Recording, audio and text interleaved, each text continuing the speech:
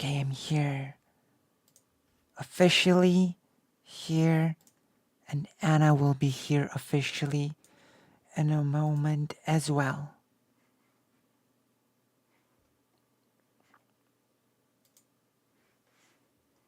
Music. The music is on. Wait. Hop. There we go. Let me see. I was nervous that there were gonna be actually 50 people. Hello, hello. Not quite 50 people yet.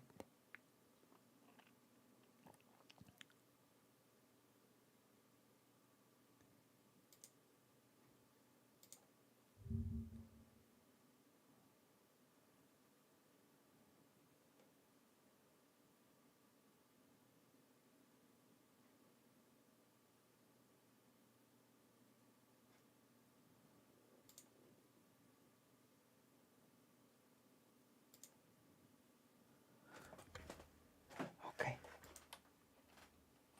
Alright. Hello? Hello? Yes. Although there's some breakup. Strange. Okay, now it seems okay. Let me see. Let me. Can you say something? Something. Okay, it seems to be okay. If I it's can too. make myself louder if you want, or Oh, that would be more great. quiet. That would be. Yeah. Uh, Let me louder. loud, Yeah. louder. A minute. Um. How about this? A bit too loud. Wait. Sorry. How about this? That seems okay. Cool. Hello. How are you Oh, today? pretty well, I'm up in the dark. In the dark? But yeah, I'm sitting in the dark if you can see my camera. But Yeah. yeah, other than that, it's all good. Your like anime, VTube thing is so cute. Thank you. I've made it on the Viroid studio. I'm gonna Hmm. try to. It moves and everything, you know. Yeah. That's the like the. I've made a whole thing that if I get ever 50 viewers live, then I'll do a reveal of how I look like in reality. Mm, But cool. that might be Yeah. some way away, you know?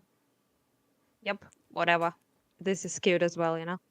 Thank you. Do whatever feels good. True. Ah. Yeah, So, well, I appreciate you, inviting me to talk. I have been chatting a bit with you on Twitter, but yeah. yeah, it's about it. Yeah, the So, ducks. Invitation with ducks. it's true. The Ducky invitation. So, where would we want to sort of start this talk? Maybe from. Pretty much Yeah? whatever you want, I'm down. We talked a bit in like messages. We can talk about things we talked there or whatever you want, pretty much. Yeah.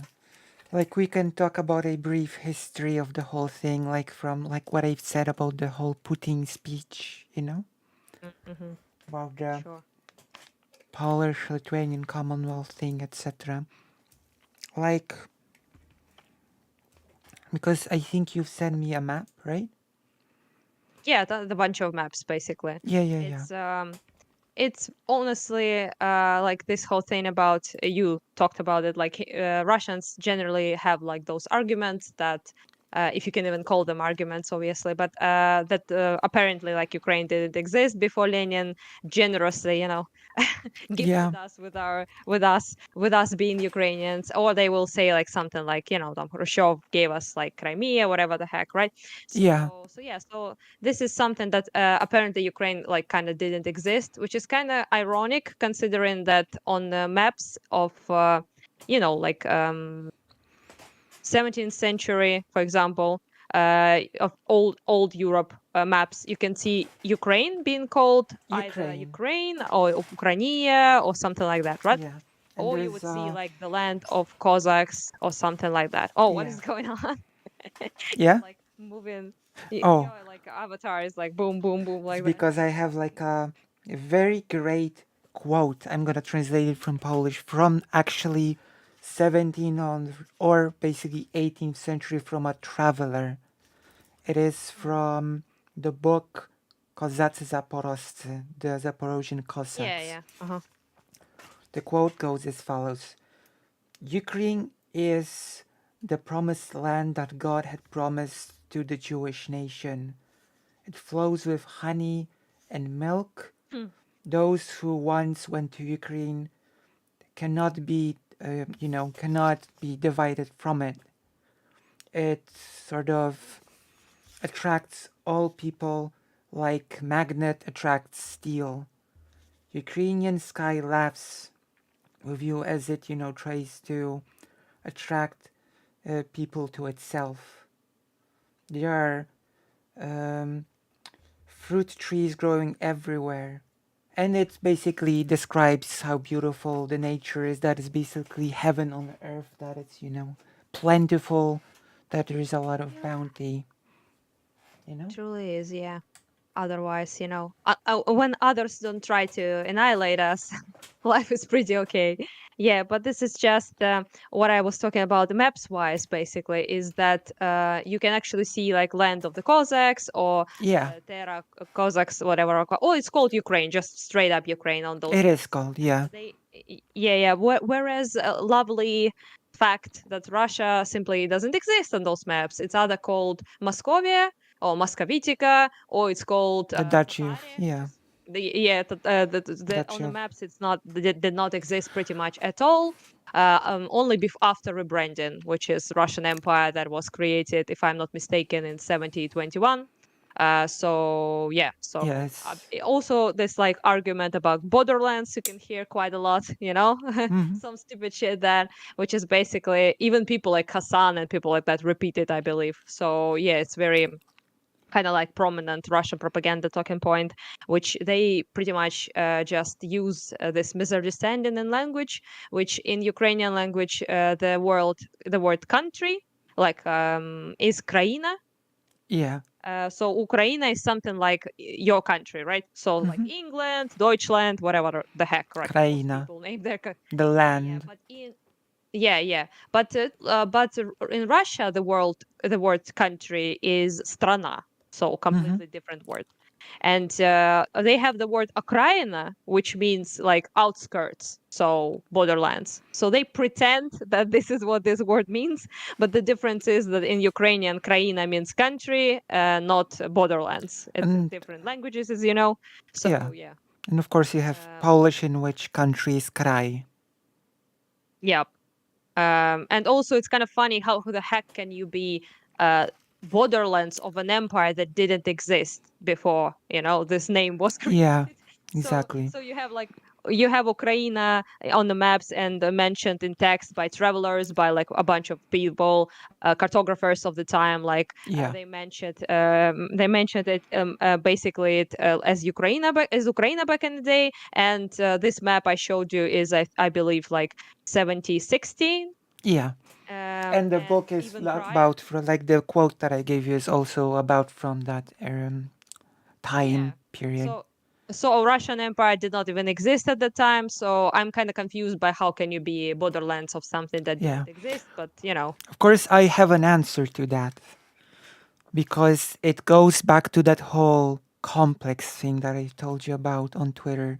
Because before everything, there was the Kiev Rush that existed as a big, Mhm. you know, big country, and it encompassed what was later Duchy of Yes, Moscow. Ivan Russia.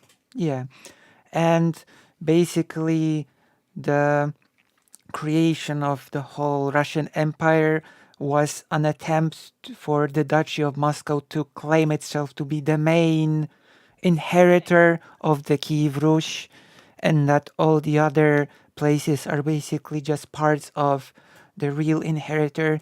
When that is sort of, well, blatantly untrue, because if you want to look for an inheritor of the Kiev Rush, it would be Kiev, right? Not Yeah. Moscow. Has a word Kiev in it for a reason. Yeah. also had the same money currency hryvnias basically. We also have the exact same, like, this like trident trezub, like a trident symbol of Ukraine. Mm, This symbol is you can find on ancient Kievan Rus coins. yeah, So that's, yeah, so it's just, this is just directly us, obviously, but other people as well, of course, like, spread after the Kievan Rus was dissolved, obviously, right? But yeah, yeah, but then pretty much what we call it is like kind of like cultural appropriation in a way, because it's just Piotr I, which is like Peter the First, like emperor, right? Russian emperor. He basically did sort of like a rebranding.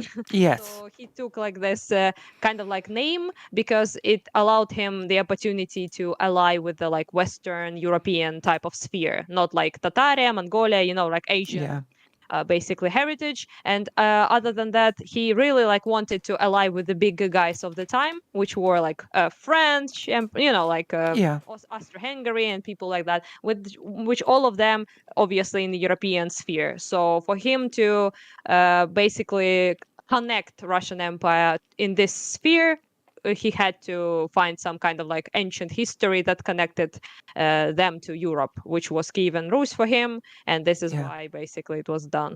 So yeah.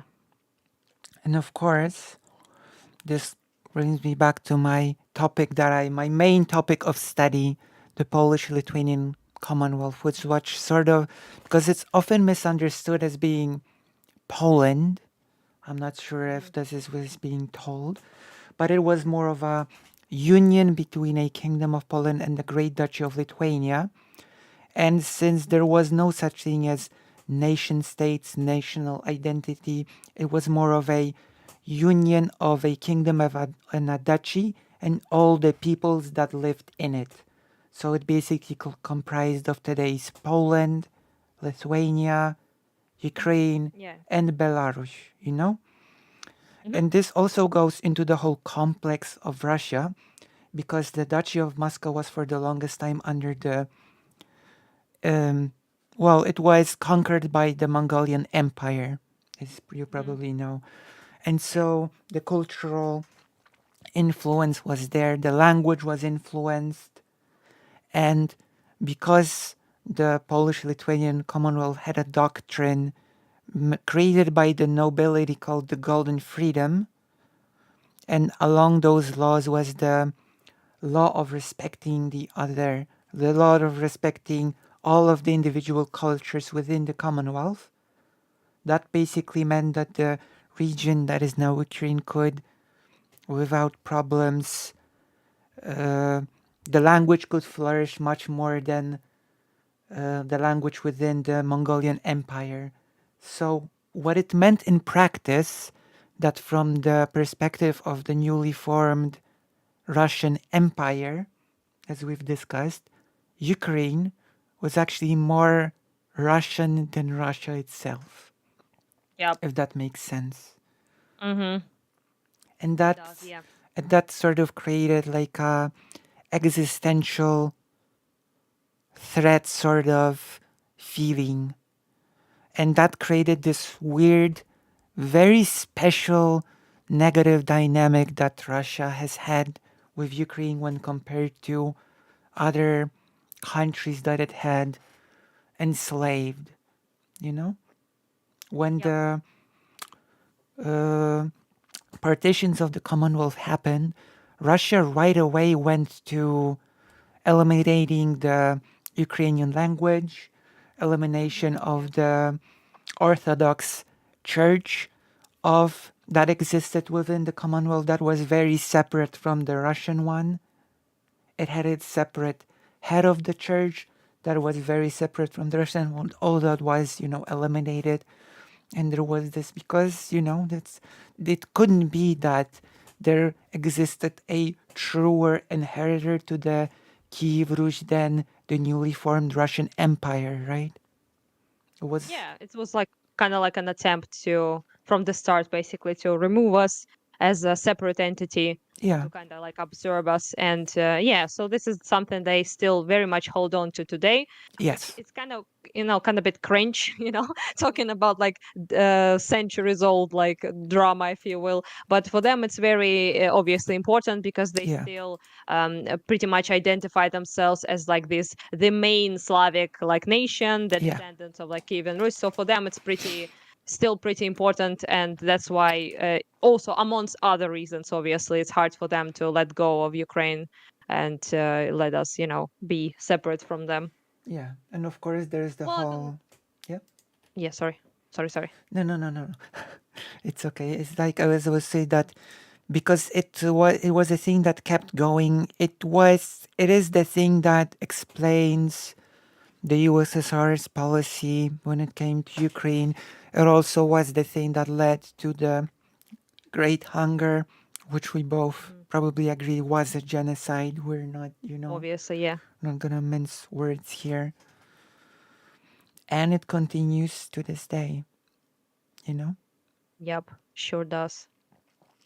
Well, we sometimes talk about it like we have like, sounds a bit morbid, but we have like a couple decades when they don't try to subjugate and genocide us.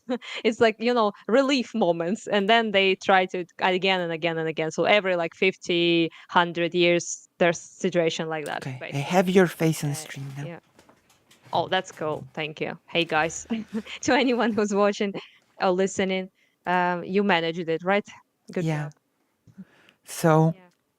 there's also, because as I've told you, national identities were something that basically in the terrain of the Polish-Lithuanian Commonwealth started forming after the partitions. The Polish um, identity, the Lithuanian identity, the Ukrainian identity, Belarusian, and all of them sort of started forming basically at the time when um, what was the Commonwealth was under the rule of Prussia, Austria, and Russia, of course, right? Hmm. And after World War One, all those newly formed nations, and this already defeats Russia's rhetoric about Ukraine not being a real country because um, in the Austrian partition, the part of the Commonwealth that was became part of Austria, the Ukrainian Polish dispute over which lands of the Commonwealth should go to which newly formed country was treated by Austria very cynically as a Polish internal problem. That is how they framed it officially. Hmm. And after the war, there was conflict between the newly formed Poland, newly formed Ukraine, and newly formed Lithuania as to which parts of the old Polish Lithuanian Commonwealth should belong to which newly formed country, right? And it reflected like that Lviv, that Hmm. the all of the outskirts of the city were Ukrainians, but the city itself was majority Polish, and there was a conflict Yeah. of where should this place go, right? And it caused the whole war, and it caused Lviv to be a part of Poland before World War II, and now it's part of Yeah. Also, there is. yeah, Yeah. Also, there is like a bunch of other obviously factors that Russia completely like omits, which is yeah, in like after the dissolvement of Russian Empire, Ukraine was fully unprepared to be its separate country. It's created UNR, it's called Ukrainska Народна Республика, which is basically yes, Ukrainian National Republic, which they never even bring up. This was the country of U- Ukraine, yeah, This is Ukraińska that was Republika Ludowa, yeah, yeah. That was basically ruled by Centralna Rada, which was, yeah, an analogy to our today's Verkhovna Rada, which is like the central, like how do you call it, like a political government apparatus. And yeah, yeah, so we pretty much were full on prepared. We established our borders, which are, by the way, bigger than they are now. Even they included, like, if I'm not mistaken, Belgorod, Kursk, like parts of Russia right now that were like, hmm previously part of like Kievska Rus and stuff like that, whatever, right? So basically what happened is that we wanted to, as we did before, our own independence, and we had internal problems. Obviously there was like problems within this government. There was like Skarpatsky, who Hetman, who got pretty much like undermined it in many ways. There were like internal like civil Stripes, conflicts yeah. there. Yeah, stripes, yeah, for sure. But this was kind of like accepted, I believe, as borders at the time. But afterwards, Red Terror period pretty much started. So basically, what happened is Soviet Russia very much, destroyed Central Rada and Ukraine, and Yes, they and invaded yeah. Kiev and took it yeah, and that's how it ended. And they also divided it between Poland and themselves, which is, as you know, is Rishsky Dogovor, which is like, I don't know how to say it in English, but yeah, that's what happened, and that's how part of Ukraine ended up in Poland and part of it ended up in part of Soviet Union. Yeah. And then it went on to was basically swallowed by the USSR. Yep. And then of So that's course what. Yeah, the sorry. USSR invaded Poland along with the Yeah, Nazis. with Hitler. Yeah, yeah, sure. Molotov-Ribbentrop. Yeah. Um, yeah, that's basically the story. Also, sometimes people completely like. To be quite honest, it's not. It's not even like history. Just rewriting of history to feed their own narrative that they spread to pretty much undermine Ukraine and Ukrainian Yeah. identity, and which some Western people as well unfortunately repeat. But that's like Yeah, another that story. is quite Yeah. painful to hear. Like big pundits saying that Russia invading Ukraine is just Russia getting territory back, which is just baffling to hear, to be honest. Yep. And well, Completely disregard of us as people and our yeah, history of our struggle for independence from pretty much everyone, to be quite honest, not just Russians, but various empires that took pieces from our country, and the struggle pretty much never ended. So yeah, Ukrainian resistance continued pretty much all the time in attempts to live as an independent and country of Ukraine, and yeah, and just stomp all over that just to say, like, who cares, like those Ukrainians, whoever they are, they don't exist. Those Ukrainians. yeah, Yeah, very, not nice. very strange. And now, of course, Russia is trying to, as we've discussed, do the whole rhetoric of Poland is like on the cusp of invading to get Lviv, to get the Yeah. terrains back. And that ship has sailed. Like, Lviv doesn't even, the population of Lviv, like, there was a point to be made, as I've told you, that there was the terrain of the Polish-Lithuanian Commonwealth, that there was this whole argument of where should the terrain go if the population is majority this here and majority this there. But there is nothing like this anymore. And Poland understands this, you know? Like there is no one in their right mind. I mean, I know some that would, but no one in their right mind would propose the rewriting of borders, you know? That's a thing that Yes, they. only Russia could conjure up in order to create strife between Poland and Ukraine when they are right now basically closer than ever. Yeah, sure. It's completely bullshit. Nobody takes this seriously whatsoever. I would must say that this whole Polish Poland will attack you is just about as stupid as probably the most out of touch thing I heard from Russia, and it says a lot because their propaganda is out of touch on a good day, and yeah, it's just complete nonsense, of course, and. Borders have been established, have been recognized in 1991 after Yeah, resolvement of Soviet Union, and has been understood and accepted by absolutely pretty much anyone in Russia at the time as well, obviously. So yeah, this is just total bullshit, and literally nobody in Lviv identifies as Polish. No offense to you guys, they pretty much full on Ukrainian. So yes, so this is just this is just the stupid talking point, and nobody in Ukraine takes it seriously.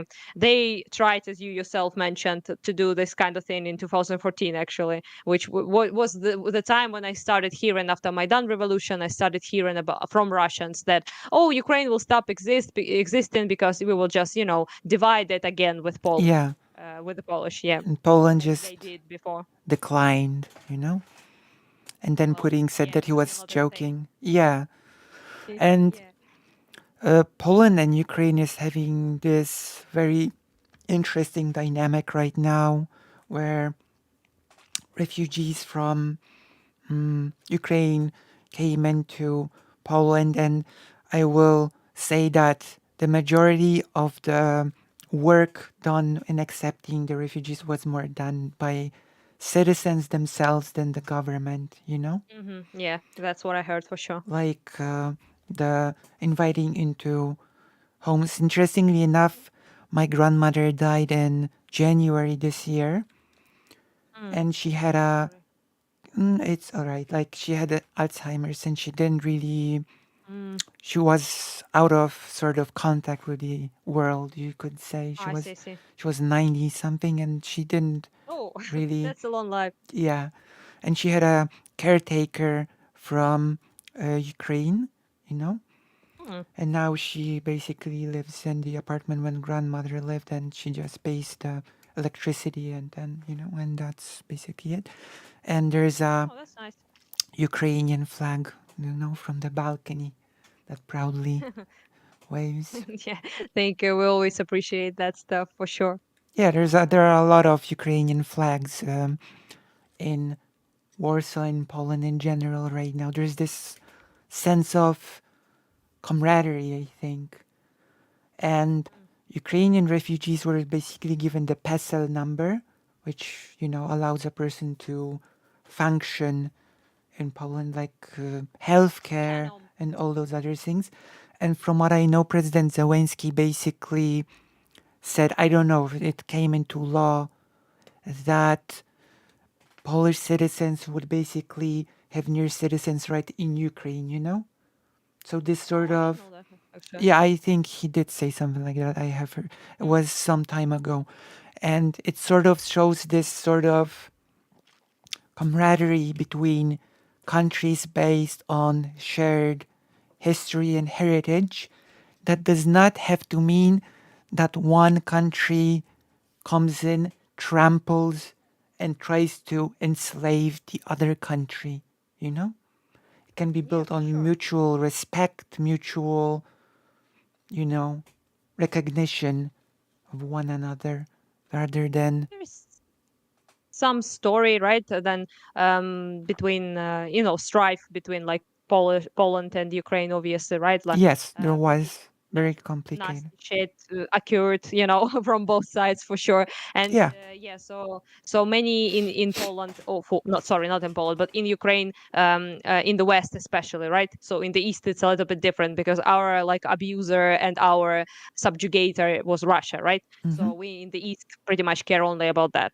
But in the West, people, have some opinions, especially like nationalist types, like a hardcore, like, far right people as well. yeah, They sometimes, see Polish as still like, but it's a very minority group, because mostly, when countries kind of like evolve with time, they change and they behave like cordially and civilized with each other, then you can easily let go of like a hard history, right? yeah, So if that's, yeah, so you can leave the past in the past only if it's in the past. yeah, Because in Russia's case, it's not. So we would be holding like grudges against Russia about the past and talking about it so much about like genocide and oppression and all of that Russia perpetrated in cultural genocide and yeah, all of that in Ukraine. We would be talking about it so much if first of all it was admitted as such by most of the world, and second of all it was admitted by Russia, acknowledged, and but they don't. Not only they deny all of that. They pretty much just doesn't even they don't even admit us as like nation. So they call being a Ukrainian as a disease of the mind and shit like that. yes, So when yeah, obviously, not to mention like invasion and war. Obviously, that's the obvious one why we are still remembering the bad old times. But yeah, with Poland, it definitely like if anyone like cares about that, they pretty much don't at this point, because of the camaraderie and Yeah, how much Poland helped with the refugees and talked about like Ukraine and supported us in like European Union and things like that. And I think I saw the survey that actually showed that Poland was like number one country in Ukraine, like in terms of who they consider the brotherly nation right now. yeah. So yeah. I had a whole argument with a person who will not be named about because Ukraine has Yeah. basically banned a few books from the curriculum, to get rid of the Yeah. Russification. And a Polish author was Adam Mickiewicz was put into the curriculum as one of the new authors. And a person tried to argue with me that the removal of Russian authors is censorship and horrible. And Oh, I don't really have patience for this sort of thing. Like I just told them to learn what Russification is and, sort of like I don't think this sort of thing should be even entertained. Like it is yeah. perfectly reasonable for Ukraine to want to free itself from the Russification that has been subjected to for so many years. For sure. Like this person is not a good faith whatsoever. So talking with them just makes zero sense in my opinion. But Yeah, yeah, it's just the thing is, of course you want to remove narratives that literally deny your existence. yeah, Yeah, obviously, right? So not only it's wrong like on historical terms, but for example, like we have like even when I was like a child in school, right? I'm not that old, hmm, so when I was like a child, there was a bunch of shit like that even in my like history books. So they would call like Mazepa, for example, Getman Mazepa, a traitor. And I remember reading it and I was like, who the hell he betrayed though? And then you realize that it's Russia. So it's Russian emperor and yeah, he didn't betray Ukraine. He was actually doing everything to actually help out Ukrainian people and Ukraine. So yeah, so for us, he's definitely not a traitor whatsoever. He did what he had to actually, which was to, preserve Ukraine. But he was painted in my books, like, learning material yeah, as a traitor, simply because we were forced to look at it from a Russian narrative and Russian perspective and be like subservient basically to Russia. So anything that does not serve Russian interest is awful betrayal and should be prosecuted and condemned. yeah, So things like that, of course, should not be in Ukraine's history books, not only because they're simply absurd, but also it's just straight up colonial, like imperialist, yeah, bullshit that happens not only with Russia, obviously, right, but with other countries. So this history is told from the point of the strong one and of the one that is doing the conquering and subjugation, obviously, right. So this has been our yeah, narrative for some time, and it's very much the time to change that, obviously. yeah. That is, it's good to see this sort of effort to cleanse like the literature, etc. Because if you're gonna choose authors for your curriculum, it should be like your own choice, not something that has been thrust upon you from Russia, right? Like I would think Obviously. it's obvious, but some people don't think it is. And I don't know if you've heard this sort of conspiracy theory that has been for some time in Poland that there was this meeting, I think, and there was a rumor that Poland and Ukraine would combine. The new capital would be, guess where? I'm gonna let you guess where the new capital would be. Oh, the combination of Poland and Ukraine? You mean like Poland absorbs Ukraine? Or No, a combination, an actual just a okay. combination. So whatever the fuck, Lviv or something. I don't know. Yeah, I'm not. Lviv would be the Yeah, new Lviv. capital. Yeah, I guessed right. I guessed right. Yeah, Lviv. And the logic behind it is that if Poland and Ukraine would combine, then Ukraine would de facto join the European Union overnight with zero paperwork. That was Uh-huh. basically the logic behind the conspiracy theory. Yeah, well, thank you, but no thank you, you know. Yeah, basically, I appreciate, my polls, but not as so much to actually like join them. No, Yeah, I nobody, don't think. no, nobody entertained the theory. Yeah, obviously. You know, like there But is, there's it's actually, just there's just no need for that. To be honest, you know, yep. like we can appreciate the heritage that we have of the Polish Lithuanian Commonwealth, which is, in my opinion, a shared heritage of Poland, Lithuania, Belarus, and Ukraine. And I think there was after war, and that plan was, I'm not sure if you're familiar with that one, there was a plan after World War One which was actually shut down for there to be a confederate country that would be made up of Poland, Lithuania, and Belarus, and Ukraine would exist as a separate country, but as a close ally to Poland. And that plan was basically to create a counterforce to Russia. Huh. Okay, that's sounds like a good plan right now, honestly. I mean, not the guys you join in the same, but all of us like join in to be like a Yeah, counterbalance. Yeah. I think it would Also, be. Yeah, yeah, sorry. I also heard like a bunch of people talking in Ukraine about it, like to obviously like there's NATO talk, there's like European Union talk, obviously, right? But yeah, there's also conversation about creating some type of like a new alliance, which is will include obviously Poland, Ukraine, Baltic countries, Lithuania, maybe yeah, Estonia, obviously as well, stuff like that. So Czech Republic, and potentially like maybe like Slovakia, so basically, like all the bros, yeah. in this in this story.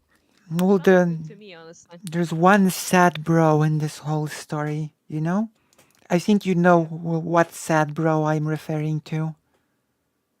can potentially be Belarus, but Belarus, yeah. yeah, But yeah, like there was this, and I'm a bit sad that it's not being talked about as much anymore. That basically the whole, um, like, old citizens of Belarus stood up to overthrow, their despotic yeah, leader Lukashenko, yeah. Lukashenko, and that's like, it's really sad because the only reason why Belarus is not free right now is because of Russia, you know?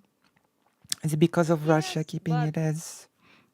to be quite honest, they're so beyond like subjugated and they don't even like speak. The language is borderline destroyed, and yeah, it's just they have been subjugated for a much longer time and did not had the ability to resist as such. And unfortunately, I must say that most Belarus people are incredibly conformist.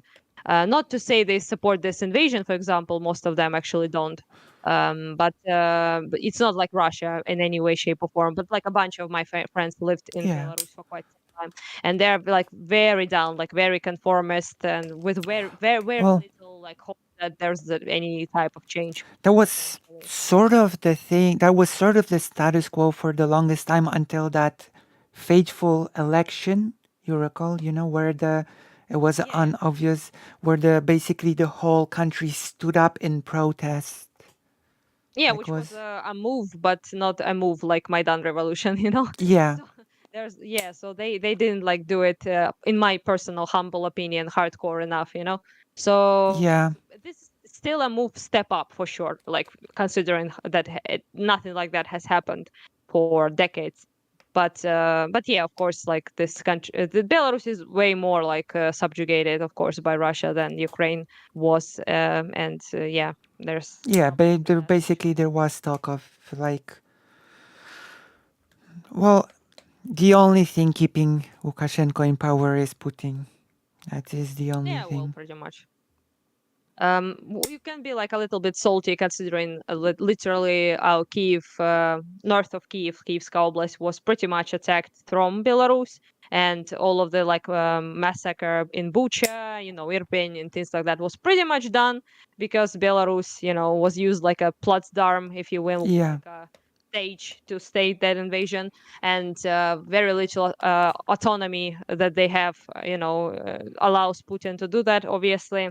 And but yeah, most of Ukrainians don't refer to Belarus people in a very negative way, yeah, considering the fact that we do in fact know that most of them don't support this whatsoever. Yeah. yeah. And there are, of course, the organized um, so-called saboteurs within Belarus that saboteur the war Hmm. effort against Ukraine, Yep. True. derail the trains and so forth, which is a good sign. Yep. And of course, Ukraine is an ongoing big topic in Poland. You know, Mm. it's like when tweeted about you tweet about a place being bombed and people dying, and then basically on the same day I see it, reported on the news in Poland. Uman, you mean, right? Yeah. Yeah. Yeah, Yeah. you know, and basically, Yes. like some of the Polish media really don't play around with words when describing the invasion. Like in Polish media, basically, like, and it's a bit, you could say, for some media, it would be shocking to portray it like that, when you hear the Polish media and you just hear, yeah, basically, Ukraine is being attacked by rapists and murderers, Oh, which is you use true. language like that? Yeah, Oh, yeah. nice. The media does use language like that when describing the Bloody Russian false. invasion. Oh, yeah, like Ukraine is defending itself against rapists and murderers. Well, I mean, Yeah, we do, but which is true, but people don't talk about that. I'm shocked to hear this sort of language in media. Yeah, for sure. Yeah, even I'm surprised. Um, yeah, well, you wouldn't definitely would hear things like that in Germany or like France or something. So yeah, of course it's yeah, this pretty cool, I think, because maybe because Poland is certainly, like close to us, like not only like border wise, but Yeah, culturally, and of course this connection has been made since refugee escaped to Poland and Polish assistance of Ukraine in many ways. yeah, So yeah, it kind of makes sense that people would be more open and more like direct and authentic and like, coverage of what is going on. yeah. And of course, there's there is the joint history of oppression by Russia and the Yeah, USSR, or the true. Russification of trying to erase the language. So Poland, pretty much. This is what I like. That's the funny thing that you've said, when uh, a Polish politician said, "Oh, we know how to fight with Russia because we've been fighting Russia since," and he gave a year. And my nitpick was, well, no, because Russia wasn't even Russia back then. So, Yeah, but what he means is kind of yeah, acceptable. yeah, yeah, yeah. But Yeah, but history nerds are, very particular. so, yeah, so you felt like, not my man, like true. Russia was not a thing. Yeah. Like but it's so bizarre and strange to hear the.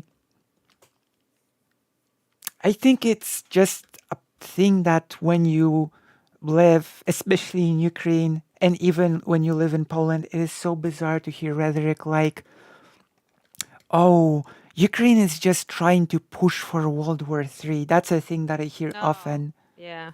Yeah, that one. That's like that's the most ridiculous argument that I've ever heard in my entire life. Like when you defend yourself against invasion of a, it would be like telling Poland in 1939 when Germany attacked. Yeah, yeah. Wait, why is Poland pushing for World War II? What is Poland doing? Maybe Poland should just try to negotiate Oh, yeah, with yeah. Germany. Just try to negotiate. This is another thing that I keep hearing. Ukraine should just negotiate, and the most dangerous and bad rhetoric of all is the US should pressure Ukraine into negotiation Yeah, by that one. saying that it will cut off the funding or cut off the support. That's some of the worst things, especially since, in my personal opinion, Ukraine is not receiving enough support, Thanks. because there's a really good article that sort of described it, that Ukraine is receiving a drip, the thing that you get in a hospital to get nutrients, Yeah, yeah. but not receiving the needed transfusion, right? So, in other words, Ukraine should not be receiving gear, weapons, etc. when it's starting to run out of those things. Ukraine should be given enough to have a crushing advantage over the enemy. That is what should be happening, because that will, ensure that the war will be won, you know? Yeah, that's something that many soldiers, yeah, I talk with as a volunteer, obviously, right? They do Yeah. say that it feels like we have given weapons to defend, but not to actually liberate. Yes. So yeah, so the defend already exists in like all our territories that we managed to secure already, but not to liberate the ones that the country itself, like all of Ukraine, right? So for the defensives, but not for the offensives. And this seems to be I guess you could say the opinion of quite a lot of like army people I talked with. But at the Yeah. same time, I try to be grateful for what we have been given, because I quite Yeah. honestly was pessimistic about it and didn't expect even that. Oh, So yeah, that's true. this is yeah, pretty much. I expected some type of like maybe like slap on the wrist, 2014 style, and maybe like some sanctions towards Russia, maybe, but I definitely didn't expect as much support as we got. So you take the wins when you where Yeah. you have them, From, but yeah, yeah. definitely from where I stand, Ukraine should be getting like a lot more support, you know? Oh, sure, yeah. But, I appreciate it for sure, but it is what it is, Yeah. Counteroffensives, I hope, will be successful, and we will manage to push forward even more and liberate cities and villages under occupation, which is something I truly worry about. As someone who took trips to occupied areas several times, the things that have been done there to Ukrainians is just Well, abysmal. Let's put it like it's that. Yeah. genocide. So I obviously want to liberate all people from this type of horror, and as soon as possible. And this is something that most Ukrainians obviously want, Yeah. because negotiations is impossible with people who came to destroy you Yes. as a country, as a nation. It's not something that you can negotiate. What exactly are we negotiating? Our right to exist? I Well, apologize, but this is not not negotiable in my opinion. I think there is one type of a negotiation that I think is on the table. The negotiation of um, a total unconditional surrender of Russia. I think that is the only Yeah, thing that removal from our is, territory. yeah. Like, I don't think it is acceptable for Russia to keep any Ukrainian territory. It's like, Yep. I think it should be obvious, and yet so many people don't seem to grasp it. And I think it's just because people feel safe in their homes, very far away from the situation, and just treat it like almost like a game, to be quite honest. Yeah, Like, sure. just Yeah. give away some territory. What's the problem? Just give away a few lands. There are a few problems with this sort of logic. First of all, if Russia would get any sort of territory, then I think even I think Dylan Burns said that as well. They would just invade again. Like, of Yeah, that's course. my point. Yeah. Like, I think I've answered to you in one tweet that that was the way. like Vietnam became a colony of France, you know? France attacked Vietnam, and the royal family was not willing to fight France. The people wanted to fight, actually, and it would have been a very long, costly war for France, and not so obviously won by France, right?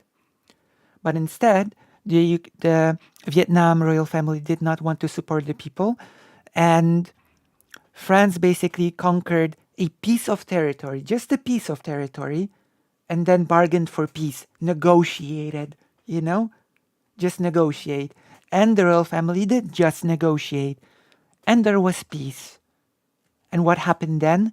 France attacked again and took Yeah. another piece of territory, and then another piece of territory until there was no more Vietnam. There was just a colony of France, you know? Yeah, of course, it gives them pretty much a stage to consider to then further their invasion. Anytime they want, they can secure their positions in the and get closer, closer, closer, to Kiev and stuff like that. And of course, for them, it's only if you like are pushing for negotiations, especially those done by blackmail, as you mentioned, like not giving us weapons to push Yes. us to. Yeah, so it's just pretty much what you're doing is you're giving Russia opportunity to in the future further and further invade Ukraine. Yeah. And yeah, and that is pretty much be the downfall of us as people. And not to mention the fact that they have, it's not like the first time, obviously they have precedents of doing these things to other countries such as Moldova, Georgia, for example, right? Yes. And yeah, so this is also like in Ukraine 2014, obviously. So we did Yes. try to actually to negotiate because Minsk Accords were exactly that. They will attempt to, okay, you took this, maybe you can chill, you took this Crimea, Donbass, maybe that's it, maybe that's enough. And as you can probably easily see right now, it wasn't. So yeah, we expected this to happen at some point, and it did. So yeah, not to mention the fact that it's very very seems like immoral, to say the least, to leave those, like, it's not just territory. I Yeah. understand it's just landed territory for people who are not here, obviously, like you said, for them it's like a game of sorts. Yeah. But yeah, but it's not land, it's not a piece of territory, it's someone's home, it's part of Yeah. our country, it's our people are there.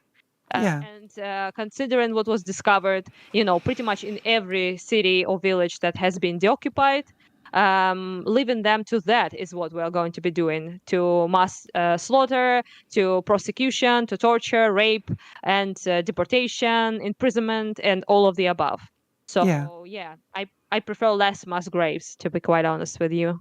Yeah. Less genocide. Yep.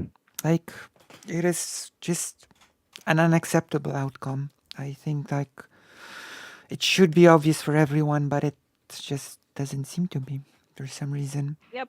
And yes, there it was, like you mentioned, 2014. Yeah, it was. Russia did do it with Crimea. Yeah. Mm. Yeah, and the bus obviously afterwards.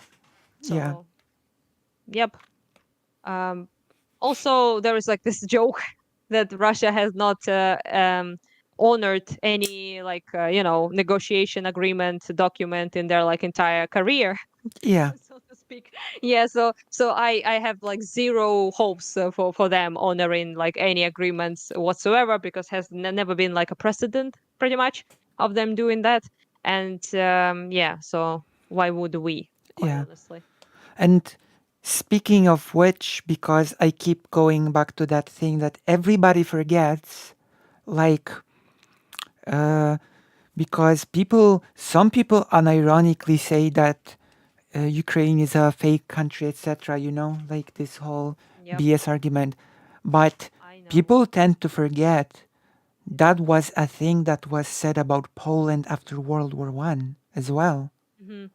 Like, Poland was called a fake country after World War One, like the bastard creation of the whole Versailles Treaty, you know? Yep. So that's just absurd. That is absurd. and all Well, it is pretty funny to hear this type of argumentation, mostly from people who are supposed to be like anti-imperialist, anti-colonialist, yeah, so like communists and the socialist left, especially Western type, yeah, they just seem to become hardcore imperialist each time it doesn't concern the United States. If it's not it's like America or like the Western world who is doing the imperialism, then they seem to be very much unbothered by both the imperialist invasions, expansions, and of course the logic of some countries not being like real countries, nations not being real nations, so they can be conquered and observed by the bigger yeah. ones. So they Very can, interesting position. so they can be happy about the duopoly of power. Mm. You know, it's like Yeah, so really kind of like, yeah, was really, Russia, America type of, yeah, contrast on not to like remove the, the hegemonic hegemony. Yeah, power of, of United States by basically sacrificing everyone else to yeah. Russia, which is By treating thank you, but no other, thank you. yeah, by treating other Yeah. countries like pawns in a game, basically, unironically. Yeah.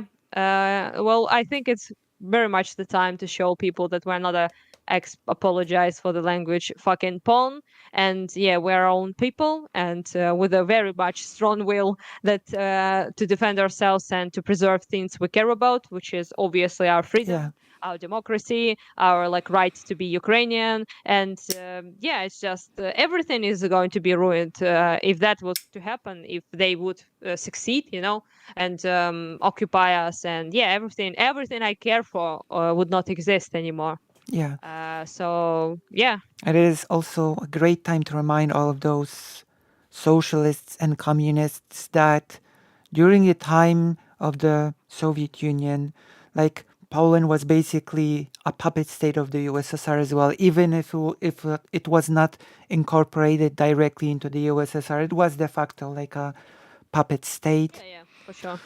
Um, Many dedicated communists and socialists actually fought against the regime because they became disillusioned by the fakeness of the government, the imperialism of the USSR and Yeah, yeah. the basically, you know, like people don't know that, people don't remember that, that those people thought to build bridges among people like Polish and Ukrainian people, that they thought to sort of for actual freedom. There's this, I'm not sure how much in this case, like in Polish there's the word robotnik.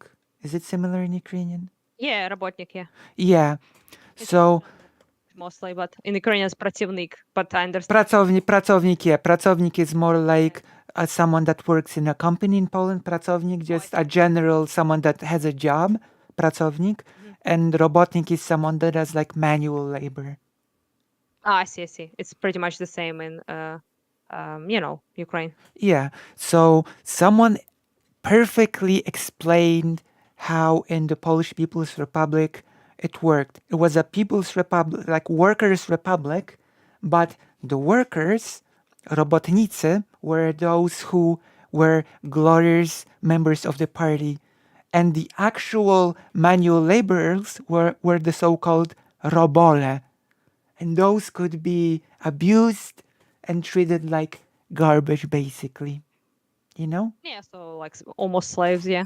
Yeah, yeah, that makes sense. And that was the reality of the whole pro Robotnik. Oh, there was a thing that I wanted to ask you because it might be my own imagination, but I thought I could have sworn that because many Ukrainian people I know in the East definitely use the word da for yes, Yeah, right? yeah, it's a But Russian, I I'm pretty certain I have heard people in Ukraine on either on TV or in parts use the word tak as well.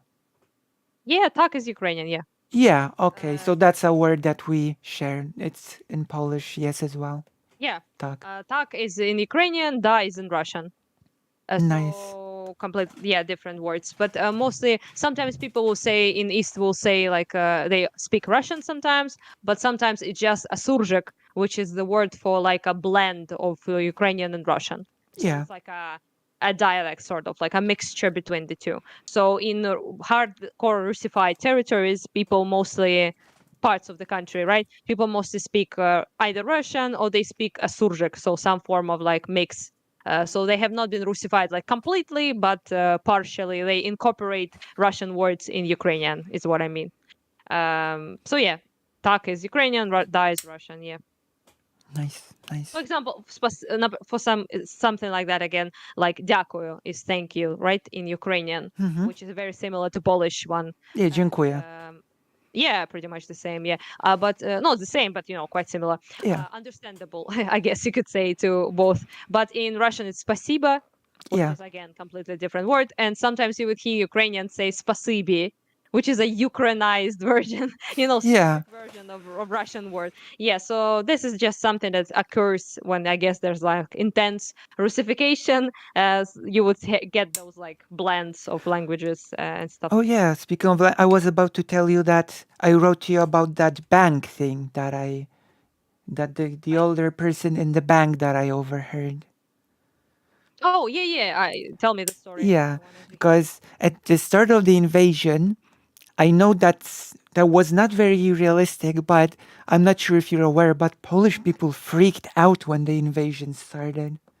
I'm Hmm. not sure if you're aware that Yeah, I this know. Yeah. happened. Like, Polish people started withdrawing their money from the bank.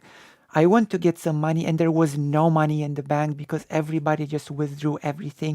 Polish people were freaking out that Poland is gonna be invaded, you know, Mm, which is probably not gonna happen because of the whole NATO thing. But yeah. there was, But still, I understand the panic. yeah, Russia is a pretty scary country to say the least. I'm very glad, by the way, that it's not succeeding, that it's losing as much as it is. Like that's a really good thing. But to go Me back to too. the well, Yep, the it's story. we're all in this together. Yay, Polish bros. Yeah, I like to say Polish bros, as you probably noticed by now. yeah. Yeah, the story. The So story. there was this older gentleman who talked with the lady from the bank, and he was saying, all of us in Poland, we used to learn Russian. It was mandatory, but people don't really learn Russian anymore. And the lady from the bank saying, "Oh, you know Russian. That must mean that you must have an easier time communicating with the Ukrainian refugees, right?" And he said, "Well, actually, I find it that Ukrainian is actually much closer to Polish than it is to Russian, in my opinion." Hmm. And the lady said, "Well, but it is still sort of not easy to understand sometimes." And then the older gentleman said, "You know, I have relatives in the very far eastern part of Poland.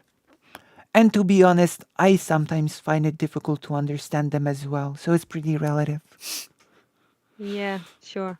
you know? It is not. It is not opinion, by the way. It's just simply correct. Like I was, interrogated. Let's put it like that, by people who, for some reason, in the West, think that the fact that Russian and Ukrainian are similar languages, or are like the same, or Ukrainian is not a language. They say like a dialect, which is Russian propaganda point, which is they call it like spoiled Russian, something like that. Oh, did you In say Lithuanian? oh yeah, Ruthenian. Yeah, I thought you said. Yeah, I didn't say that. I Okay. said like basically like Western. What I was arguing at the beginning when I created my Twitter. Basically, is what I mean, Mm-hmm. with people who were making arguments that Ukrainian is not a language, which they were repeating like Russian propaganda points. That sees Ukrainian as a spoiled Russian, which is kind of funny because Ukrainian is way more similar to ancient like Slavic, whatever. Yeah, that is funny because Ukrainian is in a way much more purely Russian than Russian is, which is part of the whole. Yeah. And the point that I was making basically is, well, first of all, who the fuck cares? If they're similar languages, it doesn't make us the same country. So Danish, Yeah. Swedish, Norwegian are very similar, like almost 90 the something percent Yeah. identical. So then, yeah, it doesn't make any sense. Nobody says they're not different like countries, and and all languages are recognized as separate languages Yeah. as well. And I mean, It's we can go to even better examples. Just because Austria and Germany speak German, the same, the yeah. same language, it doesn't mean that one of those countries is another country, right? Yeah, not to mention the fact that this argument basically says, "Oh, they speak the same language, and you can fucking invade them," you know. So Yeah. should then United States invade part of Canada that speaks English? It's just, yeah, it's just a ridiculous argumentation, and it just shows how they treat Ukraine and how they see it as not actually a country. People who make those arguments. Yeah. But I did my investigation basically to actually find out the difference. I speak both Russian, Ukrainian, and of course I know they're different, right? But Hmm. I actually did some research to actually to learn what linguists actually say about it, right? And Hmm. apparently the difference between Russian and Ukrainian is the same as difference between Italian and French, or like for example Portugal and France and French, right? Right. So pretty significant. So it's like 30, 90, I think 39% difference. Yeah, something like that. 39, I think, or Yeah. 38. So it's a bigger difference than between the languages I just mentioned. So yeah, and there is less difference between Polish and Ukrainian linguistically than it is between Russian and Ukrainian. So the gentleman was in fact correct. Yeah. I know we Probably. share a lot of vocabulary. A lot of the time when I hear Ukrainian, I hear words and they just sound identical to Polish, you know? Pretty much very similar, yeah. Not all. Some are Not different. all, Yeah, no. Some I are can, different. yeah, I can understand Polish sort of if they speak slow. Then I can get some Yeah. words. Yeah, And when I was in some, Poland, it was pretty easy to understand, like at least like basic things for sure. yeah, and some words are sort of the same but used in different contexts. That happens as well. Yeah, that was funny when I was in Czech Republic for some time, and before the war, and I was like laughing all the time because the words meant completely different. Oh yeah, It's Polish people do kind the of same funny. thing with the Czech thing. Yeah, that happens. Yeah, Mm. that's a thing that happens as well. This the humor Yeah, of I was the living. yeah. Yeah, I was living in this for some time on a street called Strashnitske, which in Ukraine means ugly as shit. It's like very, very bad, very bad looking, very unpleasant. Yeah. And I was like, what the hell? Like, this street is not that ugly, it's kind of okay. Why did they name it like that? And then I Yeah. realized it meant entirely opposite. Yeah, so it was a good looking street, in fact. Same thing with cookies. So they would have like stands with bakery and things like that in Czechia, and that would be said like čerstvé pečivo, which is like I don't know how to say it, like dried up old cookie basically. So čerstvé means that Yeah, it czerstwy, is czerstwy not. chleb. Yeah, Yeah, like yeah, čerstvé chléb, exactly. Yeah, so yeah. it's something that already is not fresh. And I was like, "Whoa, they're so like honest about it." Damn. They admit that their cookies are not fresh, They but then I called it realized it's the czerstwy. opposite. Damn, czerstwy is also a word in Polish, and it means basically Mm. the same as in Ukrainian. Yeah, yeah. So like not fresh or like dried up, Yeah, a but bit like in Czech it apparently it's based, so it's fresh. oh my Yeah, it gosh, was. Yeah, yeah. I was like confused like the all over the opposite. place. Yeah. But yeah, that is. Oh, and do you know much about the recent visit of President? Oh, apparently the way Polish people say the because I know that English speakers usually say Zelensky. I know Mhm. that in Poland you say Zełenski, and I've heard that it is closer to the original Well, pronunciation, actually, in Ukraine you would say Zelensky, right? so would you say L there, Okay, Zelensky. okay, Yeah. That's basically how you say it in Ukrainian, but it's not that big of a deal not big how to deal. say it. It's alright. Yeah.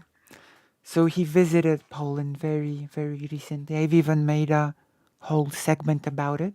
Like, where were I you? saw the footage of the visit, but I like didn't didn't really know what the heck was said. So I know it happened, but I don't know like the particulars of it. Well, I know that there were a couple of important sort of actually things talked about because I don't know if you're familiar that Zelensky at some point said that there are no borders between us. I'm not sure if you're Yeah, familiar. that I know you. Yeah. Hmm. Yeah, and there was more talk about the borders becoming more sort of open before between Poland Hmm. and Ukraine, Yeah, which it makes is sense considering the fact that even before, like many people, as you know, like worked in Poland, right, and yeah, returned to Ukraine back and forth from the yeah, Western Ukraine, and so yeah, so it kind of makes sense. Also, since Maidan times, and we got laws like biometrični, like biometric passports, ID cards that hmm, allowed us to go to Europe without like a bunch of visas and things like that, which was very nice for Ukrainian people, obviously, because first of all, it's just allows you to work, to travel yeah, freely, but also you don't feel like a monkey in a zoo, up yeah, behind the bars, basically, which is something we felt like before. And yeah, it would make complete sense to have like complete, trust like that with Poland, I believe. yeah. And I think that I think this is one positive that, as you said, the past is being left in the past. I Hmm. think that sort of it is important to be um, open about what happened historically between countries, etc. You know, but I also Yeah. think it's important to be able to build positive relations and move forward. Something that certain countries seem to be incapable of doing. You know? Well, like not pointing fingers, right? Yeah, Russia, you know? yeah, Specifically Russia. Russia. Yeah. Like, of course, as I said before, Russia has a very specific relationship with Ukraine in particular, even compared Yeah. because Russia does conquer other countries, but its relationship with Ukraine is very particular, with the whole thing with the language that is Yeah, called, for sure. Yeah. like, even though, as I said, Ukrainian, as you know, is basically more Russian, like, is really interesting to think about, right? That in from Russian perspective, even though it calls itself superior, Ukraine is more Russian than Russia is actually, if you think about it. Yeah. Well, they kind of like we talked about it like in terms of like appropriation things like that before, right? But when you like Kievska, basically when the Russians use the word like "Ruski" is what it's called, like right? Rus, So yes, from yeah, Rush, yeah. So basically, what the country is called Россия, right? yeah, In Russian as well. So we call them Россияне, which is I think makes sense because they are from Россия, yeah. and It's the same. yeah, but they refer them to themselves mostly as Ruski because they use it as this sort of like umbrella term. So Yes, everyone is Ruski. So everyone, like Belarusi, Ukrainians, they all are Ruski.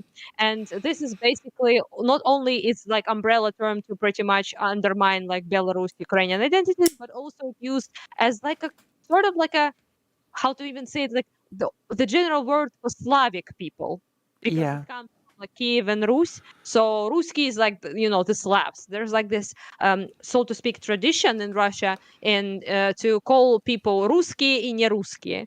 So basically Ruski is like Slavic people and Neruski is like not Russians. So everyone else, yeah, this type of language creates obviously alienation because it's like us and them, us versus them. yeah, So but overall, yeah, this is just something that makes them again creates that connection with the Kiev and Rus, but also creates this like feeling of them being like when like Westerners think of like Russian things or like Soviet Union, they think of Russians like Russian Ruski. They yes, think of all of us as Russian. So it created this like invisibility of other people who were like absorbed in this like Russian yeah. umbrella term. It's not actually like a nationality. Nationality is like Россиянин, right? Well, Rusiania, yeah. Россия. It's like, Yeah, yeah. Yeah, but they kind of created this umbrella term to pretty much like absorb all the rest, and it kind of was successful in a way because, like, artists and poets and musicians and scientists, famous people, basically, like, all have been absorbed and called Russians and Ruskiye, despite the fact that they may have been Ukrainians, Yeah. Armenians, Georgians, the rest of it. So, Yes, so I yeah, am. this is like a Yeah. perilous shift. And this is part of the education that must happen. You know that it must be very specified. This person was Ukrainian, this person was etc. And the Polish language is actually pretty interesting because you say Rosjanie, Rosjanie is Rossi, but in Poland, the sort of derogatory term Ruscy has developed, but it's developed for Russian people specifically, you know? Mm-hmm. This Yeah, it's not is, something we use. So we basically, call them just Rossiani, or we call them, which is, what they are. But some, if you want like to use like, a bit of an insulting vibe to it, then you say Mascali. yeah, Yeah. Moskale. So Moskale is like yeah, a historically used Podolski. term Yeah. as well. Yeah. Moskale.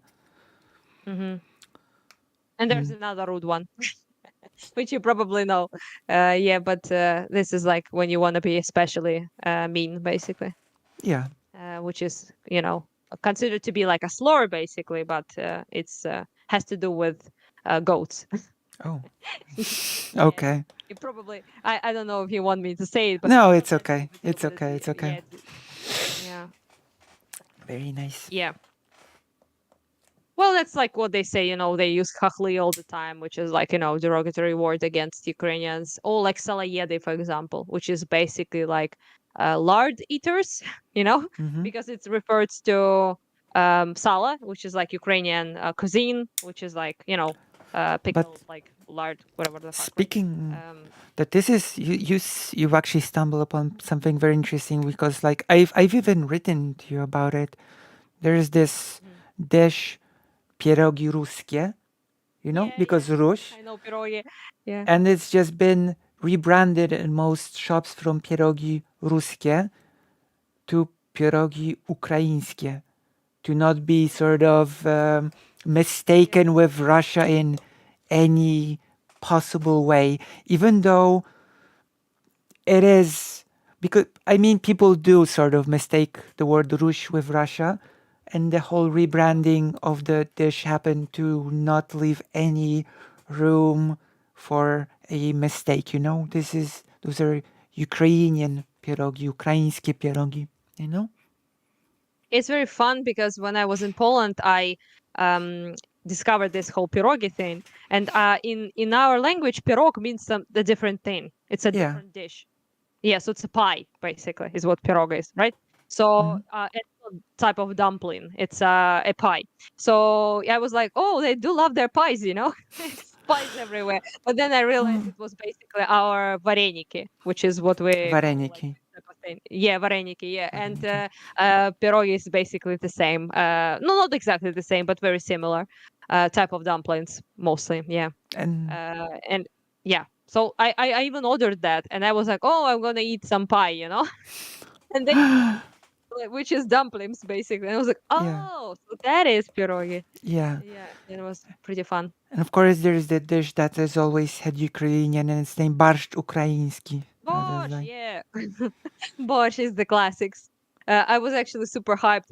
Call me like spiteful, but I was super hyped when UNESCO admitted borscht as like a Ukrainian heritage, part of Ukrainian cultural heritage, because it's our borscht. It's not Russian. Every time when people yeah. say it's a Russian dish in the West, I age like couple years. I mean, it was always called Barszcz Ukraiński in Polish, so Yeah, because you guys know what's up. But yeah, I'm you talking, know, I'm talking about like Americans and Ukrainian. Western people. Yeah, that is the culture shock that I find myself in from time to time when I listen to people from the US speak on matters of Ukraine, you know? It's like when I, Mhm. that's another big topic that we can sort of touch upon the kidnapping of children, So yeah. and turning them forcefully into Russian citizens, like when putting past a law that would basically hasten the process of switching the nationality of Ukrainian children to being Russian, you know? Mm. And I actually had people tell me, no, it's fine because it's basically Russia. So they're just taking Russian children from one place to another. And how do you even engage with that apart from just telling the person to fuck off, basically? Yeah, but it's very, yeah, it's one of the worst things probably. Obviously, like rape, torture, and flattening of cities is not is not good in any way, shape, or form. But this is just, I just cannot even describe how this makes people feel, because it's just imagine like children are literally being stolen by people who pretty much annihilated their parents, killed their like families, their Yeah, neighbors from Mariupol, for example, right, and cities like that, and they are taken, and then we to be basically re-educated yes, to believe like they're that that they're Russia not. saved them. Yeah, saved them from their own like peaceful lives, and saved them by killing their parents and destroying their homes. Yeah, So yeah, so it is very very hurtful, of course, to even think about it, and I do hope we will manage to somehow return people back. yeah. And yeah, it's And pretty so harmful. it's a big topic because there was talk of children being kidnapped from orphanages as well. Yeah. And the thing is, because there are orphanages in Poland that have sort of, there are homes prepared for Ukrainian children that have accepted Ukrainian children together with their caretakers and any relatives existing in Ukraine, you know. And in Poland, this is a good contrast to give, you know, because in Poland, where there is a friendly, relatively environment, the lady explained those children are traumatized double, you know, because some of the children were in orphanages because, for example, they came from troubled families, you know, that already is trauma. And then they were uprooted from their lives, from their friends that they had in Ukraine, because they did have friends that they had to leave behind. Some of them had further relatives that they had to leave behind. And now they are even with caretakers in Poland. And the lady stressed that there is a very delicate process to this, that the children, depending on their age, must be made to feel safe. They must have a trusted adult with them to make them feel safe. And they have certain habits and things that they did in very specific times when in Ukraine, and that you must preserve the exact same schedule of the day for them to sort of feel safe and to, you know, not, you know, for the trauma to come down. And of course, the biggest thing is that they all miss their home, you know, that they want to go Yeah. home. And of course, they're in a situation that they are waiting and they will go back home.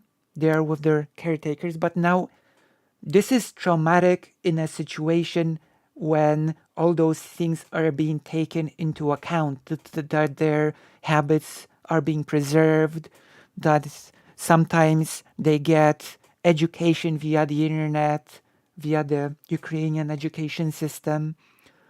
And now imagine that trauma and put on top of it being taken away from your home forever, you know, there is no coming back, and being put in a foreign family and said, this is your new home, you're now Russian.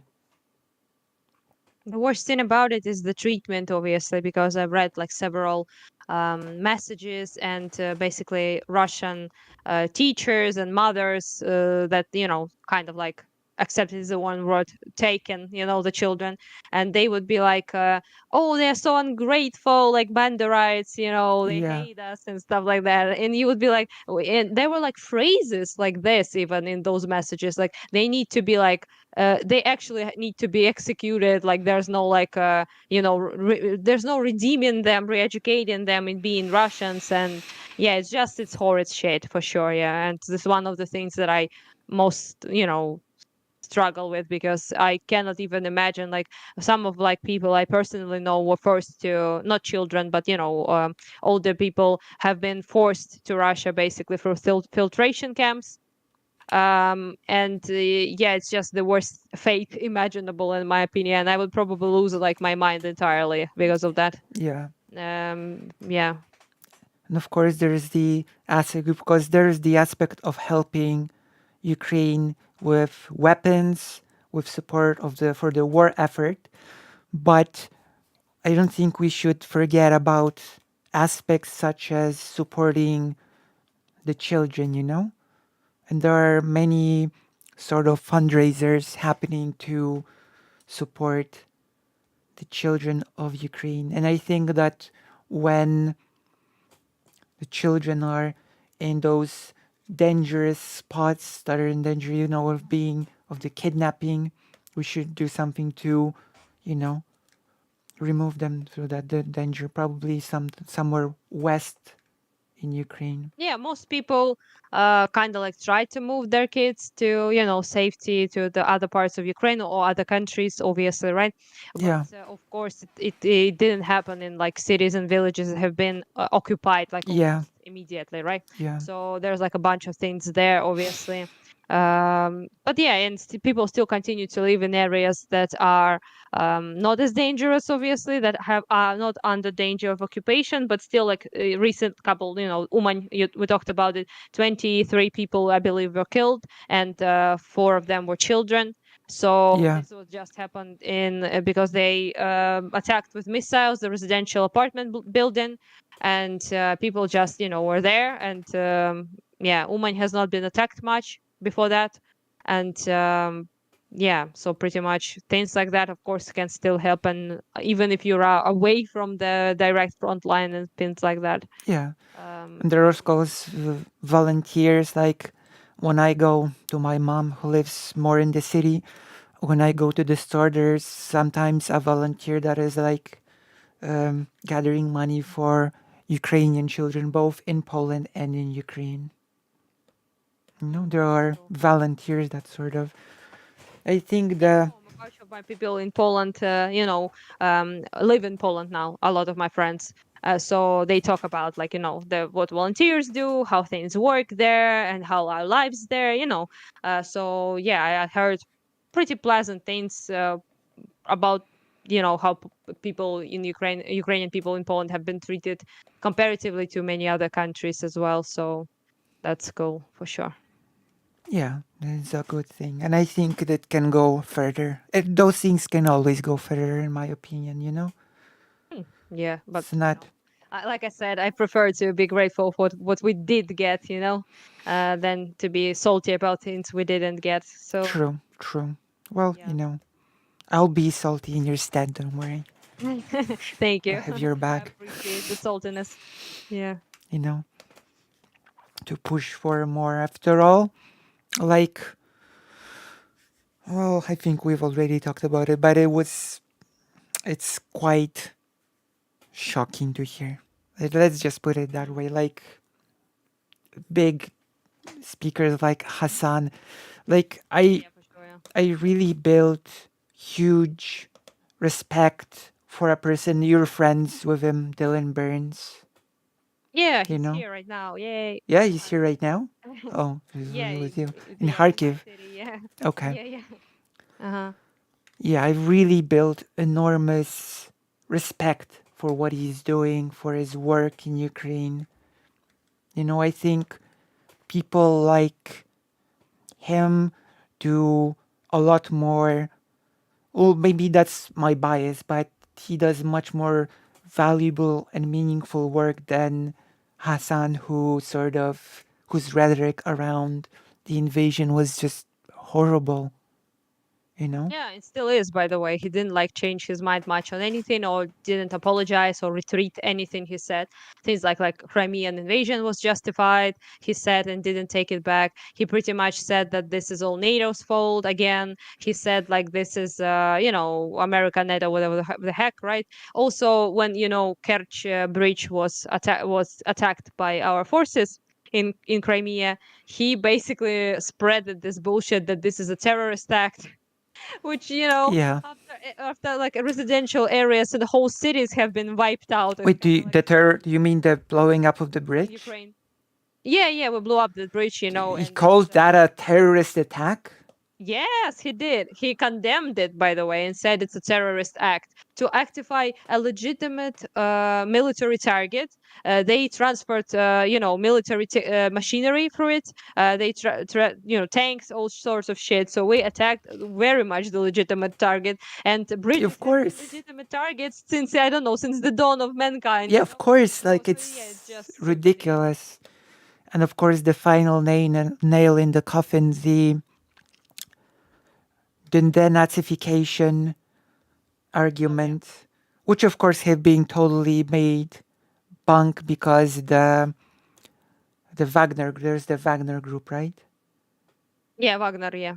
Yeah, the leader of Wagner group who basically defected and said that the whole denazification thing is a bunch of BS, which we already Well, knew. we know, not a secret. Yeah, but But yeah, we can talk about it maybe in detail, like why denazification shit yeah, is awful and harmful. but I And yeah, but sorry, like I just need to go in like 10 minutes okay. probably. Oh, I can tell only one quick thing about the whole denazification thing.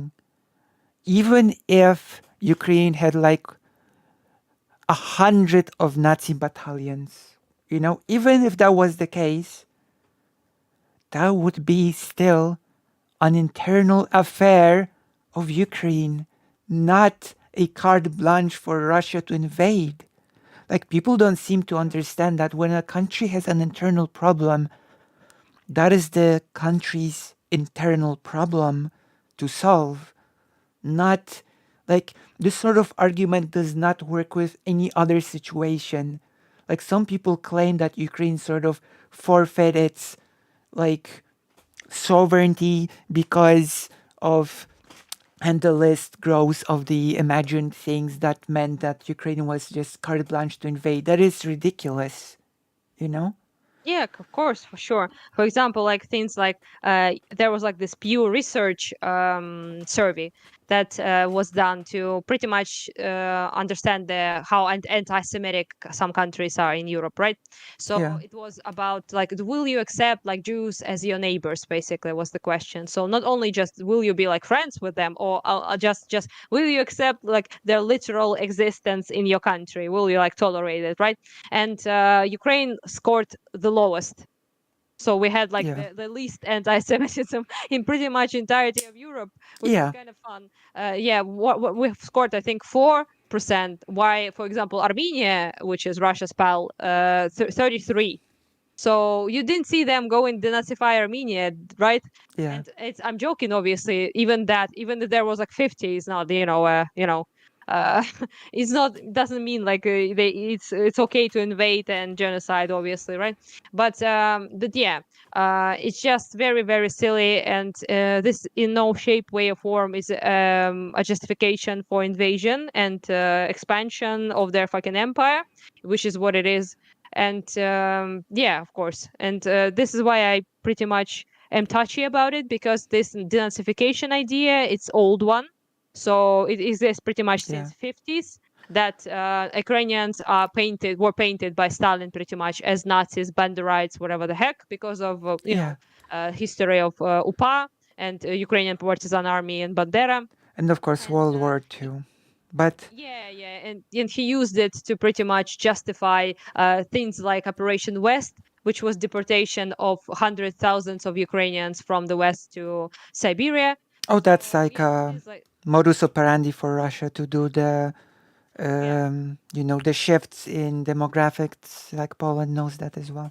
Yeah, it replace as well. Yeah, so you remove the original native population, and you replace them with Russians there. So Yeah, then you can use them, as you like. That newly installed population. They did the same shit with Tatari, with Crimean Tatari, which yeah, basically, Tatar. Stalin kind of like announced them to be Nazis and collaborators with like Yeah, Nazis, which was false, completely false. But he used that as an excuse to deport pretty much entire ethnicity to Siberia and Kazakhstan and other places, which quite a lot of them died on the road.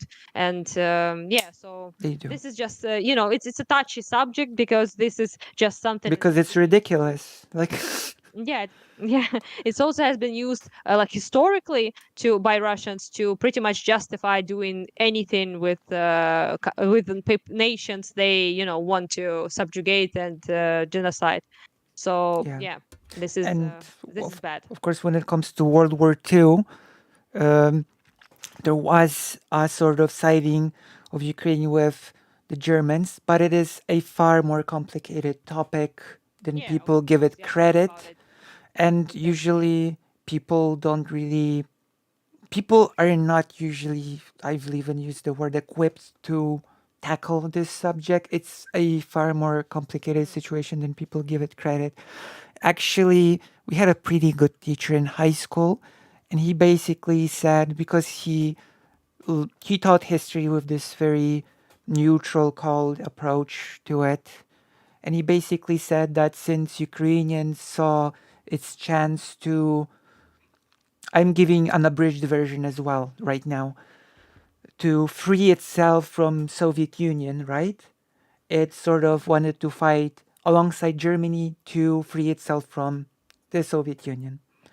And the history teacher basically said that the Nazi Germany, which turns out to be a good thing in the long term, the Nazis were pretty stupid because they sort of started killing potentially their strongest ally in the region that could allow them to Yeah. get a foothold and fight the USSR. And because while there was an attempt at joining forces, the Nazis saw all Slavic people as subhuman, so they of course treated Yes, exactly. Ukrainian as subhuman as well, so they just started killing them, you know? Well, to be quite fair, it's not about not all Ukraine. Like it was only pretty much in western parts. So certain groups there, like UPA, ON UPA, like Partisan Army, Ukrainian nationalists, they did in fact try to ally themselves with Hitler and with Germans because they only saw them as their only way to establish independent Ukraine, which you can clearly see in the documents that they wrote together, like letters and stuff like that. Is all we have those archives, right? Yeah, So they pretty much saw themselves, they saw like the Bolsheviki, Soviet, Red Plague, communists, whatever, right? As the biggest enemy, as the biggest threat, which they were, by the way. And yes, so they definitely like, they did not have like any problems with Germans prior. So they have not been subjugated by Germans. They have been subjugated by Russians and Soviet yes, Union. very So complicated yes, history. yeah. So they killed like almost all people who were part of like ONUPA. They were people who lost their like family members to Soviet prosecution.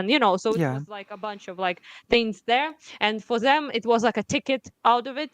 And unfortunately, of course, they didn't understand that.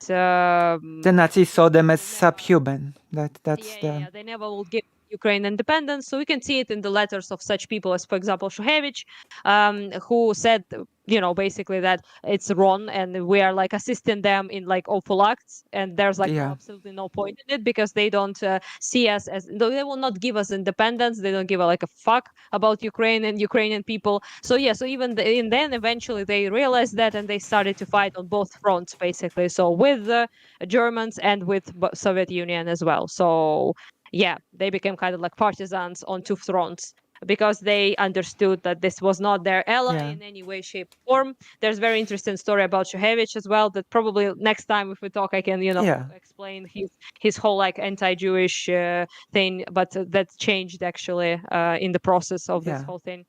And yeah, so was like a very, yeah, for sure, complicated history that But that would require reading, and people don't like yeah, reading. I know quite a bit about it, but people definitely not, and it's very easy to brand Like, people, as you know, as yeah, Nazis and just don't give a care. Also, it's a very lame argument in general because there are no actual like banderites in Ukraine right now. yeah. And of course, like, the thing is Yeah. that people just, when it comes to places like Poland, Ukraine, and all this general region, and even going back to the Polish-Lithuanian Commonwealth, people that the further west you go, the less people know.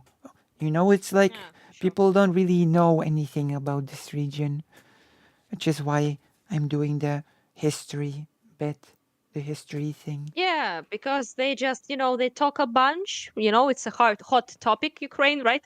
So I understand why people talk about it, but sometimes you just want to, pull your hair Yeah, because it's just like it's complete nonsense that has nothing to do with the reality and lack of like knowledge and understanding of Eastern Europe in general, but Ukraine specifically is just staggering.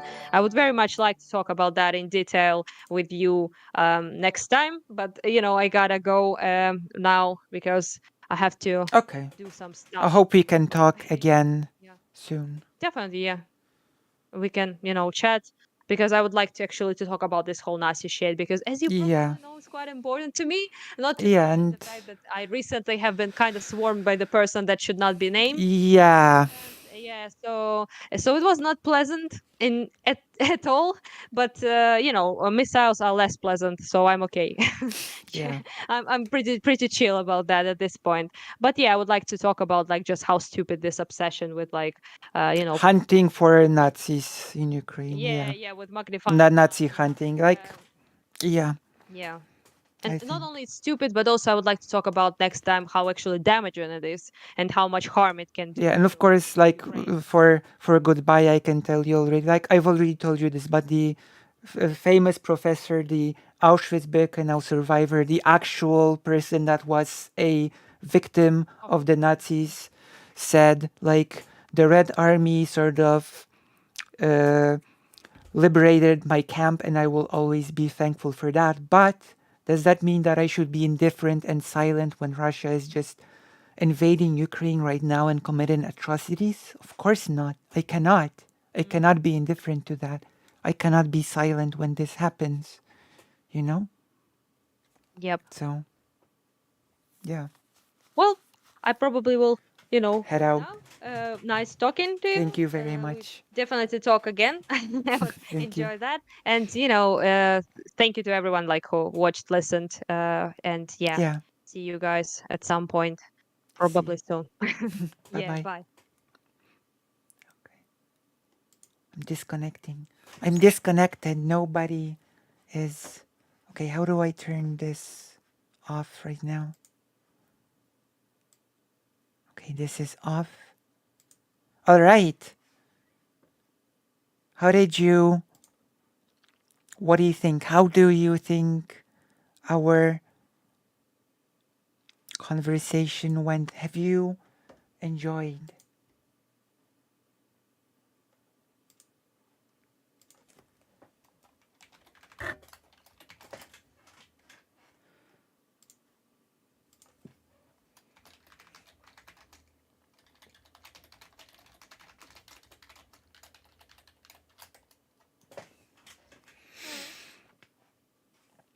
Nice. Very nice. Also, someone subscribed, so thank you for subscribing. I think we will have more conversations in the future.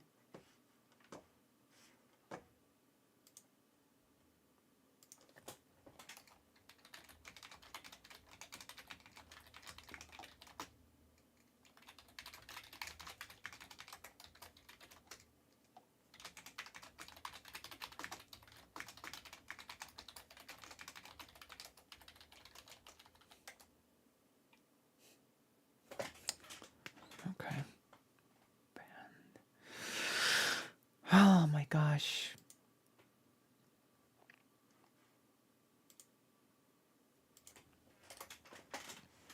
All right. We managed to have a really nice, interesting convo. And now We have a choice as always. Video reaction or Resident Evil. Also, I kept the game Cossacks free on the start menu, and I haven't actually played any of the game during the discussion. You know?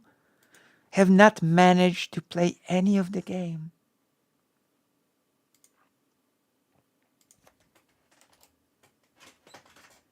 You know? Okay, free choices. I haven't played it. It's wild.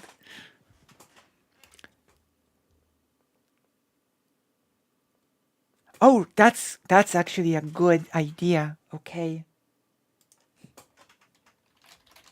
That's actually a great idea. We're gonna do Cossacks 3 and a reaction. Actually has pretty good music. Did you know that the Cossacks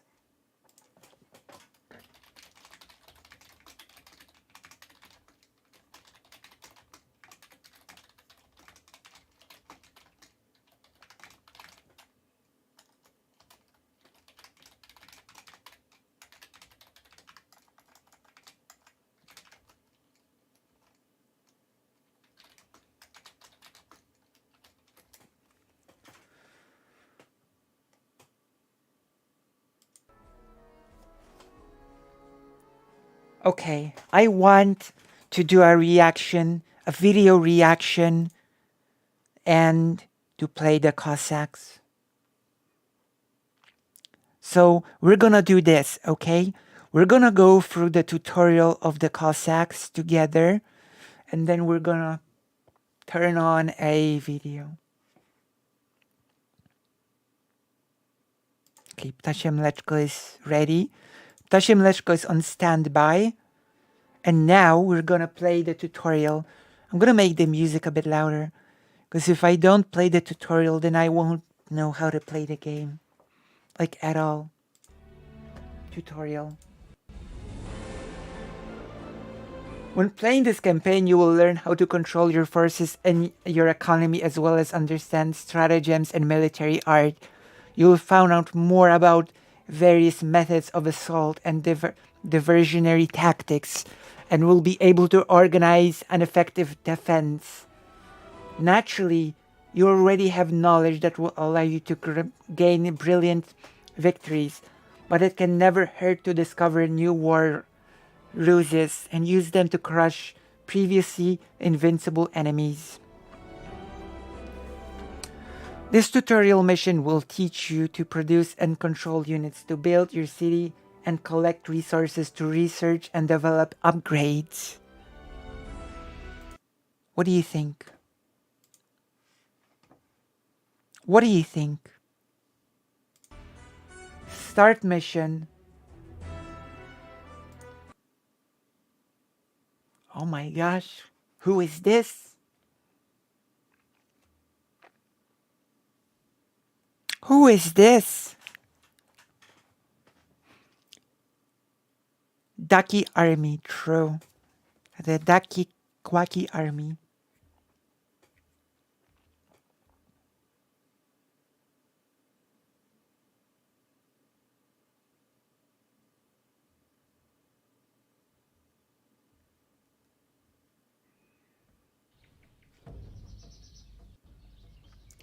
My king, we are almost the town there. The town where you will learn the basics of rulership is near. We will arrive very soon. Who? What? What king? I don't think, I just do. True.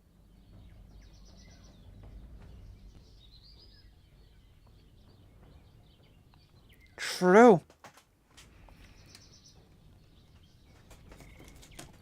Also, and that part I guess some new static will just have to draft at the end. If you've enjoyed this talk, if you think what Lucy is doing is valuable, then please consider subscribing, hitting that bell, and supporting me in any way you can. I'm going forward to a 1,000 subs. You know? I'm going for that 1,000 subs.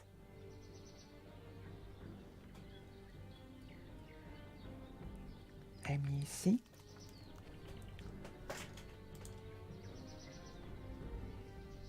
What do I do now? Then let's not waste time, my friend. Is this me? Um,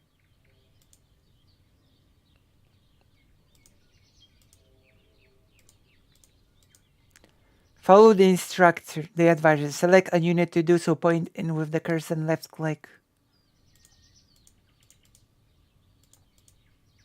Order the unit to move by pointing and the desired direction and right clicking. You can move the camera around while with the arrow keys or by... Okay.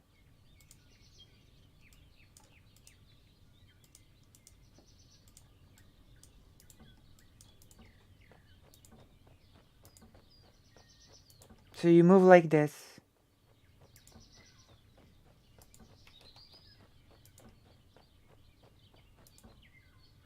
Good day, Your Majesty. We are to escort you to our fine little town.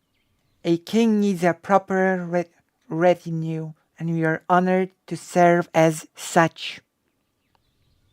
Thank you, my children. Follow me. What? My children? Thank you, my children. My gosh.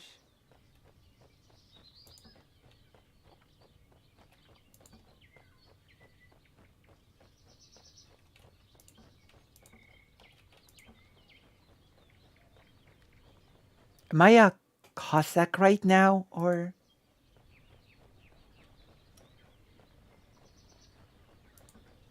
what? What am I? The King Daddy. True. I don't... Okay, we're going here. Greetings, Your Majesty. I am honored to welcome you to my domain. What are you looking at? What? That's a bit rude, isn't it, to your king? What are you looking at, king? Never mind that nothing is produced here. These lazy clowns couldn't be forced to work if salvation of their souls has depended on it. Not like this land offers anything to be produced in the first place. You can't harvest snow in winter here. What about the garrison? They are soldiers, all right. They can't march in line. So what they know how to hold a pike, that's enough for this backwater wilderness, as far as I'm concerned. Listen not to your scheming advisors. I've got enemies everywhere. An honest man's life is never easy. Damn.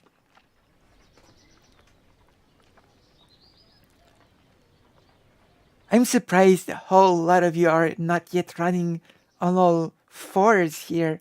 Fourth with a U. British fours.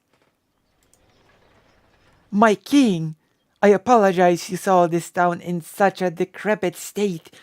Appointing this knave a governor was a dire mistake, one that needs to be fixed at once. He is ought to be fired immediately, our first choice. I think he's just dumb. Send this imbecile back home.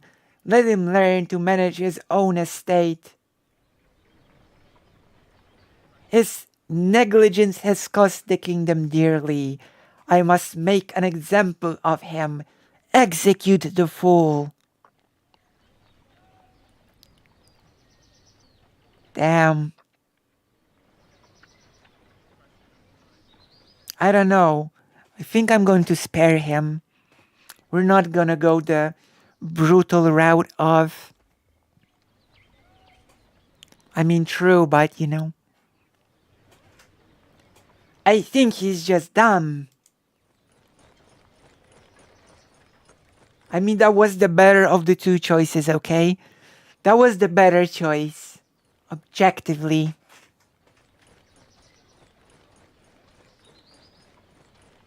Where is he going? Is he literally going home on foot? My king, we have to clean up the place now. Here, come to the local peasants.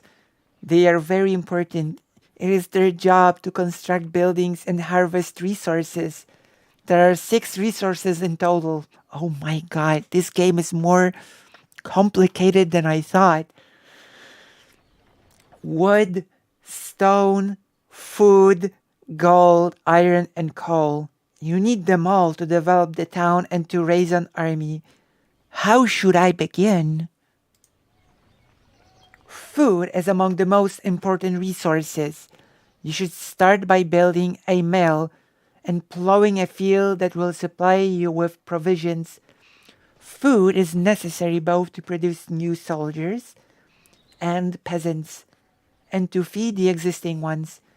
If you run out of provisions, your units will starve and die.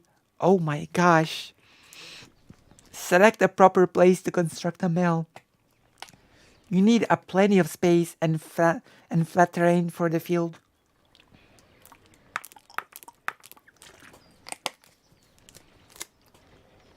I think I spotted a nice place. I haven't spotted nothing. It was just told to me to build it here. So what do I do? In order to construct a building, select workers, left click on the desired building icons, then left click on the map where you want the building to be constructed. To cancel, right click on, press escape, build a mill. I need a farm first, right? Which are the workers? Peasant.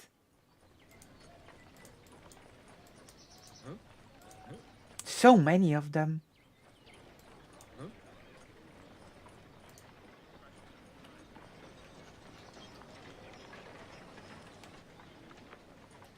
Where's the...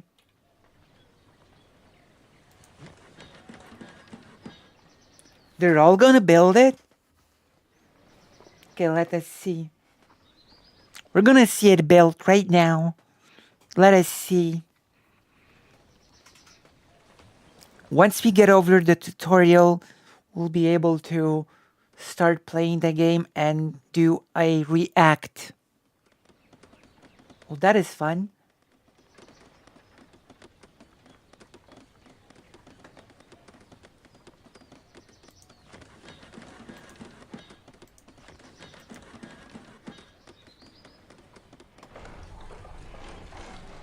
Great. The mill is up and the field is planted. Give the seeds some time to grow. Meanwhile, build a storehouse. It will provide storage for food and stone extracted by your peasants. It is prudent to construct the storehouse as close as possible to forest or quarry. By the way, your food will not be stored in the storehouse. Who wants their bread to come with sand and sawdust?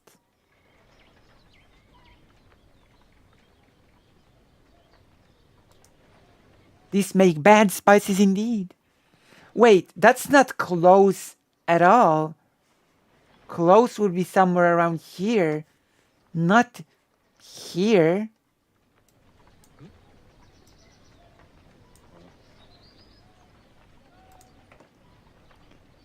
Wasn't I supposed to build a farm or something?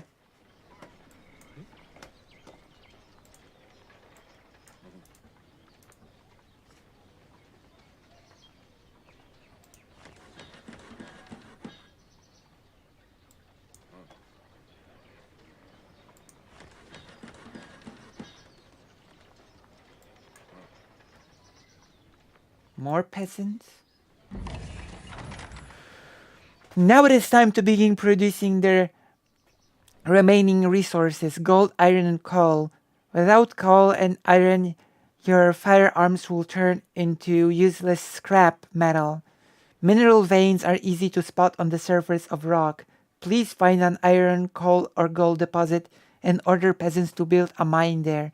Very well. Build the mine. Okay. Alright, let's do this. Oh, I've been told this is iron, right?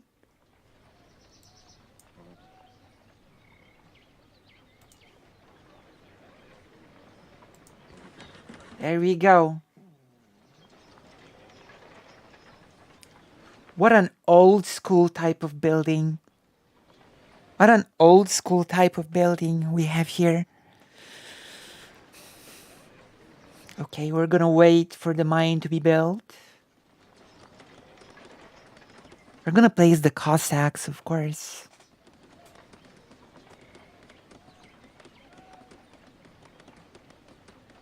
It's taking some time.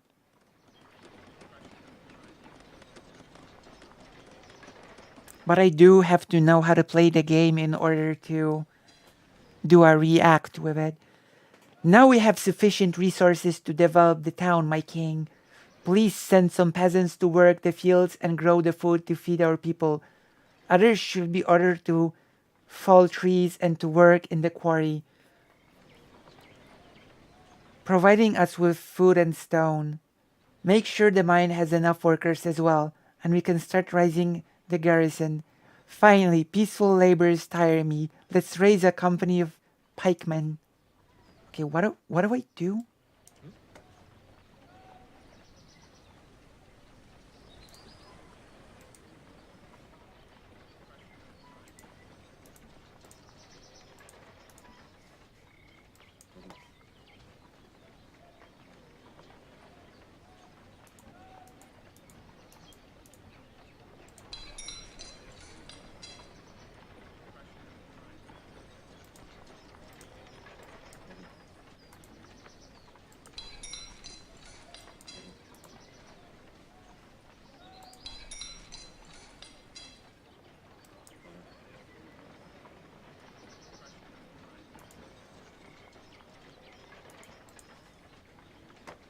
Okay, you're going. Okay, that's it, I guess. We're gonna be cutting trees. We're gonna be working.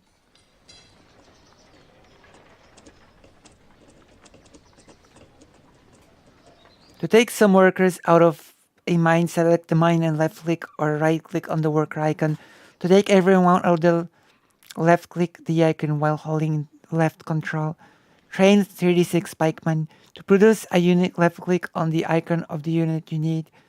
Clicking while holding shift other 5 units holding. Where do I build pikemen?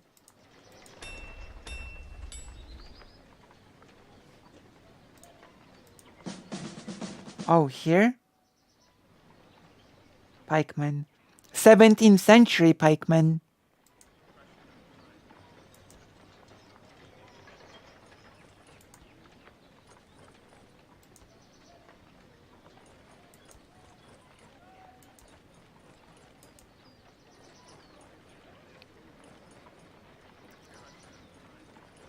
I've got a lot of resources.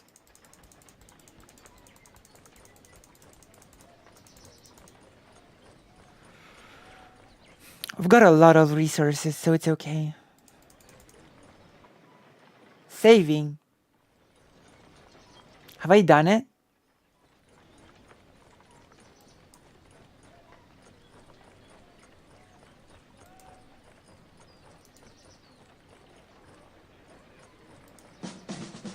I think I've done it. We have another problem to solve. At the moment, your soldiers look more like a gang of outlaws. In order to turn them into a proper army, we need to combine them into regiments. They will fight much better and have a more imposing look to boot. To create a regiment, you need an officer and a drummer, along with soldiers themselves, of course. An infantry regiment can line up in 3 formations: rank, column, and square. The choice of formation depends on the task at hand. Column is best for assault. Rank formation is most suitable for firing, and square is ideal for defense, especially for enemy cavalry. We're gonna go for column.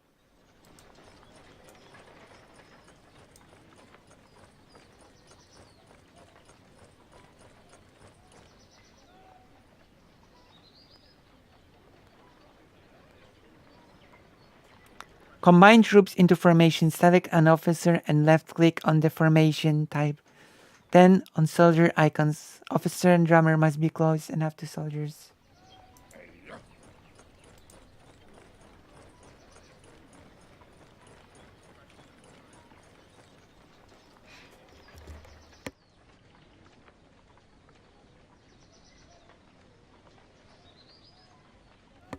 So this is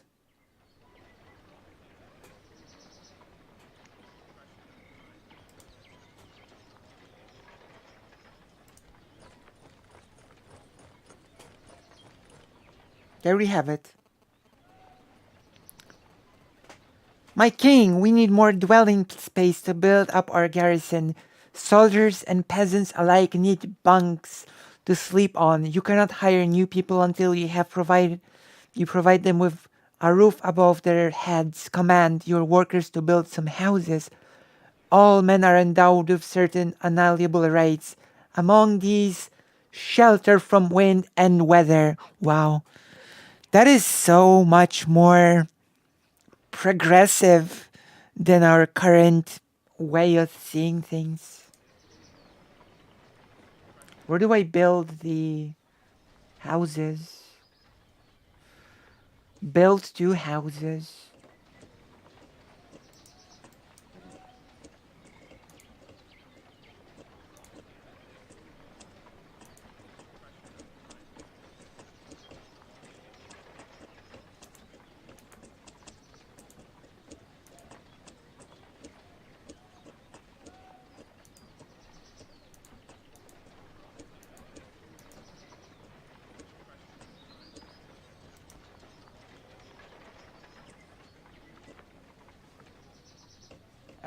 Where do I build the house? Maybe here. 2 houses. 2 houses.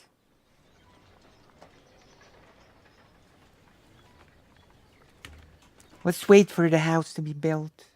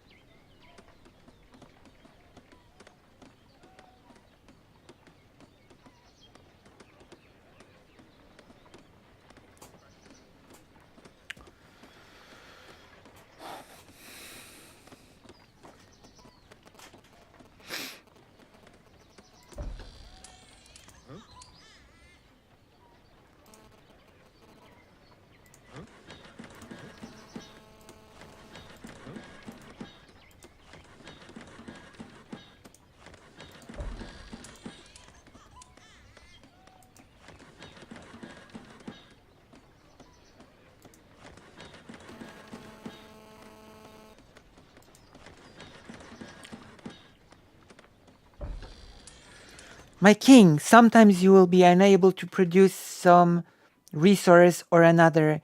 You will need to access the market. The trade is for the marketplace, the open market space of ideas or something. The market square. You need to access the market to trade it for another resources. The market prices are not set in stone. The more you sell a particular resource, the lower its price drops. Alas, the hucksters have no patriotic feelings. True. How do I trade?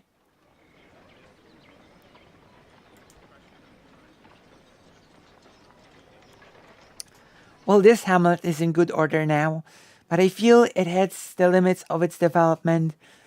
The hinterland lacks resources it needs to expand into a large city. We can keep exploiting it, sure, but we should consider looking for resources elsewhere. On the other side of the river, for example. Command the workers to construct a shipyard. Once it is completed, order some fishing boats. The shipyard has to be constructed by the water, of course. Bring more planks. Okay.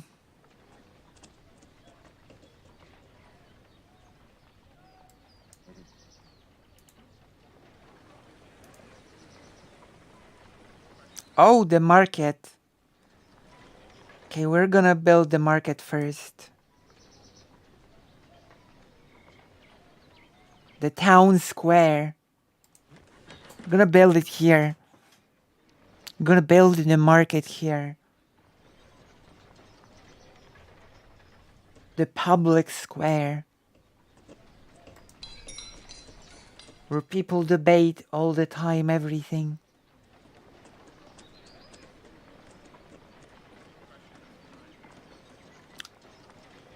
I'm Swedish. Why can't I be the Cossacks? What sort of tutorial for the Cossacks is this? That I'm Swedish. Oh well. That's fine. That's fine. That's okay. Look at the peasants working in the fields.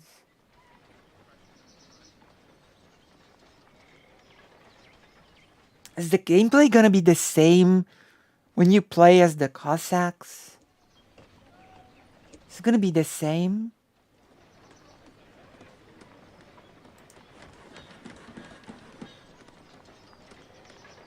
I don't know. I have no idea where I am in the world, but I think it's the 17th century. This is just tutorial. So I don't think I'm anywhere in particular. I'm on Tutorial Island. I'm in Tutorial Island in the 17th century. Because I can build 17th century pikemen. So I assume this is 17th century.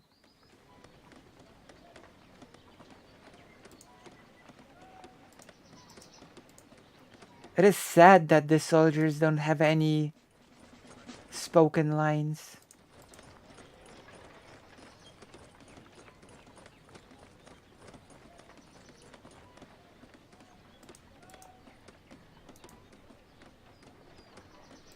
They keep the formation. Is it almost ready? Is the market almost ready? The public square.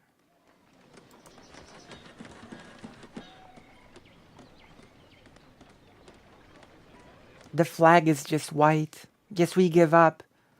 We give up. Nice.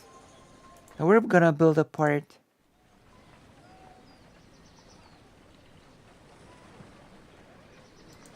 Nice.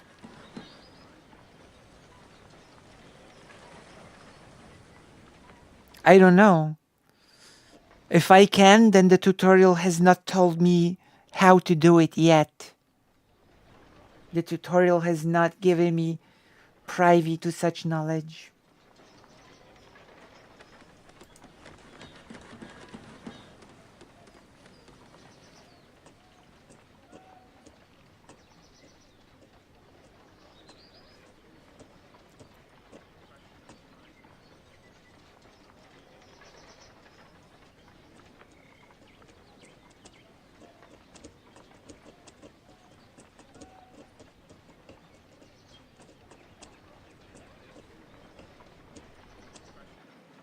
Saving. Saving. Let's wait for the port to be ready.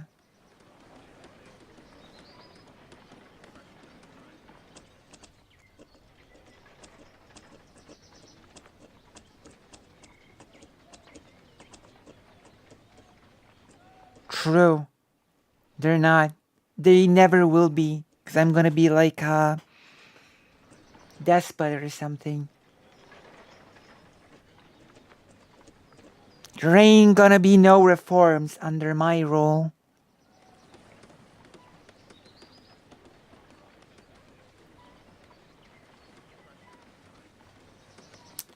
Besides, we're not gonna be playing as Spain. We're gonna be playing as the Cossacks. Nobody cares about Spain. Or Sweden. Sorry, it's Sweden. Sweden. I'm sorry, it's not Spain. Sweden. Nobody cares about Sweden. We're gonna be Cossacks. The protagonists of this game. The real good guys of this game.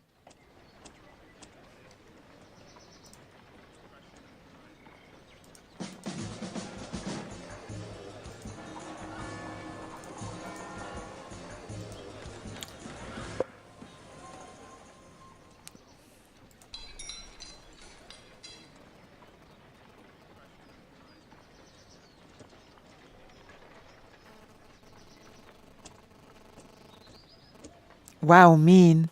I'm sorry. I'm sorry. Okay, it's gonna be. I'm mean because I'm waiting for the shipyard to be ready and it's just not. The workers are so slow.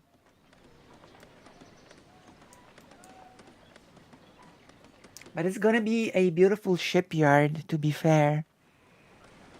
The peasants building, true. And once we're done with the tutorial, we're gonna do a big nice thing of a video react. Actually, while we're doing the tutorial for the video, I'd be slow with an overlord like you.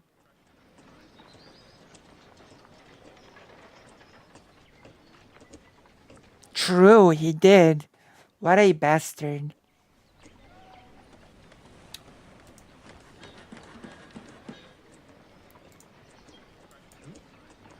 By the way, in the meantime, while we're doing the tutorial, why don't you tell me what sort of video would you like me to react to?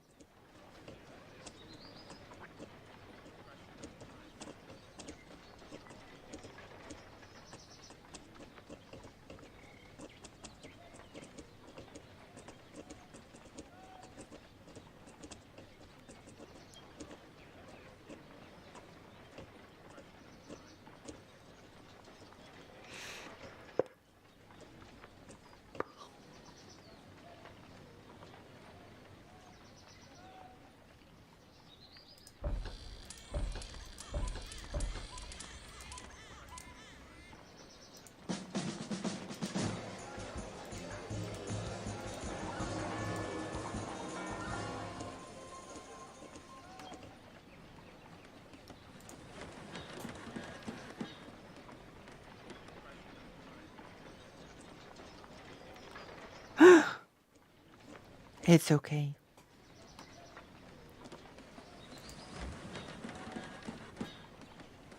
It's okay. Alright, we're doing progress. We're doing big progress.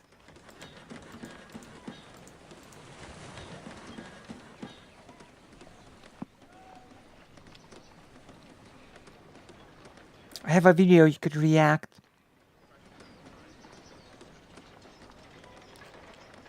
Oh, that could be good.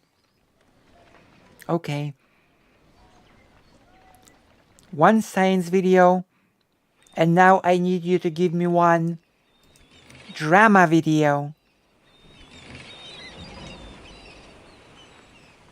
Finish boats harvest food. My king, we have to scrap the bottom of this poor land.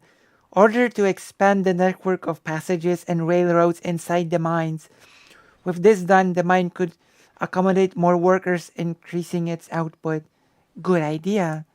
Have no clue how to do it, but... Oh.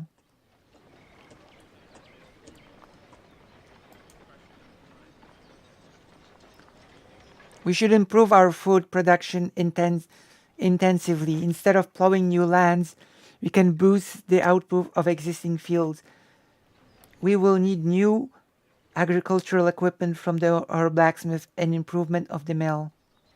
Are we waiting? What are we waiting for? Let's bleed this field dry. What the? What is it, Jess? Is it drama? Is it big drama?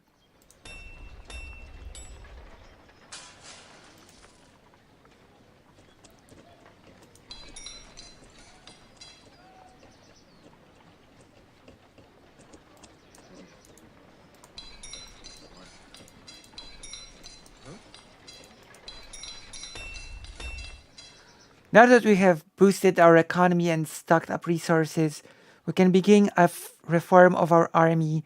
To make out the most from our men, we need to train and drill them. Brave and skillful soldiers fight better and scatter numerous yet untrained mobs with ease.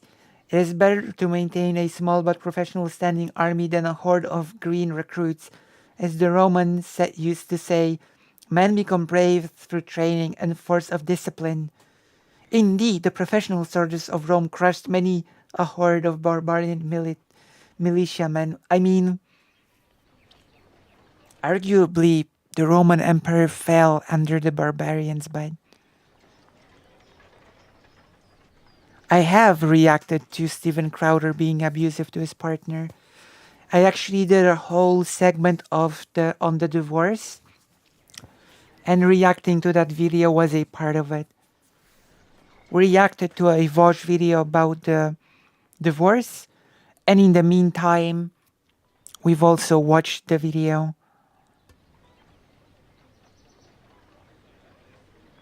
Transphobia. Okay. That's not good.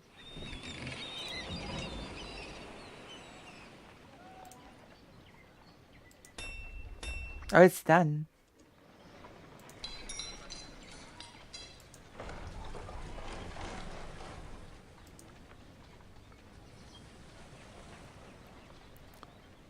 Okay, we're improving. What am I supposed to do other than that?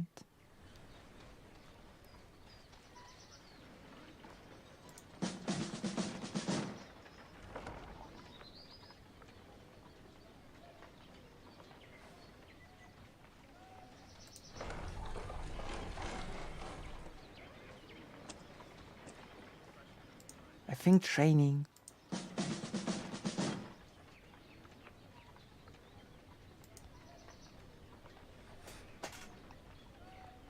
I think it's like upgrading your units.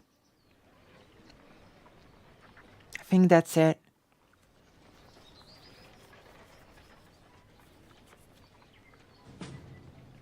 My king, disaster struck. There is a fire in the smithy. Send peasants to douse the flames out before it burns to the ground. Lest we have to build a brand new one. Yes, yes, hurry. Where? Oh my gosh. Oh my god. Hurry up, peasants.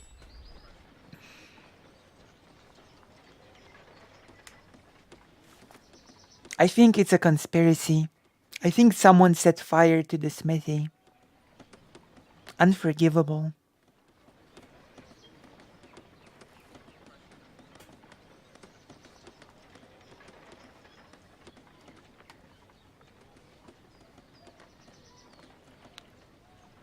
Oh, it's a debate with a transphobe. Who's debating?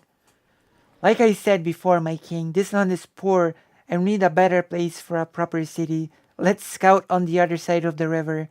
To cross this obstacle, we will need a ferry and our shipyard is capable of producing it.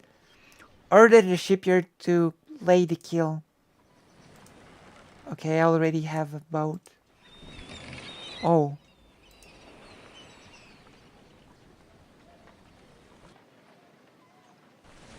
Saving. What are these things doing?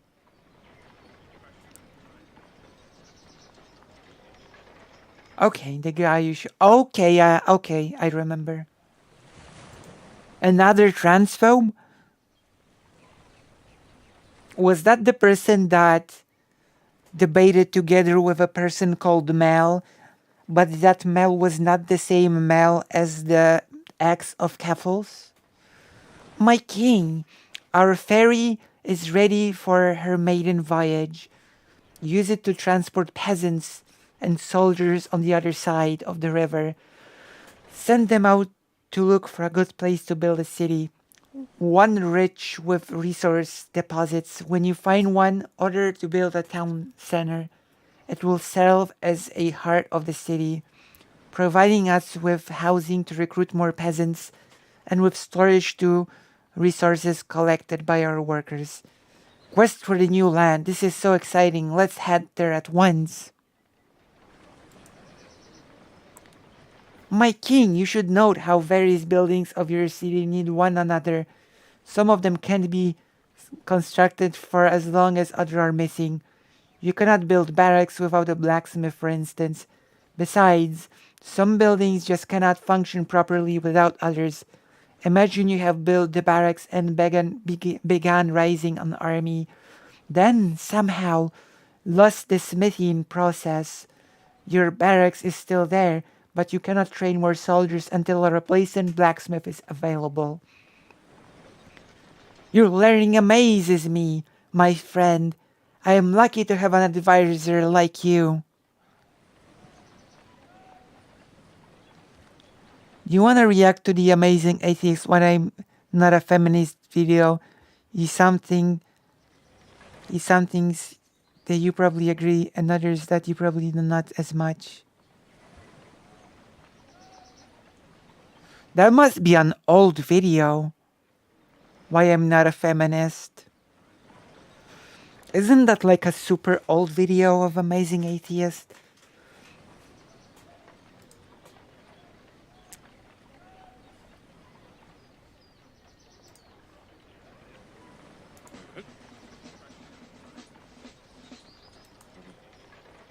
Oh, 3 days old. Okay, we're gonna take a look. I just hope you're all gonna be patient with me and wait for me to finish the tutorial. I'm so cold. I'm so cold. Wait. I have to switch to live chat. Second of all,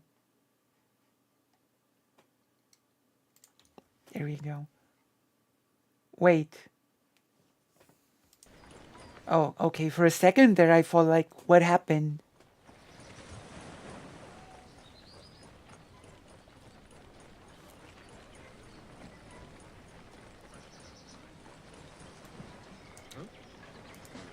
We've managed to gather quite a big audience today. How do I...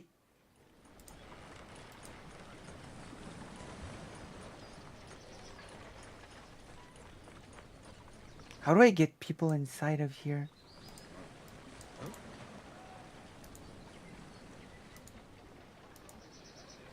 How do you get the people inside of the ship? Don't get it.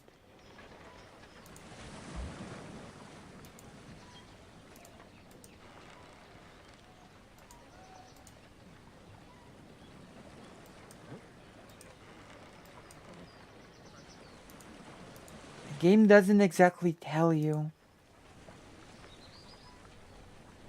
My king, sound the alarm. Some people were spotted. They're clearly not our men, and their intent is anything but benign. We should protect ourselves. To arms. Uh-oh. Wait, where? Wait.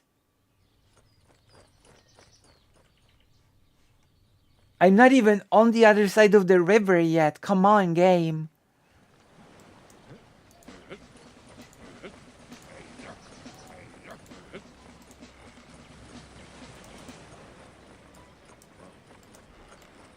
How do I board the ship?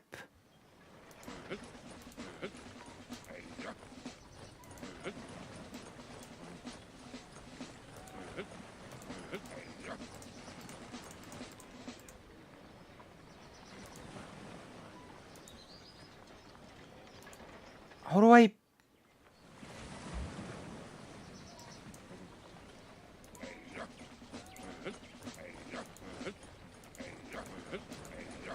Okay, I'm gonna have to Google it.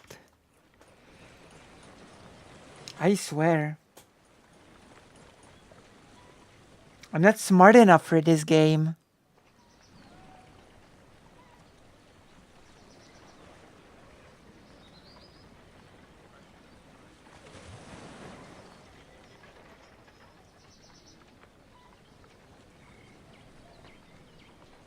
Oh.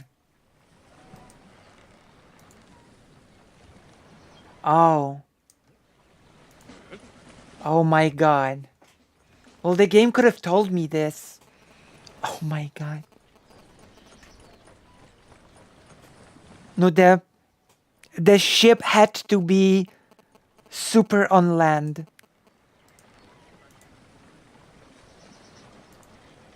That's okay.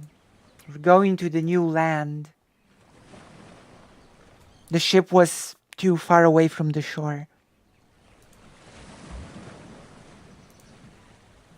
Well, that's great. We're playing with the wrong people. We should be playing with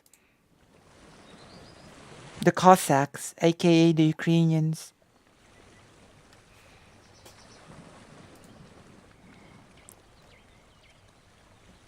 Yeah? Maybe Age of Empires is a really good game. Maybe we should play it at some point.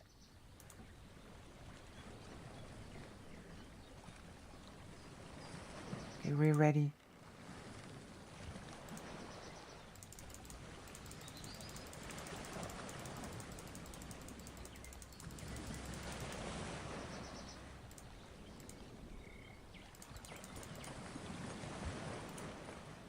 Uh-oh.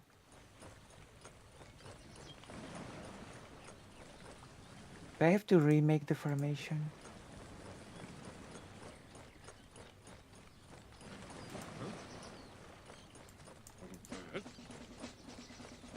I think I have to remake the formation.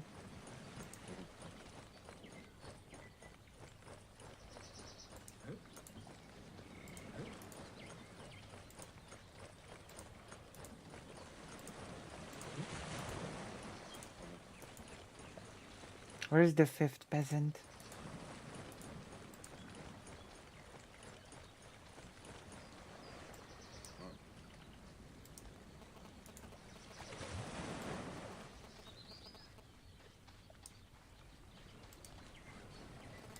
Hmm.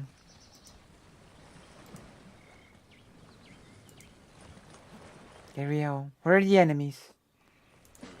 Let's destroy them. So which video should I react to first? Is my question, I guess.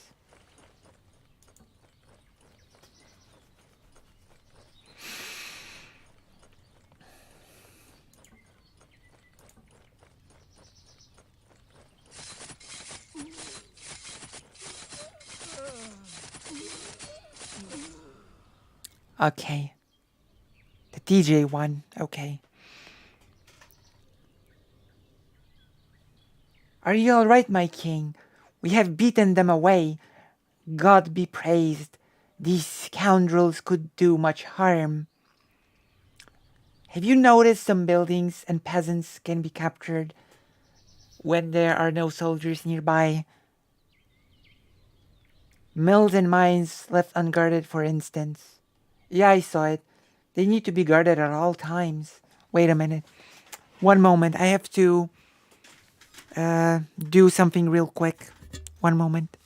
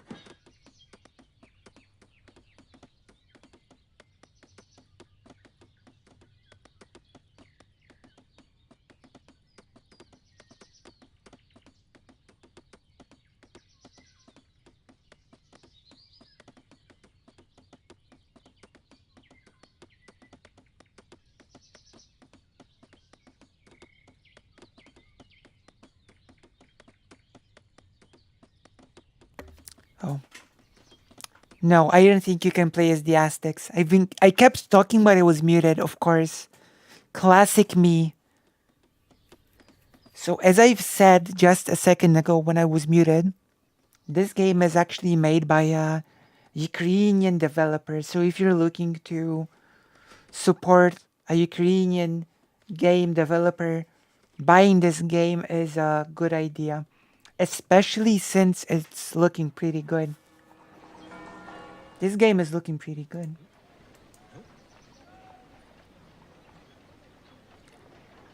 Mine. Gold. Mine. Iron.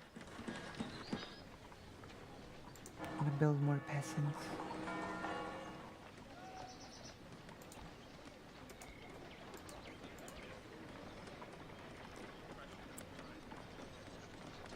It's not a historically accurate representation of Ukraine. Well, we'll see. It's just a tutorial. Maybe it's like super historically accurate. Maybe it's the most historically accurate game you'll ever see. We'll be playing as the Cossacks and we'll be kicking everybody's butts.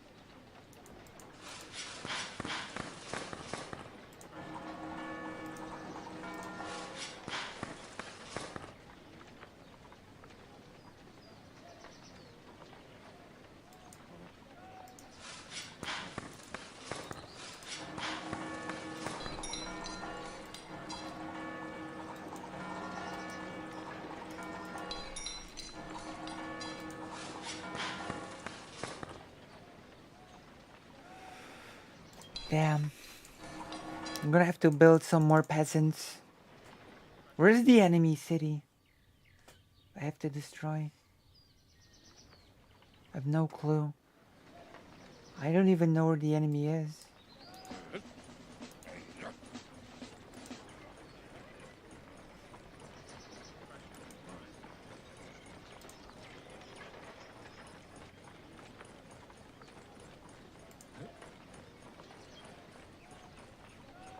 Oh.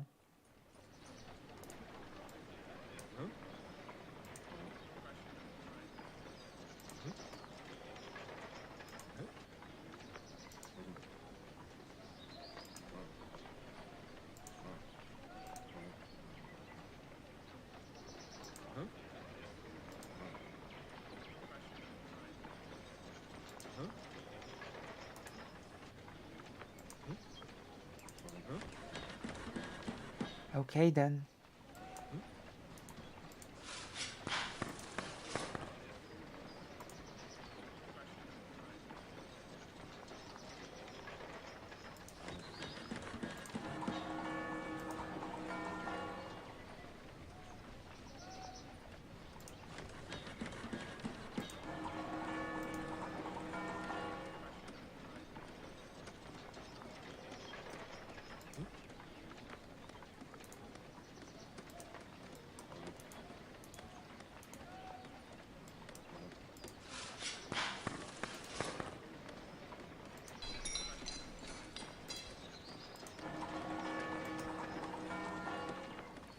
Talking about supporting Ukrainian businesses, Masterbox is a model maker of mostly great figurines, upscale models, fantasy to science fiction, military, historical, and they have great sculptures. Oh, right. That is a very good endorsement. I'm gonna be building a blacksmith.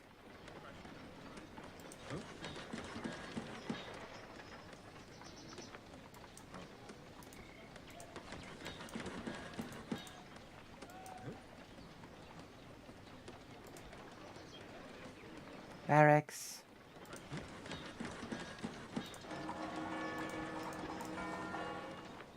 I am building a really cramped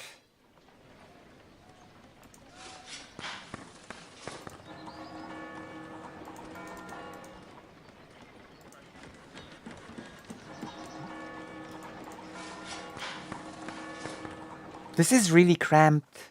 I hope I'm not making a mistake.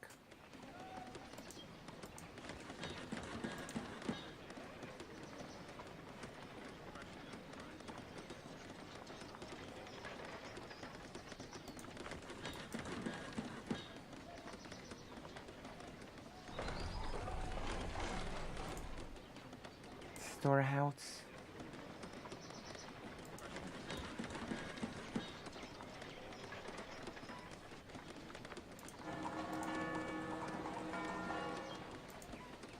Housing.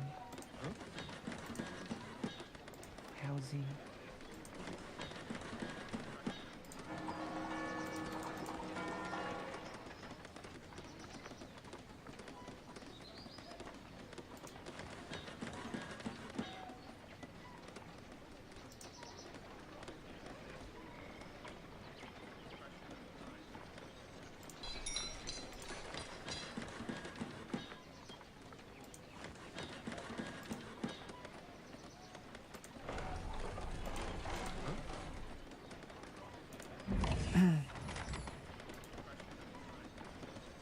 Is it?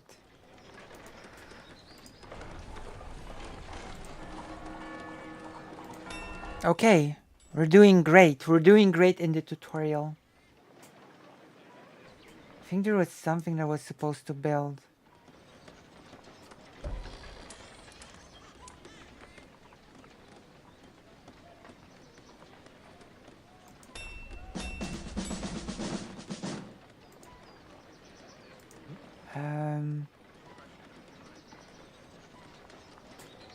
Oh, I need more wood.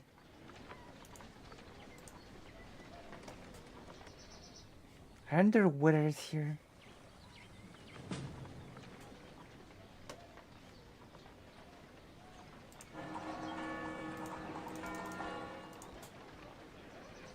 12?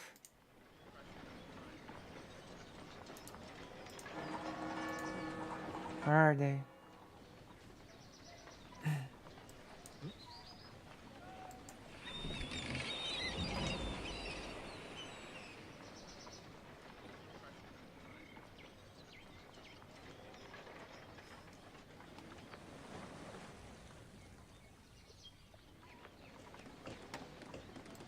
Oh, damn.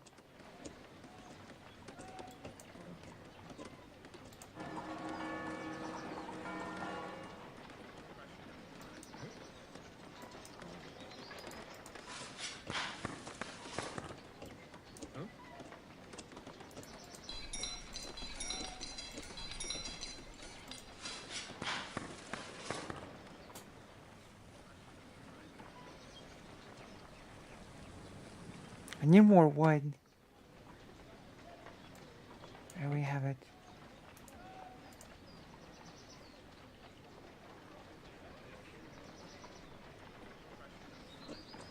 Okay, what was I supposed to build in order to get the mercenaries? I think the game told me.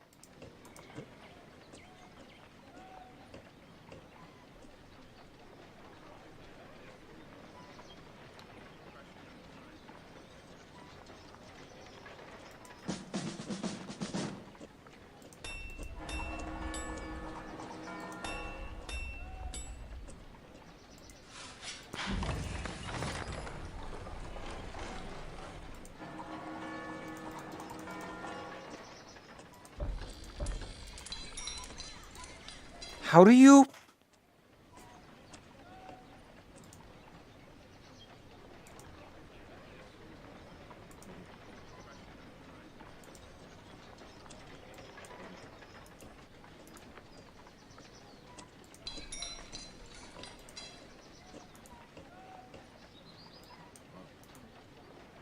How do you... Oh my gosh. What do I do now?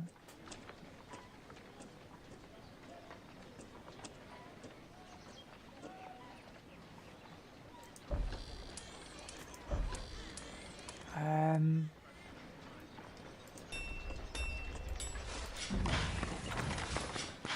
does anyone remember where you hire people?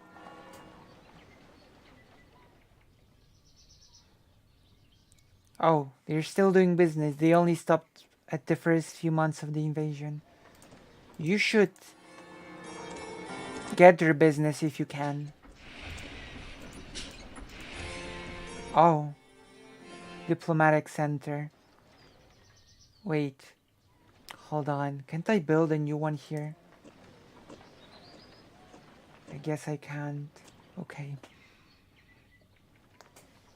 Let's get the bow back here.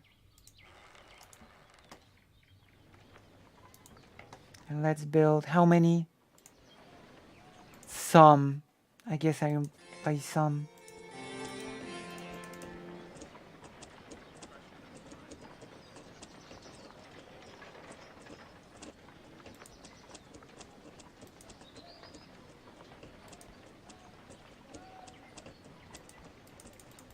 It was a lot.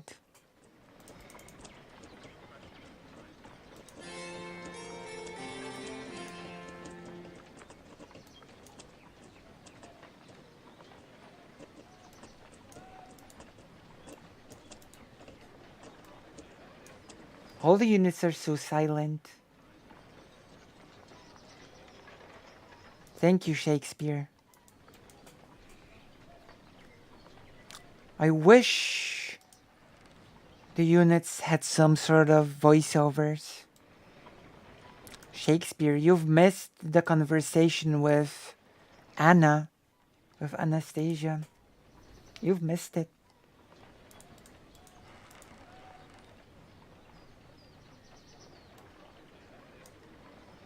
Now we can get in.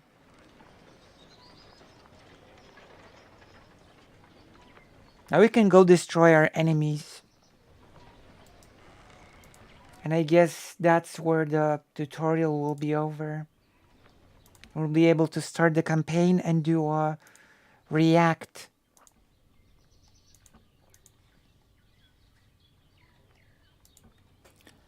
Am I sounding better? Does it actually show that my throat is recovering? Can you tell my throat is recovering?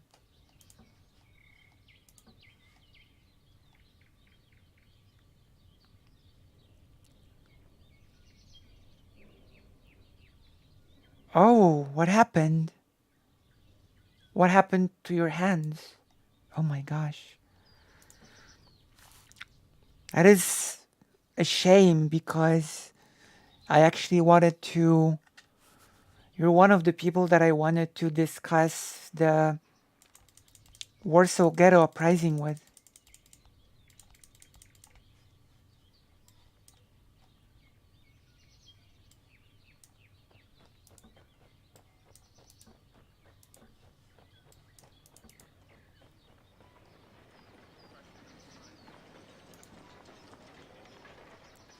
Okay, let us continue.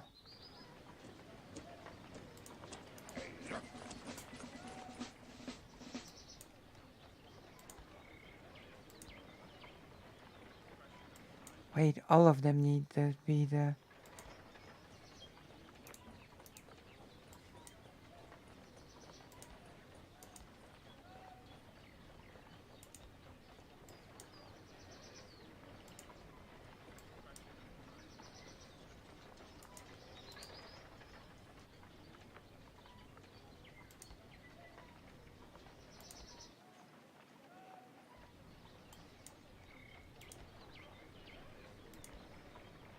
Oh.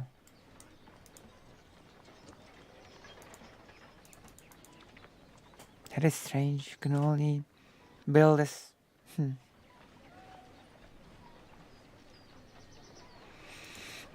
Okay, I guess we're ready to go to wherever the enemy base is.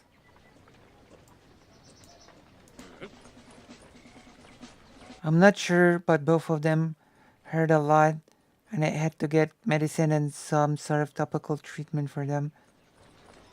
Okay, protect the sleeves. So you went to a doctor, which is good. I actually had to go to a doctor about my throat. Then I've been given good medicine that works, so that's good. I've been given proper medicine, one that will work for me. And now we're looking for the enemy base. I'm gonna try to destroy him. And we're gonna watch The Amazing Atheist. The famous Amazing Atheist mentioned by J.K. Rowling on Twitter. The greatest thinker.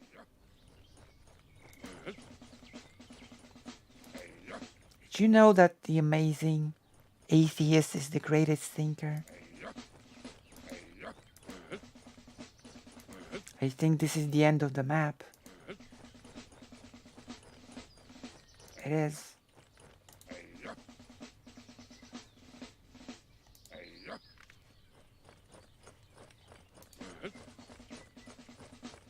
We can go through the forests.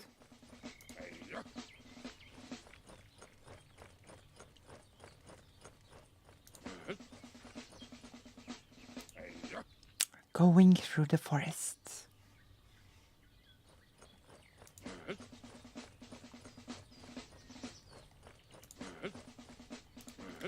There is a very Ukraine-centered stream.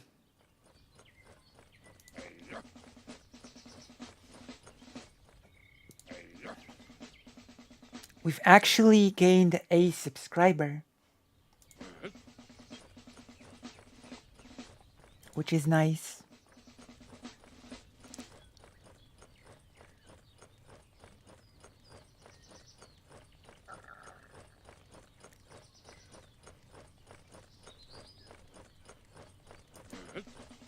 Okay, let's do it. The topic of the ghetto, of the Warsaw ghetto is never ending.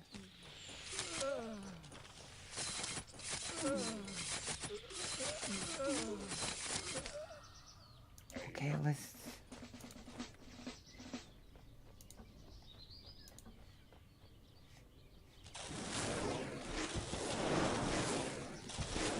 That's brutal.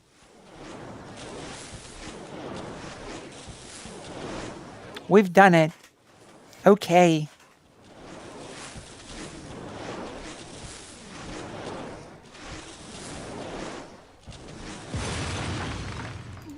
Okay, that's it.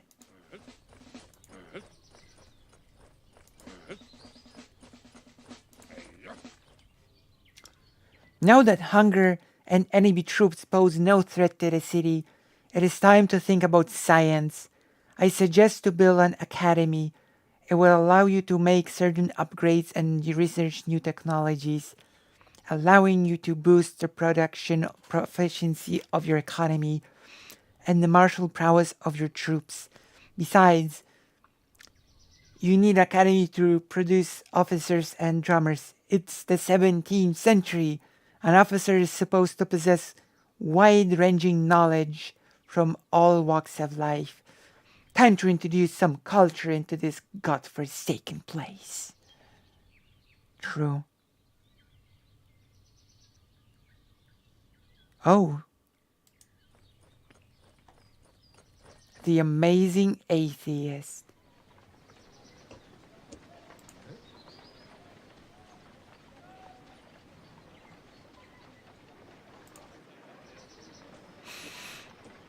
And now you're watching The Amazing Lucy.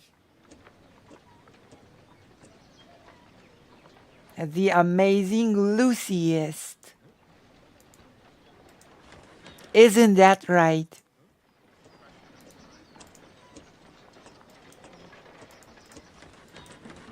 You're now watching The Amazing Lucyist.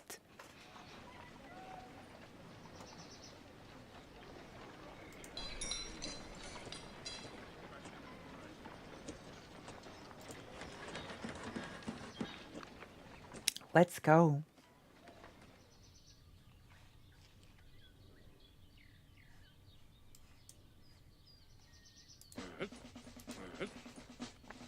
Uh, thank you. We're doing a thing. The amazing Ducky, thank you. And we're slowly growing to get 1,000 subscribers. And then the videos will be able to be monetized and stuff.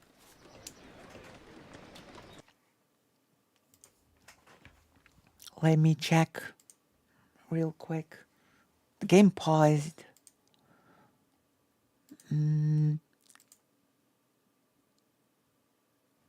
Remember that it always helps me when you leave comments and under the video.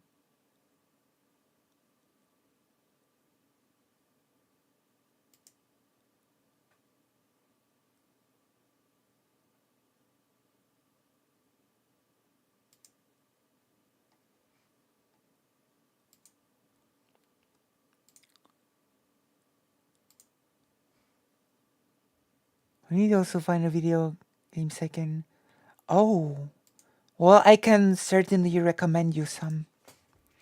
I can recommend you some games. You could play this game. You could be playing this game. I'm sure it will run on your laptop. You could be playing the Cossacks. You could be on the right side of history and you could be playing the Cossacks. As the Cossacks. Of course, we are excused because this is like a tutorial. Whoa. Having constructed all the necessary buildings, you can produce the 18th century opening new opportunities.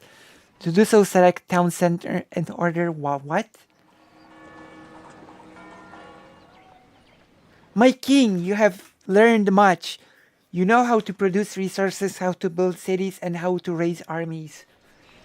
When the storehouses are full of supplies and the borders are secured by reliable troops, there is a golden opportunity to develop sciences. So many wondrous discoveries were achieved by our learned men, and how many more still await ahead? What will the coming century bring? What kind of arms will bear the armies of tomorrow? How could our noble ancestors who used to fight armored and mounted imagine the accomplishments of infantry made of commoners armed with muskets? And what kind of weaponry will be invented by some cruel genius in years to come? My friend, I am honored to have a man like you for my advisor. Thank you for your service. Oh, the game told me to do one thing, but it didn't give me the opportunity to because the tutorial ended.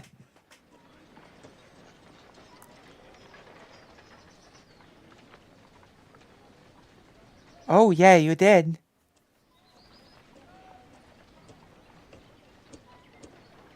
You did.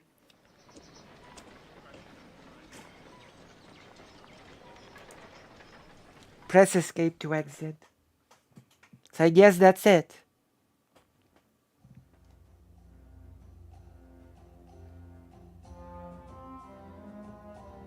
Okay, back to campaigns.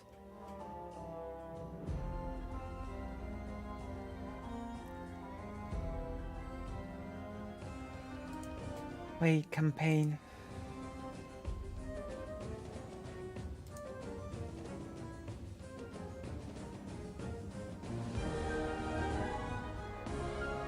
What?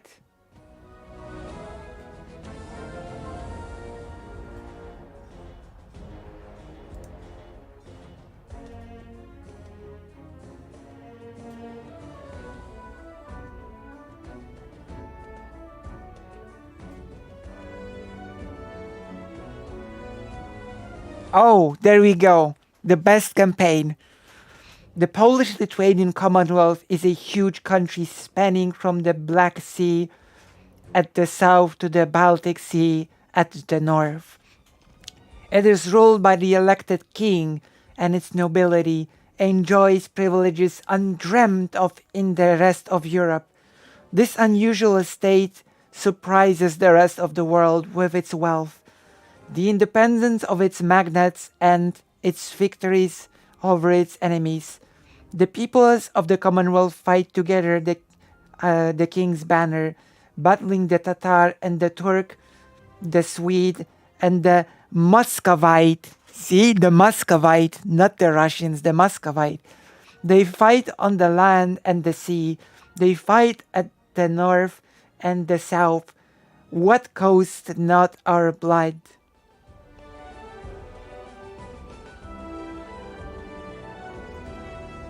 This campaign tells a story about times when the relations between the crown of, well, Poland, that's inaccurate, and the Zaporozhian host were the most cordial.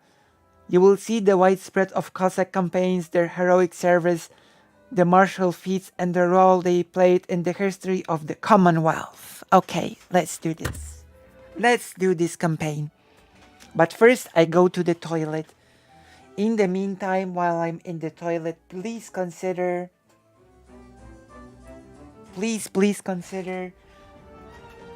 supporting the channel as I go to the toilet.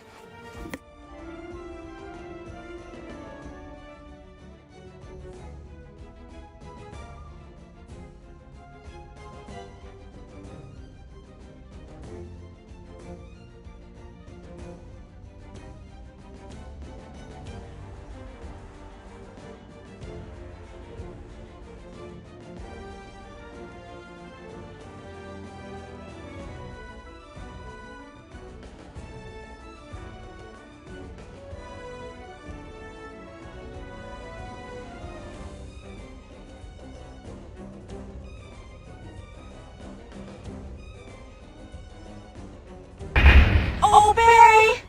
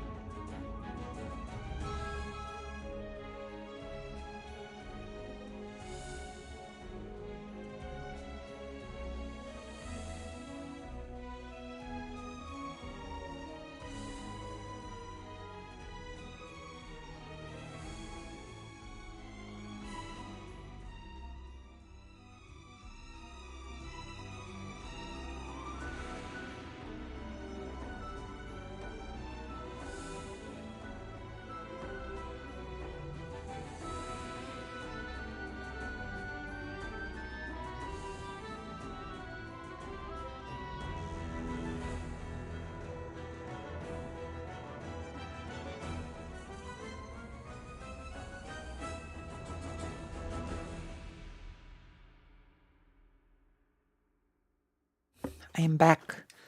Thank you very, very much for the gifted tier 1 subscription.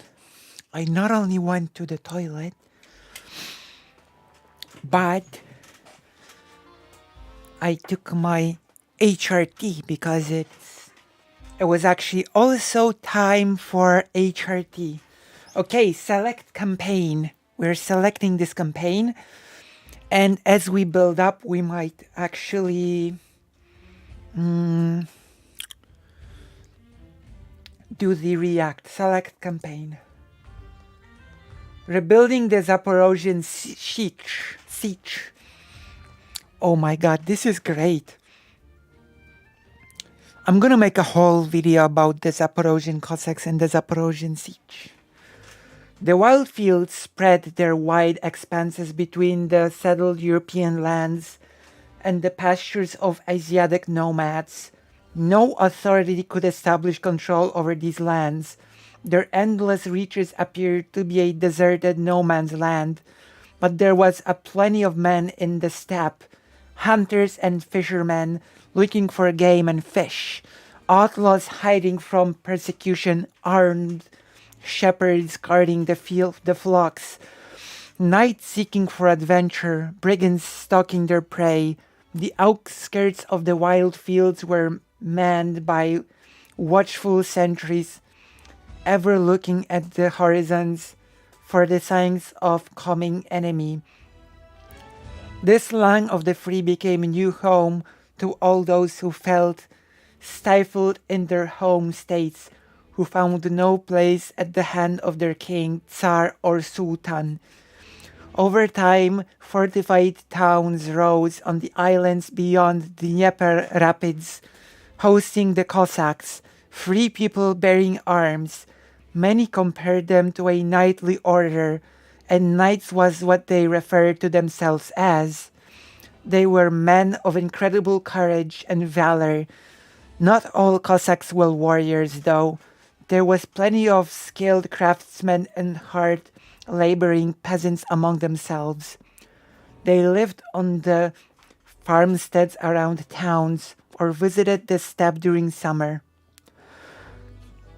The Cossacks were a serious hindrance to the Tatar hordes out to raid Poland-Lithuania from Crimea, but their strength and love of freedom, coupled with short temper, made them troublesome allies for the Polish officials. Stefan Batory was the first king to legitimize and direct the Cossack power. There is a funny story about the Sultan sending a letter to a king of the Polish-Lithuanian Commonwealth saying, the Cossacks keep attacking us, do something. And the king replying with, they do what they want, what am I supposed to do?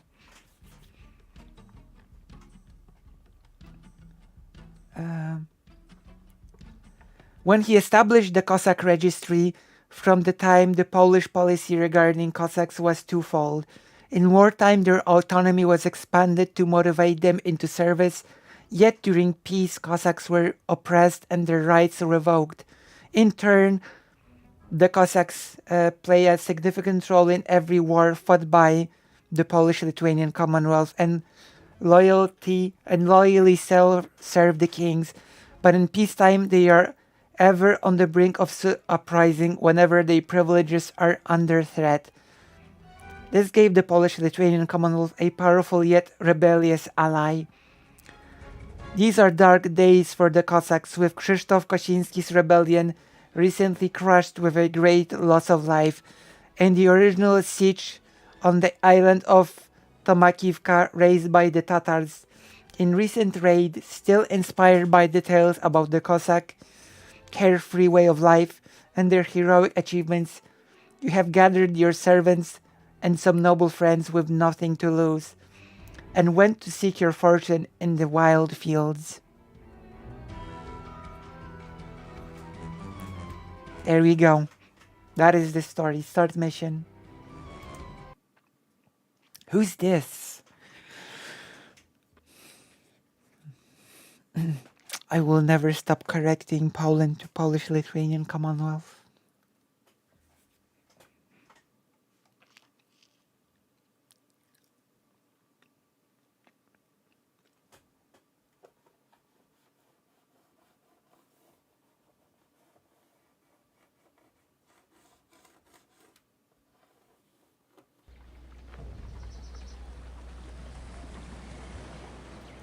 Here on the island of Bazavluk, you have constructed a castle.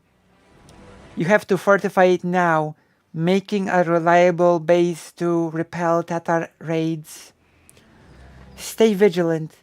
We're at peace now, but the Tatar brigands roaming the steppes may attack anyway. You can sell the resources you harvest at Poltava. You have no craftsmen capable of crafting cannons among your men. You'll have to liberate one from among Turkish prisoners. To work. Okay, I guess we can do the react now as well. I'm gonna turn the Ptasia Mleczko on. I'm gonna make the game slightly less loud. And I'm gonna turn on the browser.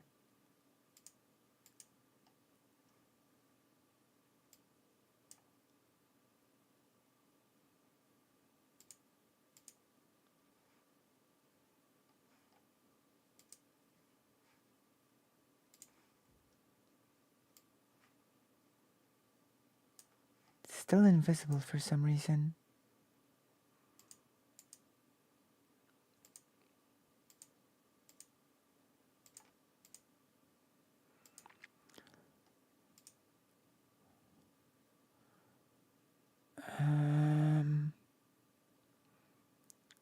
Should be visible. Okay, there we go. We're gonna change the placement. We're gonna more or less here.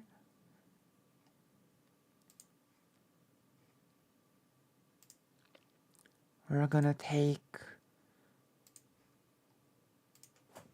you go to YouTube. We're gonna go to the Amazing Atheist. That's me.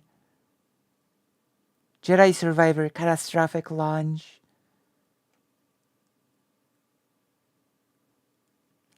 The LeBron James of... Okay. Amazing.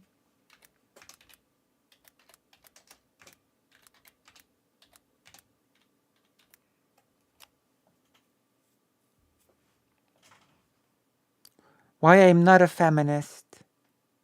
3 days ago.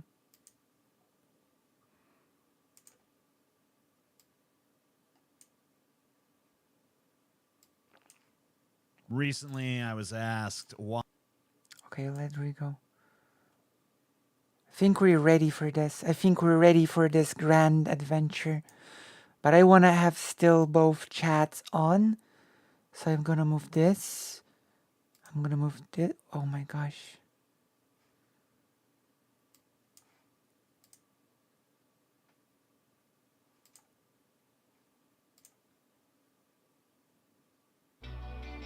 Oh my gosh.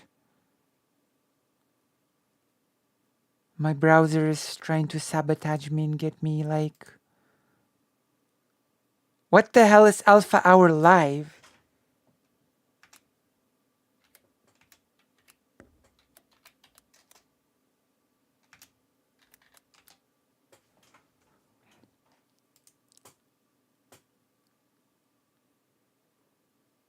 Okay, why I'm not a feminist? Wait, it's here. It's already here. Okay, so I'm trying to get the chat more like here. This video more like here. Okay, okay, that's good. Recently, I was asked why I'm not a feminist. Why are you not? This is an old dilemma for me. When confronted with a political or philosophical question, how should I approach it? Incrementally or radically? A similar dilemma crops up when I'm asked any number of questions, but for an example, Do you support Ukraine over Russia? Incrementally, I do. After all, most would agree that Russia is the aggressor. Yes. Ukraine is merely trying to preserve its sovereignty. Yes. Radically, I don't believe in Ukraine. I don't believe in Russia. I don't believe they should exist. I don't value the concept of sovereignty all that much. Borders, in my opinion, should be abolished. Nation states are a mistake. Humanity should unify under one government. Or under no government, if we could ever figure that out. The problem with the incrementalist answer is that it isn't the truth, not the truth of my heart. It's akin to asking whether a murderer should kill her victims more humanely. Sure, I guess. She should kill her victims more humanely as opposed to less humanely, but more broadly, she shouldn't kill them at all. The problem... I mean... Yeah, we are. But I sort of have to restart the Cossacks game because it bugged out. So we're going to restart the game. We're gonna start with TJ. Restart TJ. Where's Steam?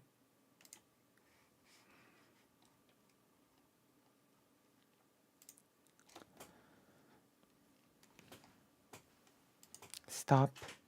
Confirm. For some reason the cursor just disappeared and the game becomes very unplayable without a visible cursor. I think you will agree that it's a pain to play a game without a cursor.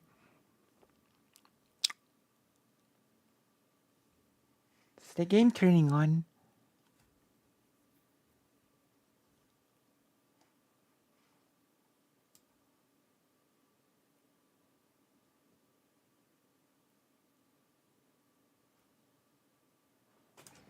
I'm gonna listen to it again.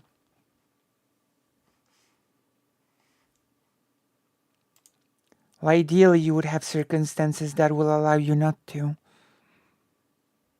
But I do agree that I'm not a big fan of nation states as a concept. I can agree with that, definitely. Especially since it's basically an invention of the 19th century. You know?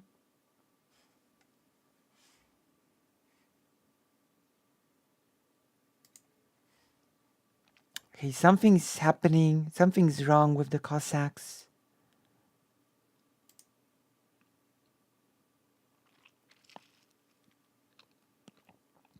The Cossacks are mad at me.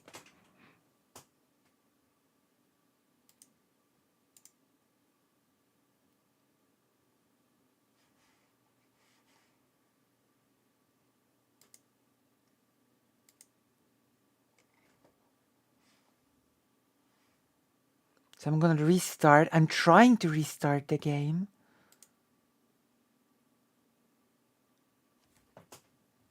But it doesn't seem to be listening to me. I'm experiencing sudden technical difficulties, which is unfortunate. But I should be able to solve them in a minute. Okay, launch the game.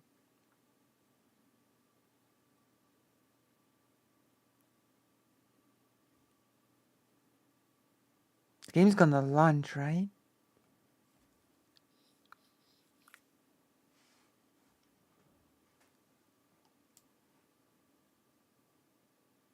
But why though? Well, ideally you would live in a society that would allow us to reform enemies, but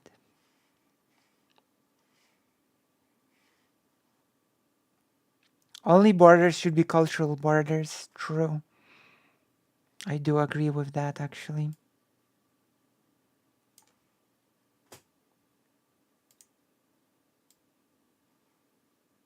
Okay, the game is launching. It's just launching very, very slowly. Okay. I'm gonna listen to this again. Because I'm a believer of people being able to change for the better. Okay, let's listen again.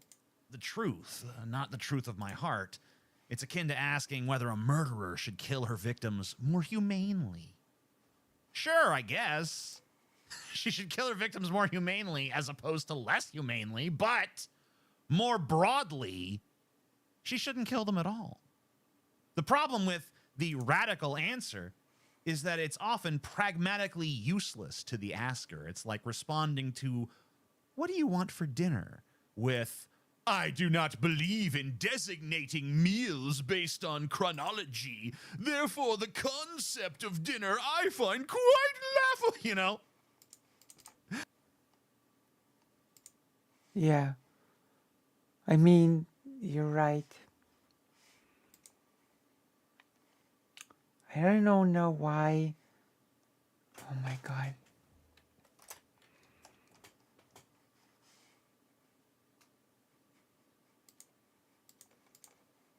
Okay, I'm getting annoyed. It was working so well.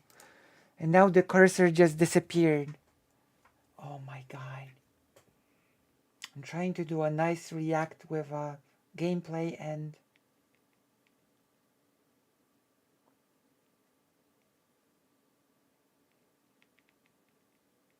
I'm googling on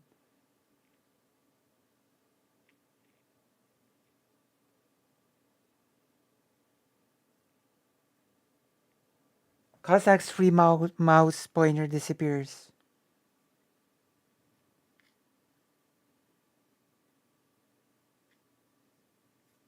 There is no solution to this.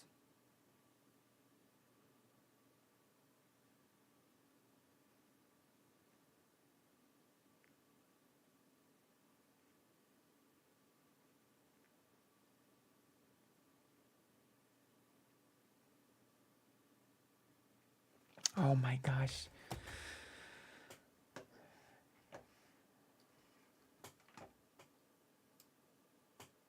Oh.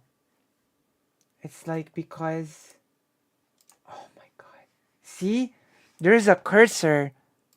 There's a cursor here. Do you see it? And it just disappears.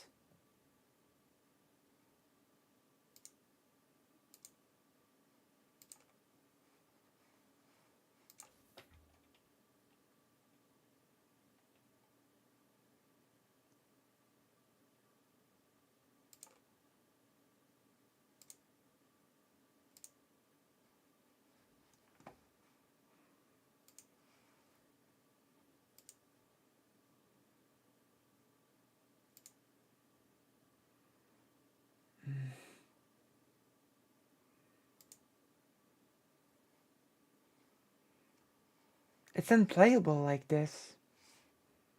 Like, it is unplayable like this.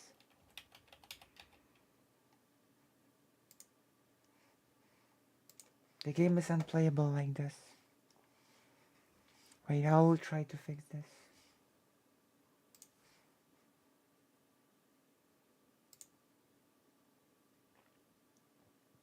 Settings.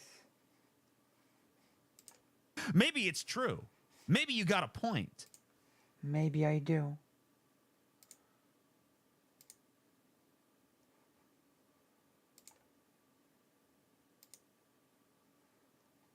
Okay, I fixed it, I guess. Okay, it's fixed. And we can continue. Oh my gosh. But your answer is fundamentally useless to the person asking the question. But let's get back to feminism. What is it? Immortal science of Marxist-Leninism. Oh my gosh, why? Well, to deny the great hunger is to basically be... to deny reality. Equality for women, choice for women. I support that. But there are variants of feminism I can't support. There are variants of feminism like pop culture feminism. Well, there are variants of everything that we cannot support. But at its core, feminism is actually not about supporting a particular group.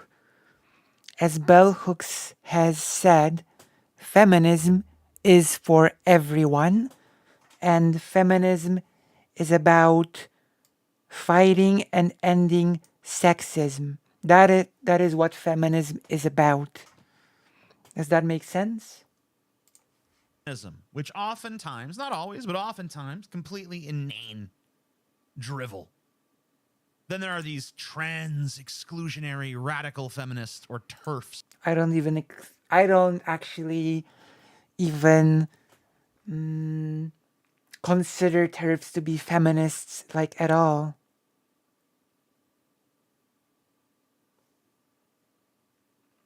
I don't actually consider them to be feminists at all. Okay, we're ready.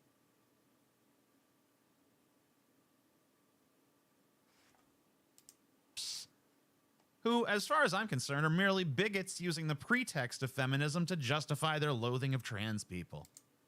There are other rad fem variants of feminism who don't preach equality, but some form of female supremacy. And these feminisms I cannot support. But let's put these fringes aside and focus on TERFs aren't feminists. Even by second wave feminists, they are. Yeah. the core of feminism: equality and choices for women. Why can't I be a feminist under that banner? Well, actually, feminism is about ending sexism, not just about rights for women. It actually is about making the situation better for men as well, in certain aspects, if you think about it. Well, famous bigot Matt Walsh once asked, well, frequently asks, what is a woman? Interesting, by the way, that he never asks, who is a woman? Because that wouldn't that be the more reasonable question? I guess. Anyway, I'll answer that one. Who is a woman? Incrementally, my answer is whoever identifies as one. But radically, my answer is no one. Assigning character distinctions to the sexes in the form of gender is an affront to the human spirit. Why should certain attitudes, clothing styles, bodily features, and even feelings be gatekept behind the conceptual barriers that split man as a concept from woman as a concept? I want a world where a person can be a bow hunter who loves the color pink and Right. who works on car engines for a living and belongs to a knitting circle. Right? What set of genitalia does that person have? I don't care. I don't think anyone should care.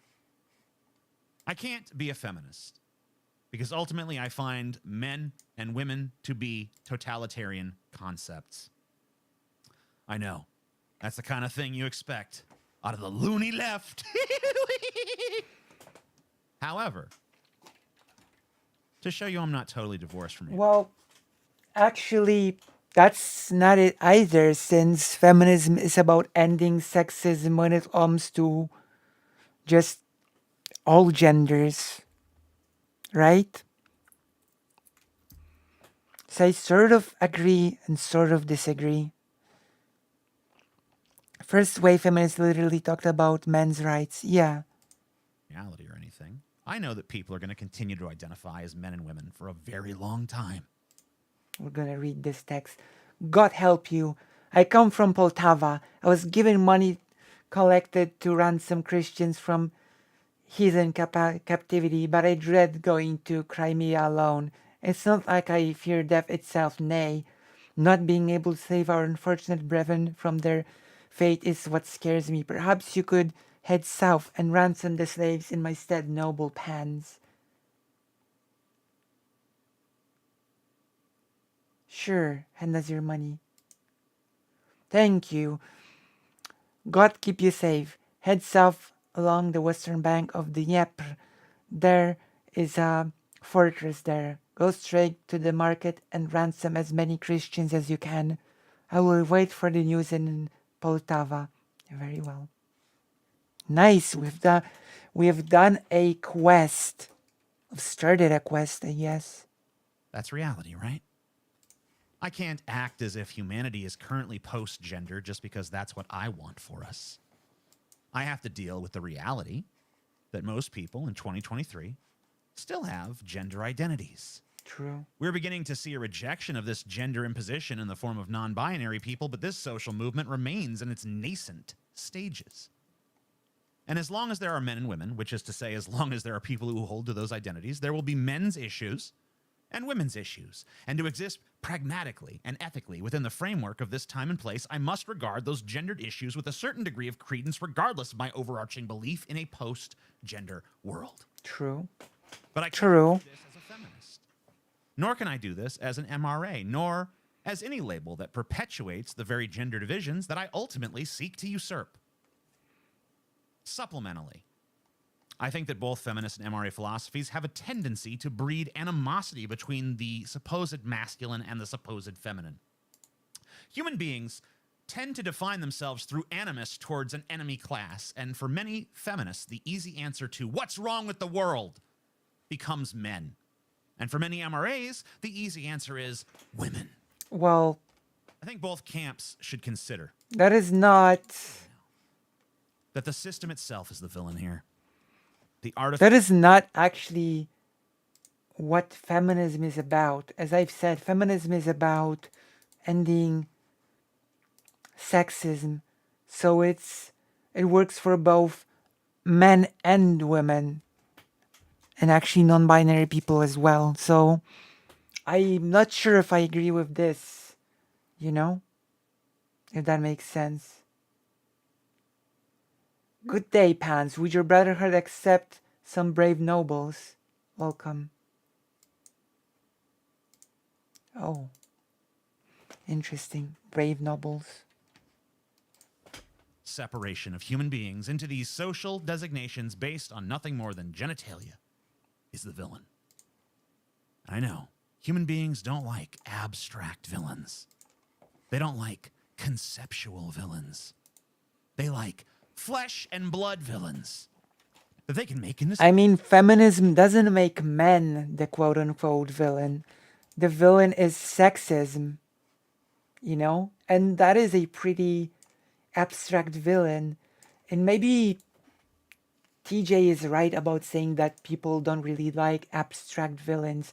Maybe that is why people deform it into saying that, you know, that it's about men, if that makes sense. But it's not about men. It's about sexism. Does that make sense? Help me, Zaporozhian pants. I can't suffer the life of a serf anymore. Let me stay at the siege. Let's go. We will show you the way. True. We will.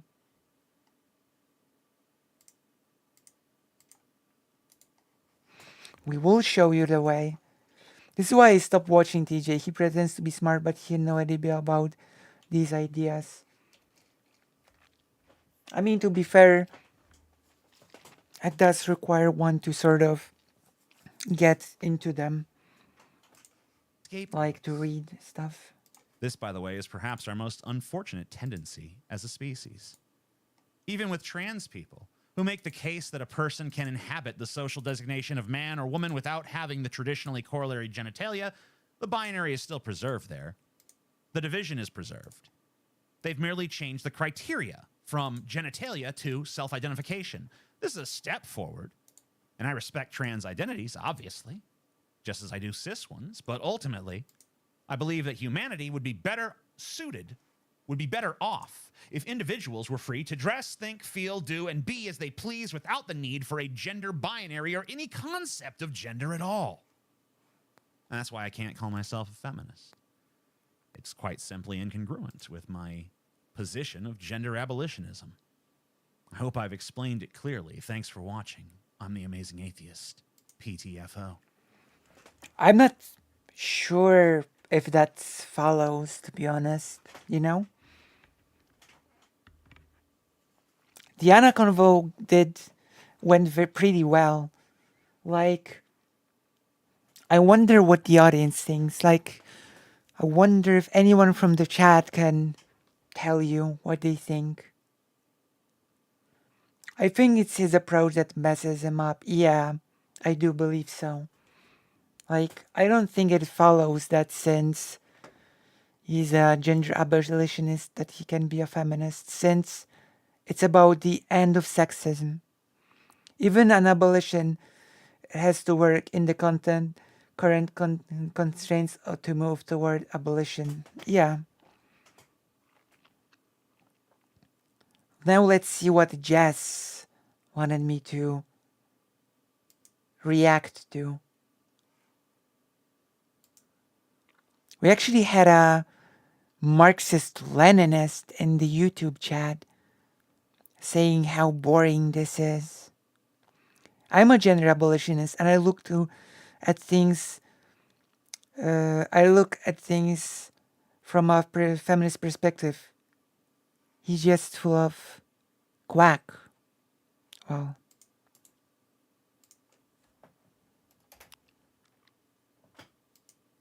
but I think his heart is in the right place, so I cannot Special shout out. I cannot be too sort of rough when it comes to the criticism. Since his heart is in the right place, and at the end of the day, he is on our side. I believe, at least I believe that he is. Does that make sense?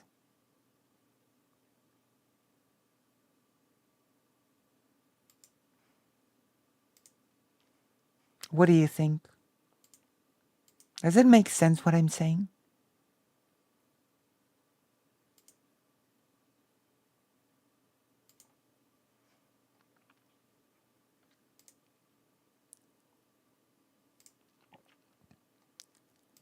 Okay.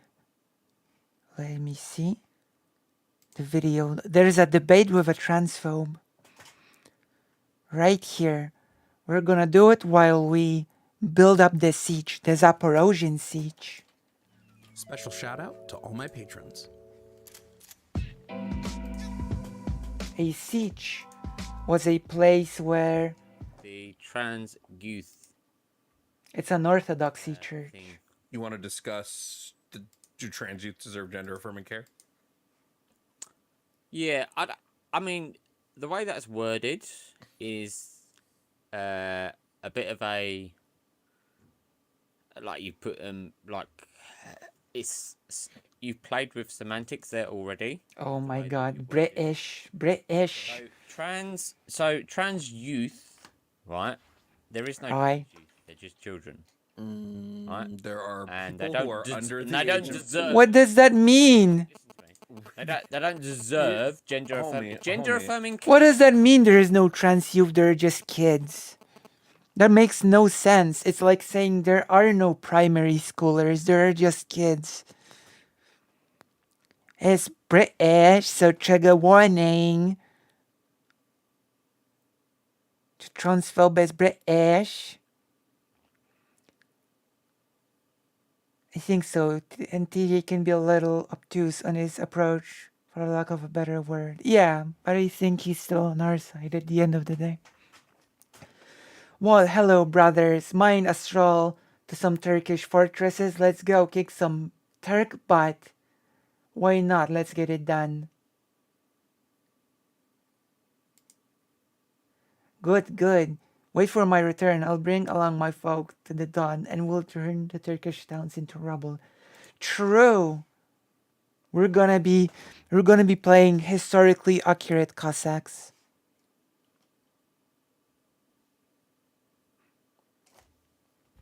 What am I?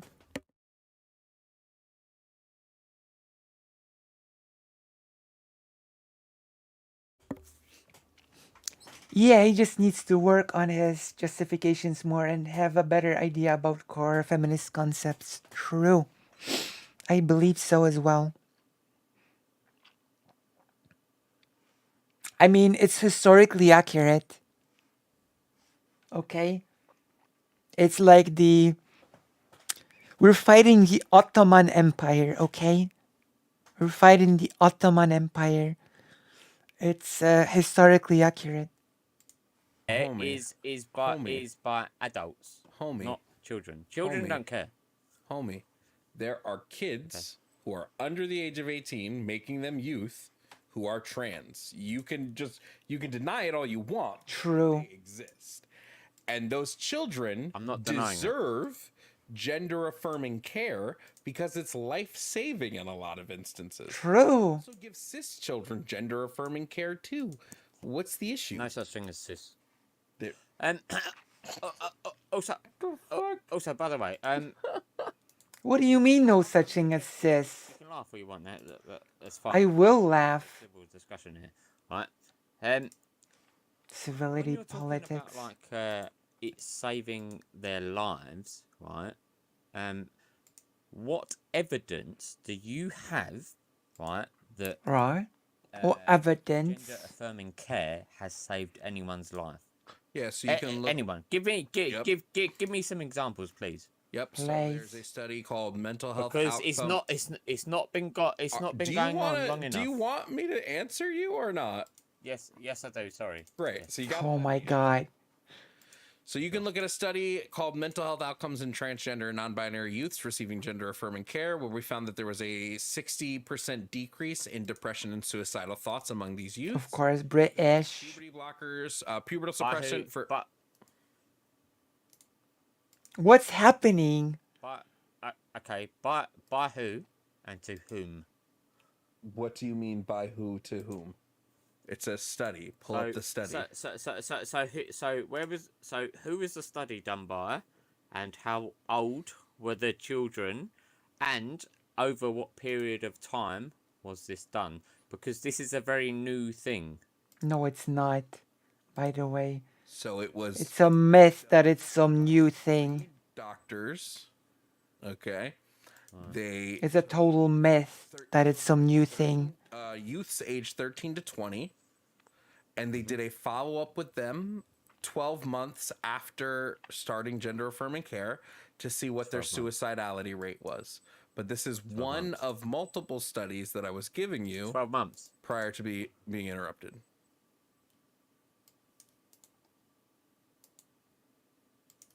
Yes, 12 months is a pretty long follow-up time of like when you start treatment to see how your depression is affected. Yeah, 12 months is a pretty good baseline. I would to an extent concede that 12 months is a Concede. good follow-up Or say, for standard like depression, right? But when you are having adults telling you to cut off your tits and your genitals, I don't think you know and what gender make affirming care is. okay, actually I do, because I've spoken to a lot of people about this. What and is it? actually, well, okay. Can I tell you my experience, right? When I was a kid, when I was about 7 or 8, right, I used to play around, right, with other different gendering things, right? I had sisters and stuff, right? I used to wear their underwear when I was a kid, right? I grew up to be a perfectly normal straight man that just dabbled in bisexuality, right? what? That makes no sense. What does wearing and most underwear have to do with bisect? experiences Oh my stuff god. as children grow up to be perfectly normal straight Nothing men. you described was a gender incongruence. True. So what is a gender incongruence then? A gender incongruence, let me pull up a good definition for you, is a marked, where did it go? I just had it pulled up. My god. Uh, What's happening? I want to, where is it? There's a really good definition that I have that I just keep always forgetting, so I want to. What's this person bragging about? A marked and persistent incongruence between an individual's experienced gender and their assigned sex.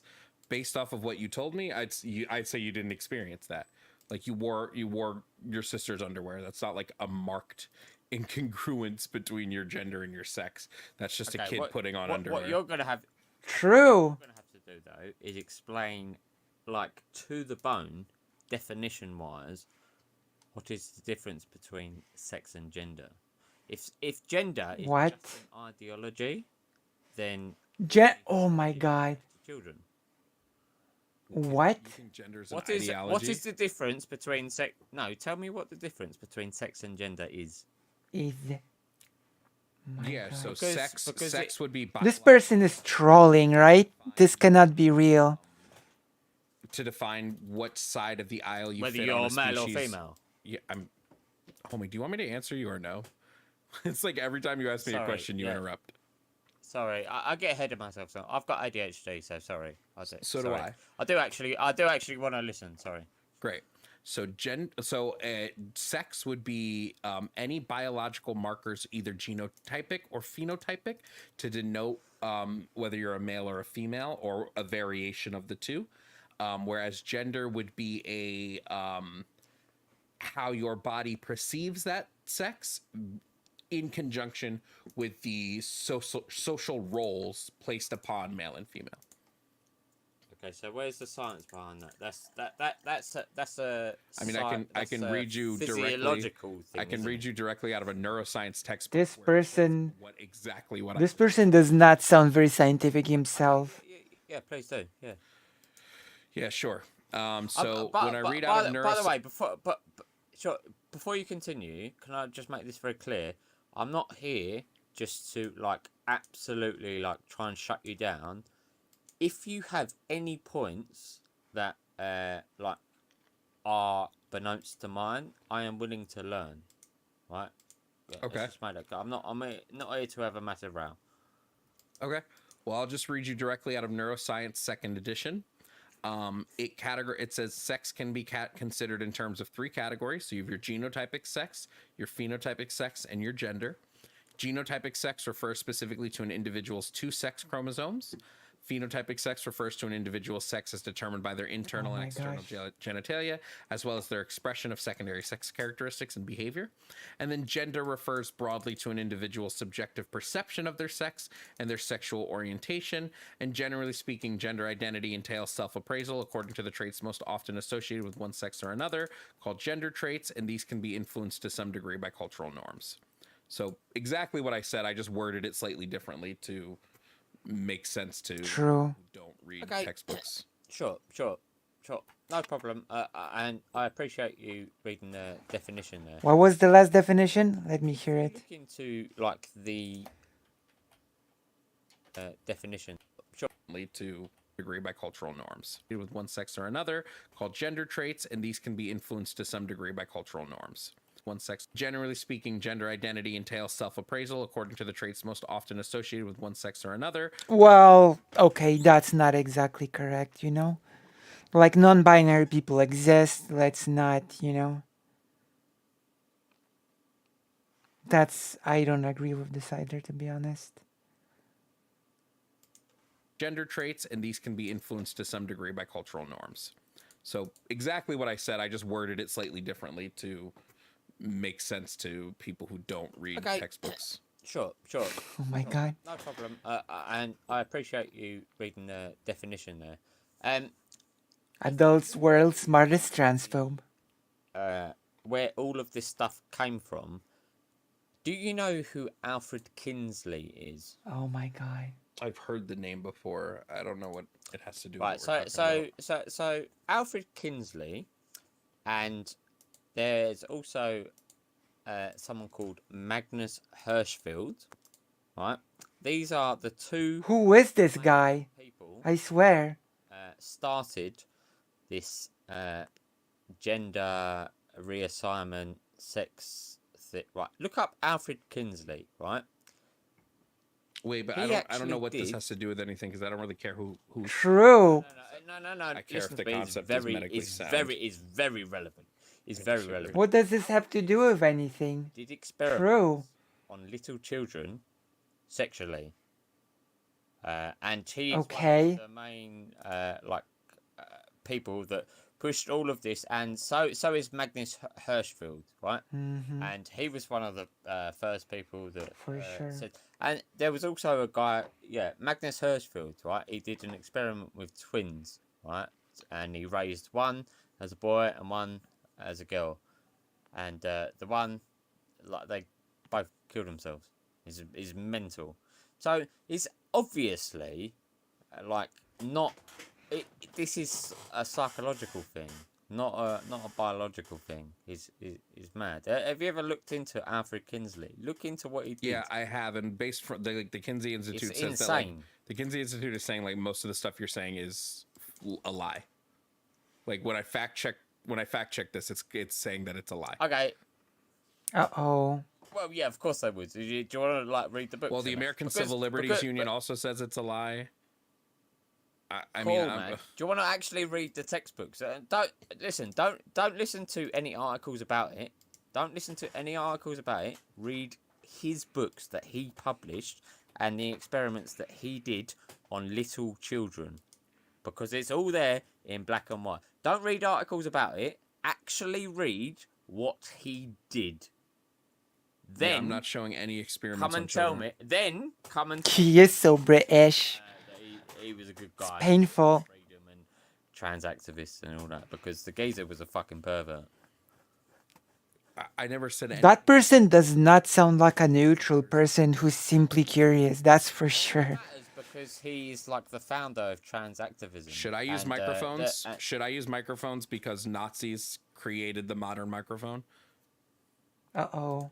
Does it matter that Nazis created like the tool, like specific things that we use in modern microphones to make them work? Does that matter? Or are all microphones bad? No, of course not. It's, Great. So that's like saying. So the person. no, just because I mean the person, that's like saying, yeah, I'm sure Right. Hitler used toilet paper. Yeah, it's Great. So yeah, of course. Albert Kinsey does not matter in this conversation. Then thank you. There we go. Oh my god. Okay, cool. Well, it's okay. I understand that, but Else's perspective, the point stands, I think. why this shouldn't be taught to children? No, I think we should be teaching children comprehensive gender education, so that way they are not confused. No, I think that's absolutely insane. Do you know children, right? It's okay. I will forgive him before. I will forgive it because I'll forgive it. Because it's in the service of a good argument. But we might as well. Modern microphone. Wiki.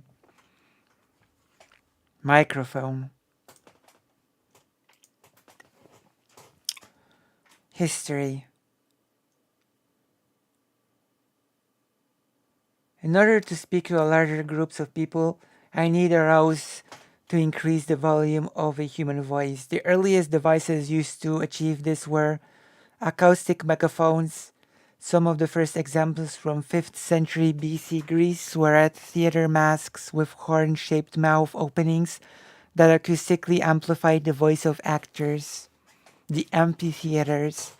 In 1665, the English physicist Robert Hooke was the first to experiment with a medium other than air with the invention of the lover's telephone, made of stretched wire with a cup attached at the end. Let me see.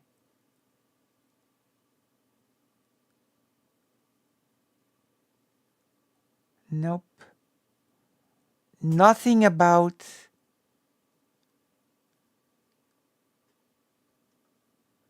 or something here. This was improved in 1930 by Alan Blumlein. But no, nothing about the Nazis. Sorry. I guess we've fact-checked this. You know? Like, yeah, that is incorrect.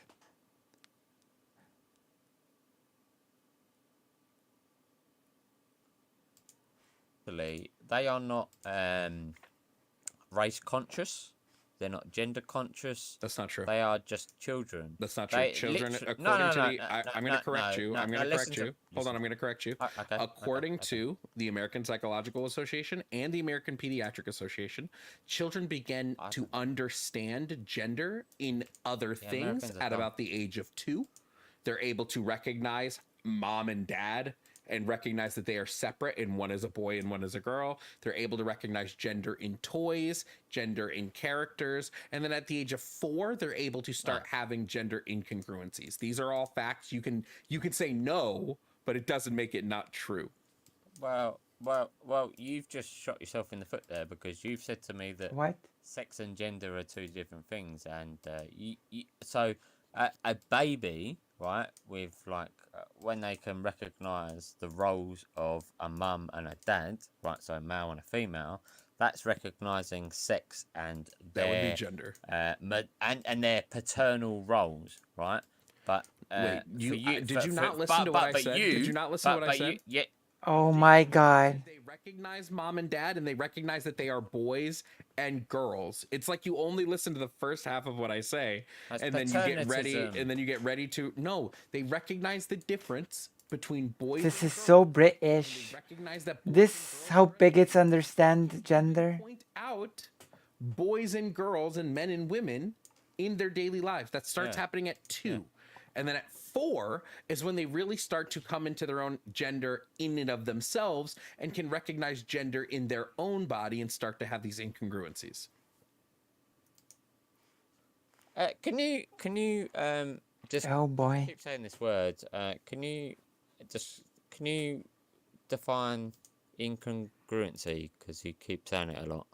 What do you mean by this? An incongruence Is it would like be like inconsistency? yes, to an extent, yes. It would be like an inconsistency, something that's not like, it's a lack of like harmony, a lack of agreement is another word. So yeah, so that's like what incongruent, like the state of Okay, not being in agreement So- with something or harmony with something, that would be an incongruency. cool. Okay. Cool. I just wanted to make sure we was on the same level there. You're not. You're not. You're not on the same You've level there at accepted all. And put back to me the fact that Oh my gosh. kids can separate and know naturally what is a boy and what is a girl, right? Yeah, by the age of 3, usually before their 3rd birthday, they can easily label themselves as boy or girl and label other people boys Sweet. and girls. By age Sure, 4, they start to man. develop their gender identity. No. That's adult. That is adults putting gender shit on them. It's not. Just leave them to it, and they will grow up to be perfectly normal, whatever It's they not. are. You're Do making, not. you're Do, making no, a no. claim with This no- whole no backing. gender shit. You're making a claim with no separating sex backing. from gender is absolutely mental. What making are you claims- doing? Mental. Indoctrinating claims with no young backing. kids. Sounds like child logic. It's mental. Claims with no backing. It's mental. It's Well, mental, tell mate. me why you need to tell any children after the age of 4 that True. be thinking about whether they are boys or girls or not? I That's don't his think we fucking need mental. to tell them anything. I think they have these you do. feelings. I don't know how many times. No, but you do. I don't know. You how do. many times you need to True. You force until you everything. learn to like let me finish a sentence. Sorry, I've had Great. ADHD. Sorry. Oh, sorry. It's not an excuse. I have it too. So again, I do actually want to have this conversation. Sorry. it doesn't seem like you do. You're very much listening to respond and not listening to actually hear what I'm saying. I'm not saying that we should be telling kids they have these incongruencies or forcing them on these kids.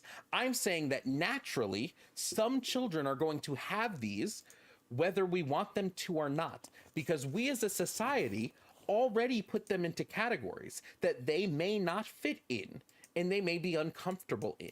So instead of forcing them to hide this stuff and to feel bad, we should be encouraging them to freely explore who they are and recognize that they may feel differently about themselves than we want to prescribe onto them. True. So if I have a child who comes to me and goes, I hate wearing dresses. I have a little girl and she says, I don't like wearing dresses. They make me feel bad. I don't like being called a girl. It makes me feel bad. She True. may not, the child may not be able to say, hey, I'm trans, but they can recognize that something feels off when I call them girl or daughter. So what I would do as a parent is I wouldn't immediately go, hey, let's throw you into therapy. Let's do this. I would just not call them girl. I would say, okay, cool. What do you want to be called? I'll give you that little bit of autonomy over yourself and that little bit of agency so that you don't feel like shit all the time. Little bit. Yeah, a little bit. A little bit. I would maybe concede a few things there. Right? Listen, God. when you are talking and when you're teaching children things, right? You have to be very delicate, right? Because I look back to when I was a kid, right? And I was very influenced by what people told me, right? Now, if I had an identity crisis, right, it didn't mean that I was a girl. It just meant that I liked certain other things, or I didn't like football, or I liked other stuff. It didn't mean that I want my dick cut off, right? But there are people out there that are actually pushing their children to actively like mutilate themselves. That's and not there happening. are and no listen, this is not like a conspiracy theory, right? There are plenty of cases I can show you of people that have regretted transitionary Oh my gosh. like surgeries, right? Yeah, so we've And done two. not only have loads of them Dog. killed themselves, loads of them are It's now not true. activists against the. Well, I've met one of them, so Great. Oh, you've met one of them. Studies So, on this. don't tell me it's a lie, because I've met one of them and I know one of them. I am going to tell you it's a lie. We have Hell Harmony is back. Didn't Hell Harmony say that this is boring and why watch? Hell Harmony, Poland is a Nazi state. I don't think you know what a Nazi state is, to be honest. We've done multiple studies on this. We have Fuck done you. multiple Alright. studies on this. One of them's regret Have after you? gender affirming Okay. surgery, which is a massive review of literature, and we found that the detransition rate of people who detransition What literature? The Near to literature none. doesn't exist because it's new. there is tons of literature on it. True, it's not new. What ones? Detransition. Go on, We've go been on, looking at tell me a book. Tell me a book. Tell me a book. Tell me a book. again, if you don't interrupt me, you will hear No, it. because you can't. No, because you can't. I was literally in the process of giving you a source, and you interrupted me to say, Okay. "Give me a source." Okay. You see how that works? Sorry. So listen, it's my ADHD. Sorry. Fam, Go I on. also have ADHD. You can't keep using it as an excuse. I have it too. Okay. Okay. I have ADHD, and also I'm annoying. So, sorry. I'll agree with that. So True. this first one is regret after gender affirming surgery, a multidisciplinary approach to a multifaceted patient experience. This is a study that found that the amount of people who detransitioned and stay detransitioned is 0.3%. Now, on the high end, you have studies such as gender identity 5 years after social transition, which puts the number at around 1.3 to 3%. But even on the high end, we're looking at a rate of people who detransition of about 3% of the population. That is not a lot of people, right? 3% of them is not a lot of them. So True. what's actually happening is the bulk of people who go through gender affirming care and even go through gender affirming surgeries stay transitioned, and they remain transitioned because it's making them happy, and it's what Yeah, they but- want to do with Okay. life. Okay. True. I will concede to that to some extent, but you have to understand when you're talking about like you can talk about gender affirming care, which is a very broad term anyway. But when you're It's- talking about gender okay. affirming surgery, like people that have gone through actual like transitionary surgery, that's a very new thing. So lots It's of not. people It actually really isn't. never made it to old age, right? So the stats on that we don't really know yet. It's Loads of really them not killed themselves, a actually. new thing. I think it's like 7 out of 10 or so. Oh no, that's a different stat I was thinking about. There is it is really high in the trans community. Who's really People high? that, like regret the transition. The suicide attempt rate for transgender people is anywhere from 30 to 50%. That's the attempt rate. Okay. But again, we have the numbers to show that after gender affirming care, that the percentage of people who feel depression and suicidal thoughts drops by 60%. Also, you keep bringing up surgery, but and you said we can talk about care and care is different, but read my first point again. I am only talking about gender affirming care.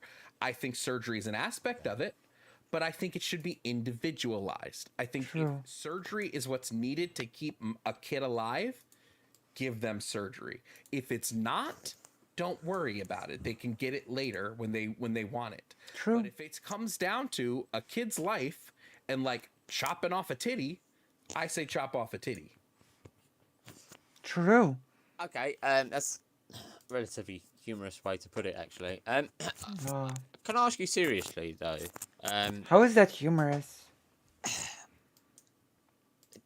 Do you, like, let's not make people statistics, right? Let's talk about people, like, because all of this stuff, like, it's the same with, like, abortion and stuff when you argue it. It's too Oh my God. circumstantial, right?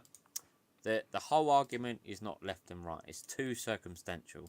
Two, not left and right. And there are certain cases where perhaps it may work, perhaps it might, and perhaps it might be detrimental. But would you not concede that teaching this stuff to people so damn young is going to mess with their heads a little? Teaching is bad. So first of all, I've been saying from the start that it should be individualized. Okay, that's what I mean. Teaching people things is bad. Not focused on stats. Second of all, no, I think teaching them comprehensive gender, sex, and health education is going to stop the confusion, because we have kids who may be feeling a certain way and go, well, I just think I'm trans because that's what I see. But if we teach them that there are other things, maybe they're just gender non-conforming, maybe they're gender fluid, My gosh. non-binary, maybe they're this, maybe 12-year-old sense of humor. True. understanding, and won't just jump to the first thing they see on TikTok because they've had Like, I was only like 4% with supportive family, but could be as high as 60% depending on the area if the parents aren't supportive, right? people who are educated in gender formally help them through that, as opposed to Okay. I went and saw Kelly Kerrigan on TikTok and now I want to chop off a titty.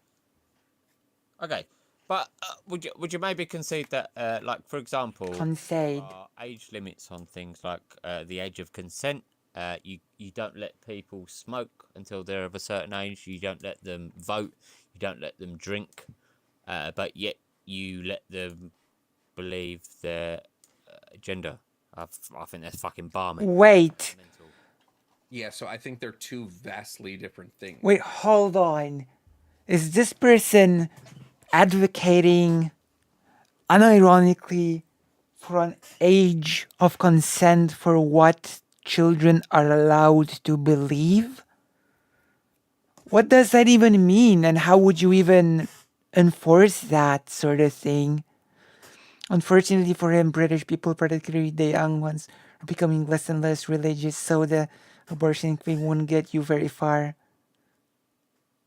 Like, what? You should be an age of consent on what you believe? I don't think they are. I think Thought policing based on age? are vastly different. Everyone has gender, right? Everyone has a gender in them. What's But happening? you admitted earlier that gender is conceptual. What do you mean when you say conceptual? So gender and sex. You said earlier that sex, right, is biological, right? And everyone has gender, and gender is conceptual. I said that gender is subjective to the person. Same thing. It's subjective, conceptual is the same thing. So my gosh. if you can't let children vote or smoke or drink or do drugs or any of that stuff, why do you think it's pertinent for them to be able to choose Who they are? if they want to cut their dick off or not? So I was answering this question before I got interrupted by you again. So I'll Oh start. my answering gosh. Again. I think that all of these children have a gender identity that begins at around 4 years old, and that gender identity should Mate, be respected. I thought I was Spider-Man when I was 8. Oh, I know this argument. Oh my gosh. And no, this person probably didn't even really think he was You're Spider-Man. annoyed that, You wanted to that I talk so bad. piped I'm in giving you there. the floor. Okay, so I know you're annoyed that I just piped in there. Yes, stupid people are annoying. Really, and I really, really, really want you to Really, explain this in, really, right? If really. children aren't allowed to vote or drink Vote, or smoke smoke, or any vote. of these decisions, Oh my why god. are we teaching it in schools to little kids that Schools? haven't gone through puberty yet, don't really know Puberty. who they are, or don't really think about this stuff? Also, What do they're you... not even really race conscious, right? And they're like Why do you... race theory and all this I was- nonsense. What does race has to do with And- this? and you're With telling the them that Spider-Man nonsense. I was literally answering this thing that you keep asking me. The third time I was trying to answer it, and you interrupted. True. Would you like me to answer it or no? How do you engage in something like that? yes, please, I'll shut up. Great. So again, based on all the research, What does race has to do with it? children become conscious of gender as early as 2 years old and become aware of their gender identity as early as 4. Yeah, kids are not inherently racist. That's right. Nothing you say defeats the fact that we've studied this and show this Wow. through the research. Now, if you have a child, It is sad, but they did choose to come to a public then what debate everyone's thing. calling them, that's going to lead to distress in the child, and that's Yeah. to higher suicidality among this particular group. My goal is to get these kids to not want to blow their brains out.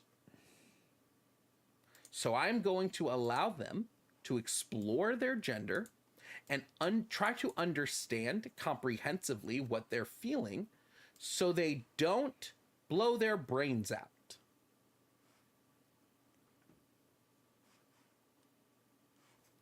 Silence. Okay, can I Okay. respond? Go ahead. Oh my god. Okay, so Oh my god. you're American, right? Correct. So So, we call elementary school primary school, right? When I was in primary school in the 90s, primary school, yeah. at no point did I ever, when I was like wondering, who am I? What am I doing in my life? This, that, and not at no point did I ever want to blow my brains out. You weren't experiencing gender incongruency, so why would you? No, and I tell you, and I tell you why. No. No adults told me about it. What? That's stupid. Okay. No adults in the 90s Adults. told children about transgenderism. So no. There is... children can Okay, that's a dog whistle. think about it. There is no such thing as transgenderism. It gives them a mental condition. You are Ah. making children mentally ill. That is so much By proxy. science. Oh, by Sorry, proxy. I'm looking around for the relevancy. I can't find it. You are I can't find the making relevancy. True. you are making children mentally ill by proxy. What? This person's just saying things, right? Based on what? True. Based on what? Based on basic fucking psychology. Oh. Basic psychology is what tells us that children have gender incongruencies as young as 4. What the hell? So try again. Yeah, in the last 10 years.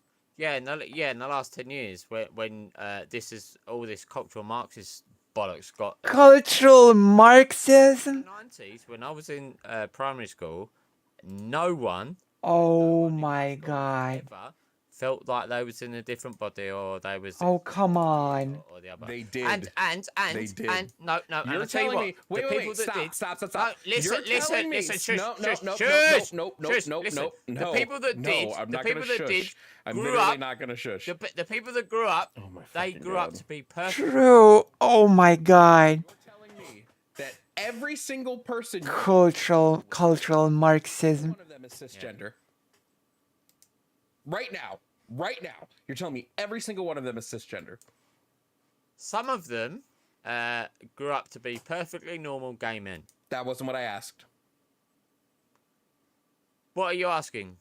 It did. Oh my god. Single person you go to school with grow up to be cisgender? Yes or no? I don't do that cis thing. Yes don't, or no? I don't do this cis thing. Yes. No, I don't. I or don't know what no? that means. Because I have a What? feeling if Explain cis. it means What you're is not this? trans. Really simple concept.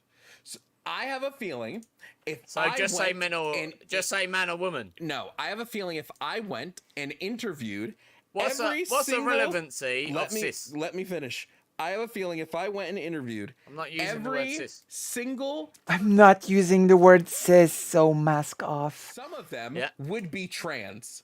And I have a feeling that if I asked them when you started school in the feeling this 90s, way, they would say an age you would fucking be surprised of. Anyway, knock knock. No. Knock knock. I mean, No. No. turn out to be Knock, knock. perfectly normal gay men. knock knock. He got about to get kicked. Not you. Oh my god, come on. Cultural Marxism. This person went mask off so quick. It's not even funny.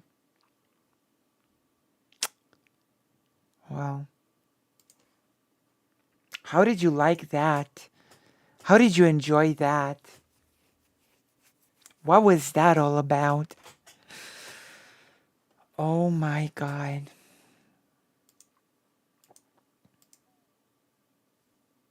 That was good. That was horrible. But I'm gonna be honest. Just ending that call was the right call. Okay? Just ending that was the right move. Ridiculous. You know? I was just ridiculous.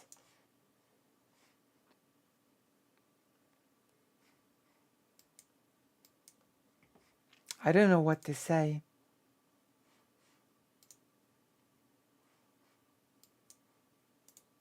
You know?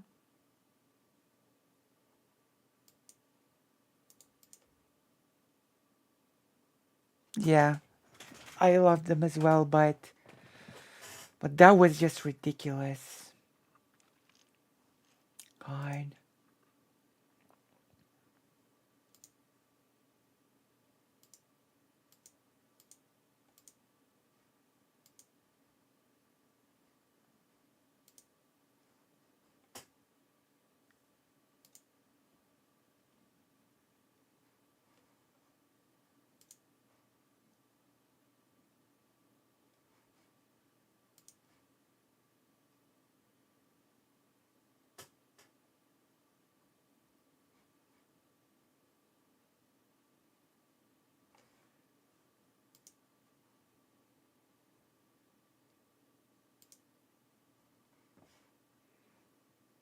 I'm gonna have to bring in more peasants from here. So what do you do now? More reactions or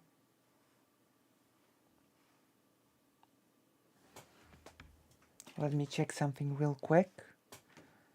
We've been streaming for over 4 hours actually. You know?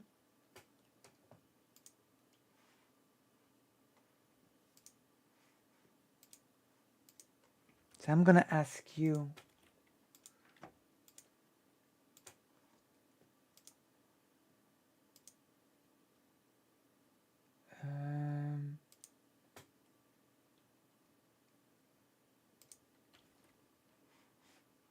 What's happened to the game voice?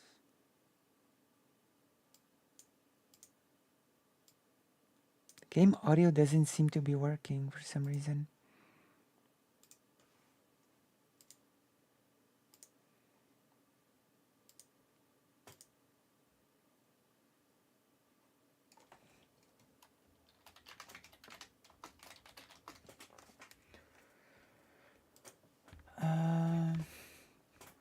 I don't know what's happening with the music.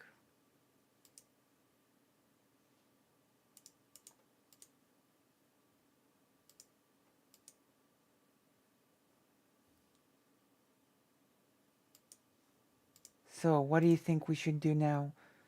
More react or simply play the game? We've built a new base.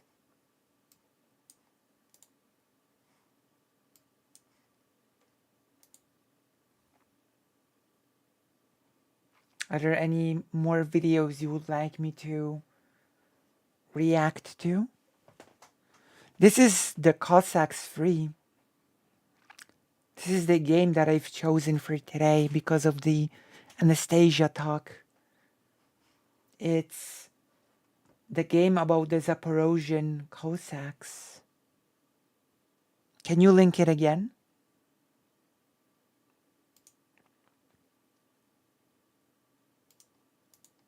Yeah, we're playing as the Cossacks right now.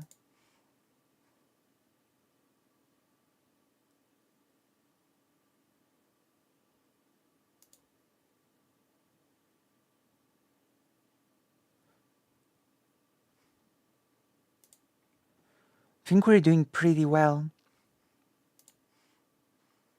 As always, if you're enjoying this content, please consider supporting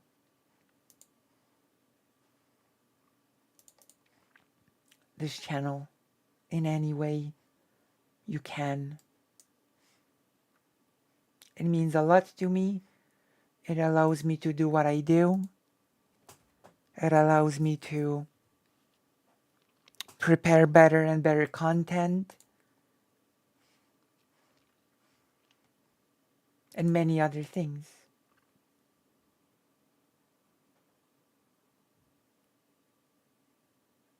Repeat the themes. We do like our themes repeated.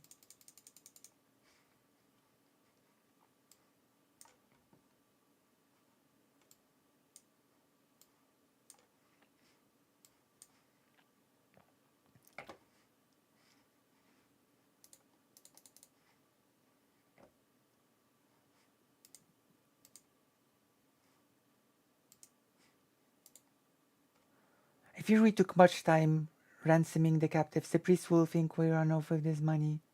Damn it. Oh my, what a shame. I ought to atone for this and liberate the captives with my blade. Yes, they must not be abandoned to their fate. True.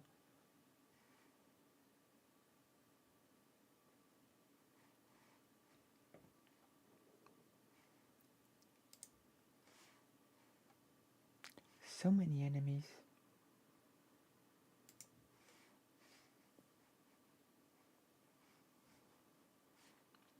I wish we had music and stuff, but apparently that's not possible for now since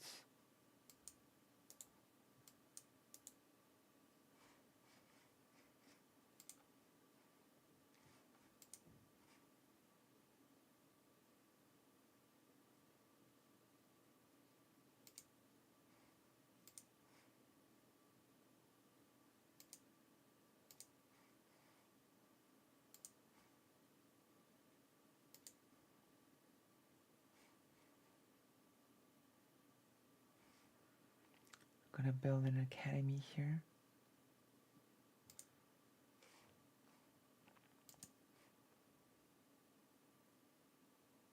We need more wood.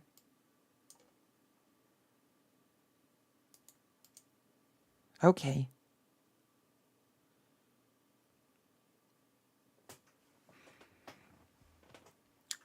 I don't know what's happening with the music, honestly.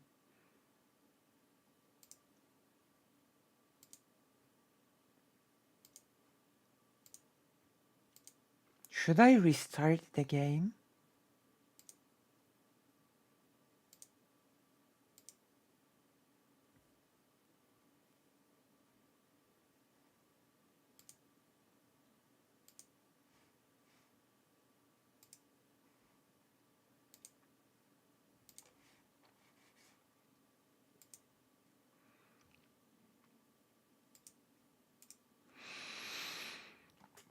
I'm gonna restart the game. Oh my gosh, but I already restarted. How can... Music is nice in this game.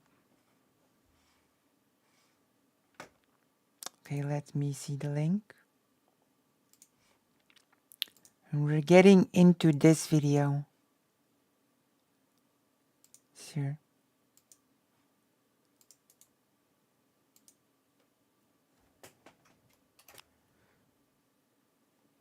What's Should this? transgender teens transition?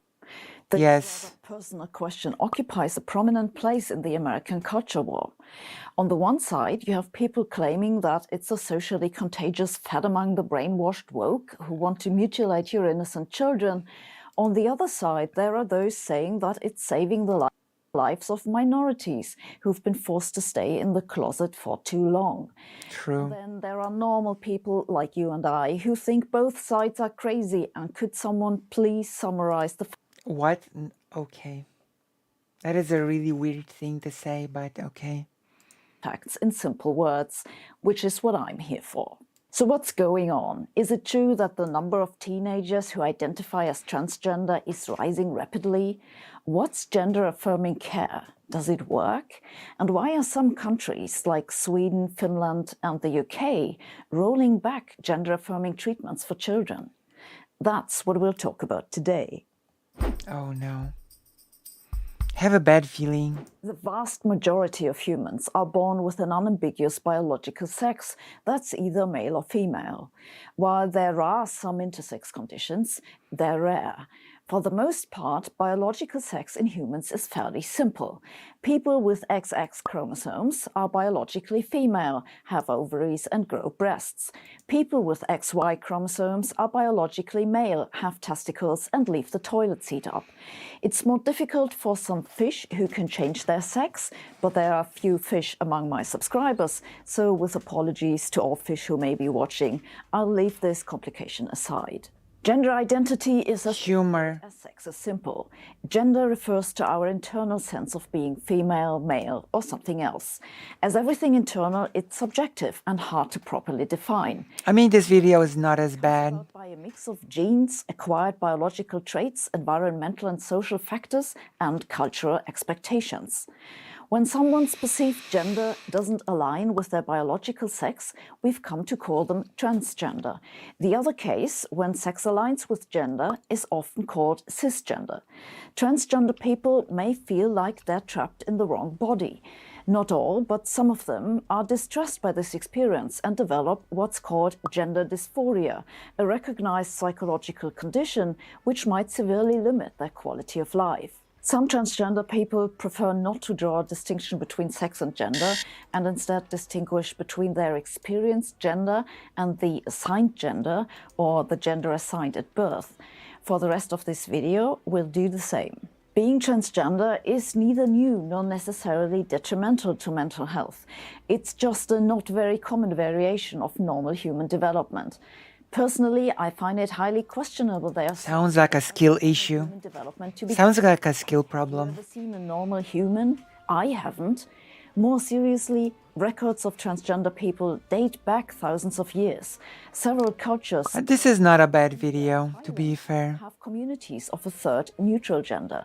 Unfortunately, transgender people have historically been stigmatized in many societies, have been ridiculed, been targets of violence, and been forced to fit into the binary masculine-feminine. To be fair, there were societies in which trans people were like considered very highly in society, like in India. You know? Pattern. In many places, this is still happening, and in some countries, Yeah. such as Indonesia and Nigeria, being transgender is still illegal. The combination of social and physical That's challenges horrible. makes the lives of transgender people, especially young ones, difficult. A 2017 survey of 125,000 American high school students found that transgender students were much more likely to report having suffered sexual violence while on a date, a problem that affects more than 1 in 5, and about 1 in 3 reported having attempted suicide. That's more than 3 times higher than the suicide risk among cis women. This is why, starting in the 1970s, the medical profession took steps to prevent psychological distress of transgender people, the Dutch leading the way. This isn't a history channel, so I won't go through all the twists and turns. Let me just tell you how gender dysphoria is defined today. Psychiatrists think- classify mental disorders using the Diagnostic and Statistical Manual of Mental Disorders. I think this video is okay. Its latest edition is the DSM-5-TR, that's the 2022 update. It specifies gender dysphoria in children as a marked incongruence between one's experienced or expressed gender and assigned gender. So basically like in the debate, right? That is accompanied by a strong desire to be of the other gender or an insistence that one is of the other gender or some alternative gender different from one's assigned gender. It must be associated with significant distress and at least 5 other symptoms, such as a strong preference for toys or clothes stereotypically used by the other gender, or a strong dislike of one's sexual anatomy. That's the diagnosis of gender dysphoria. Now let's talk about this self-identification as transgender. The share of people who identify as transgender in the developed world is typically around 0.5%. For example, in the 2021 UK government census, about 0.5% of people older than 16 answered no to the question of whether their gender is the same as their sex registered at birth. The US Census Bureau did a similar survey in 2021 and saw 0.6% identifying as transgender. A 2021 census in Canada among people aged 15 and older saw 0.19% identify as transgender and 0.15% as non-binary. Curiously, though, the fraction is considerably higher among teenagers than among adults. For example, last year a survey from the Williams Institute at UCLA found that in the age group 13 to 17, the percentage of Americans who identify as transgender is about 1.4%, more than twice as high as that among adults. And while the percentage of adults that identify as transgender has remained roughly stable, that among teenagers has almost doubled from 2016 to 2021. It's a steep increase. In the United States, the number of gender clinics which treat children has grown from basically none to more than 100 in 15 years. Just like the wrinkles in my face, a good reminder that correlation is not causation.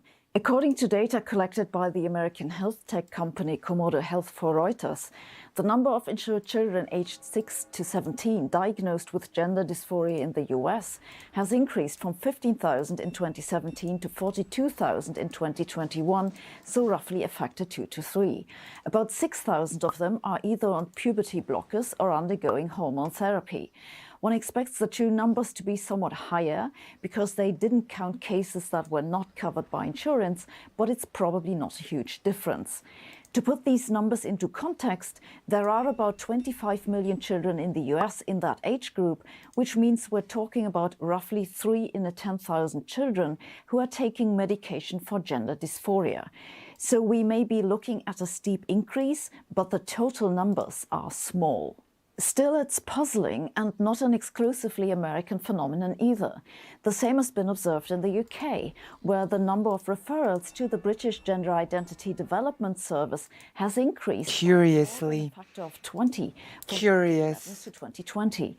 It's also been seen in Sweden and in Canada and pretty much everywhere where they've collected numbers. Yeah, that's Curiously true. enough, the big bulk of the increase comes Cis men do the most. female at birth wishing to transition to male.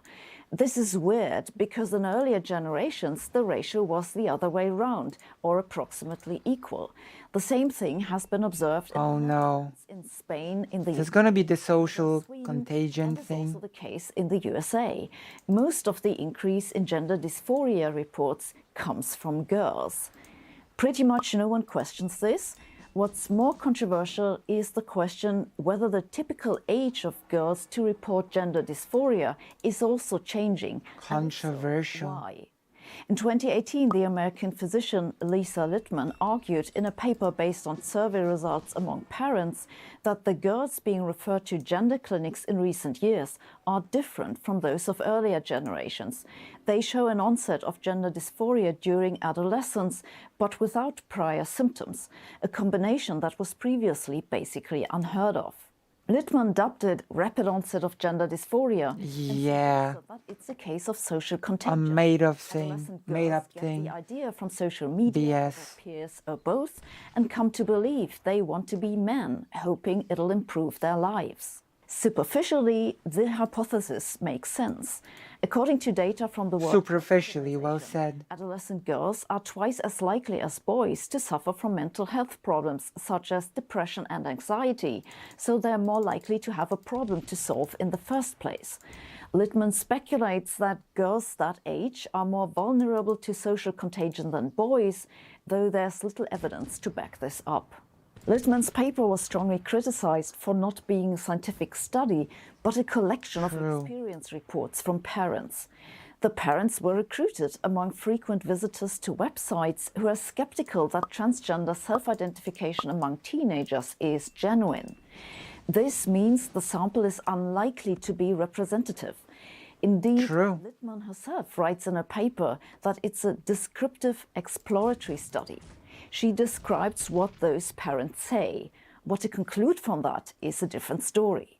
A paper that came out in August last year claimed to have found evidence for the absence of this rapid onset symptom.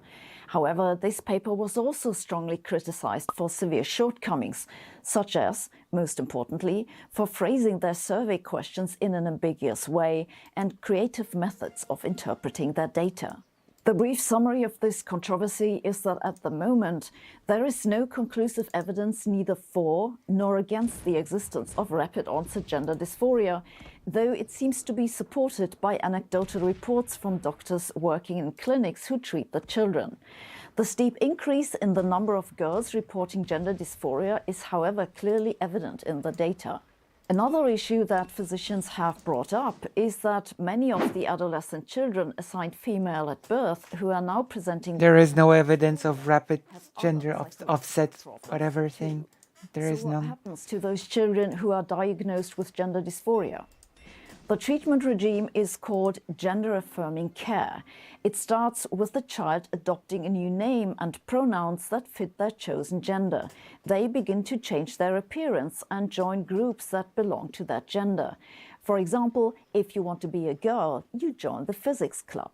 At the age of 10 or so, they begin taking puberty blockers, which are drugs which prevent the onset of puberty and stop the development of secondary sexual characteristics, such as breasts, body hair, or collections of sanitary pads from every possible brand in existence, which is what happened in our household.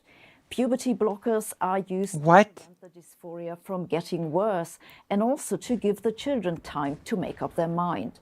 The medication is typically given as injections, either monthly or every 3 months, or through an implant placed under the skin of the upper arm, which needs to be replaced every 12 months. If the children and their parents wish to go forward, then at the age of 15 or so, they proceed with hormone therapy to induce puberty of the newly chosen gender. This means those assigned male at birth take drugs to block testosterone and instead increase estrogen levels. True. Those assigned female at birth instead suppress estrogen and take testosterone. At least in previous cohorts, most children who took puberty blockers continued with hormone therapy. according to estimates from the Netherlands, as much as 95%. Some of them might eventually choose surgery to reshape genitals and breasts or remove internal organs. But surgeries are almost always delayed until adult age. They are basically unheard of in children and are very rare in teens. The American healthcare system isn't exactly known for being affordable, so you won't be surprised to hear that the costs for gender-affirming care in the US can be substantial. Costs for hormone therapy are typically $100 to $200 a month, plus expenses for the doctor's visits and the counseling. Surgery starts at $3,000 to $10,000 for top surgery, whereas bottom surgery typically costs around $25,000. And let's be clear that those innocent-sounding euphemisms mean they're cutting off parts of the anatomy that'll never come back. This is only the cost for the surgery itself, not the care they'll need afterwards. Oh my God. No reliable numbers on the total True. cost, but experience reports that you find online say the total expenses for gender It's very British, very centrist. $100,000 even with insurance coverage. Okay, so some people are making a lot of money with this. Does this work? Puberty blockers work in the sense that they block. Oh yeah. Side effects include, but are not limited to, weight gain, Trans people are... reduced growth, and a significant decrease in bone density. Oh wow. People are making so much money on this. Raking in the money. Oh my gosh. If you want to be rich, just go into gender affirming care, of course. The effects of those drugs are often described as being reversible in the sense that normal development resumes once children stop taking them, but this is a dangerous oversimplification. There are few long-term studies on people who have been taking puberty blockers, but those that exist show that bone density is unlikely to entirely recover, which means a lifelong increase of the risk to break bones. Other studies have suggested that taking puberty blockers increases But it is also the studies also show that this decrease is negligible. Negligible, okay? Like nobody's making money off this kind of stuff, not in a way that she's talking about. Also, why is making money off of something bad to these kind of people? It's bad when it comes to trans people because you can turn it into a narrative. That's why. risk of heart problems and may result in genital underdevelopment or fertility complications. Though I have to warn you that at the moment, none of those studies are particularly conclusive because the sample sizes are small. On top of this comes the psychological problem that not entering puberty when all your peers do isn't easy to cope with either.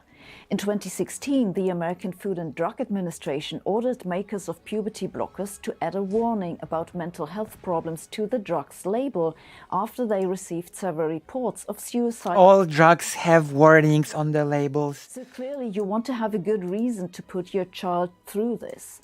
Unfortunately, the evidence... Literally all drugs in the world have warnings. ...children presenting with gender dysphoria is slim. Some studies have found a small benefit in the reduction of suicidal tendencies, but these studies didn't have control groups, so the benefit might have come simply from receiving a treatment and being cared for. Other studies have found that puberty blockers given to kids with severe and persistent gender dysphoria had no significant effect on thoughts of self-harm or body image. The UK's National Institute for Health did a systematic review of the literature in 2020 and found that the results of the reviewed studies were of very low certainty and that the studies suggest little change with puberty blockers from baseline to follow-up in gender dysphoria, mental health and psychosocial impact. They also say that, quote, studies that found differences in outcomes could represent changes that are either of question... We're literally going hard with all of the horrible arguments. No control groups for hormones. This is BS. We've already done literally 3 separate streams debunking those claims. Like, this is not good. Not a good video. Puberty blockers have been used for children for decades, It's already been studied. We already know what it does. Why do we care about trans kids doing the exact same thing as cis? True. Clinical value, or the studies themselves are not reliable and changes could be due to confounding bias or chance. End quote. Let's then look at hormone therapy that replaces the hormones of the assigned gender with that of the chosen gender. This is usually done at the age of 16 to 18 or so much later than the usual onset of puberty. When hormone therapy is later discontinued, some characteristics such as skin texture, muscle mass, and fat deposition are partly reversible. Others are not. Adam's apple protrusion, voice changes, male pattern baldness, and breast development are irreversible once developed. That's Even estrogen won't make it come back. Sorry, guys. that's not that is actually not true. Male pattern baldness is actually reversible through hormones. So I don't know where this person is taking this information from, but for trans women, the combination of blockers and estrogen does actually lead to hair growth. That's one. And two, male pattern baldness caused by testosterone for trans men is also reversible. So I don't know where this person's getting her info, you know? I don't know where this info is coming from that it's not reversible. The effects of hormone therapy on fertility are presently unclear. Does it benefit the well-being of transgender people? Just a few months ago, a team of American researchers published the results of a study on gender-affirming hormone therapy in adolescents. They followed 315 transgender and non-binary participants aged 12 to 20 for 2 years. In the abstract, they claim they found an increase in reported appearance congruence, that is, how well the participants gender aligned with their appearance, positive effect, so not very and good. life satisfaction. They also found a decrease of depression and anxiety symptoms. These decreases are statistically significant, but that doesn't mean they're large. Life satisfaction, for example, increased by 2.3 points per year on a 100-point scale, and depression scores decreased by 1.3 points per year on a 63-point scale. You might say that's better than nothing. I mean, the combination of hormone blockers and estrogen does actually create a combination that increases hair growth. So yeah, hair recession is actually reversible.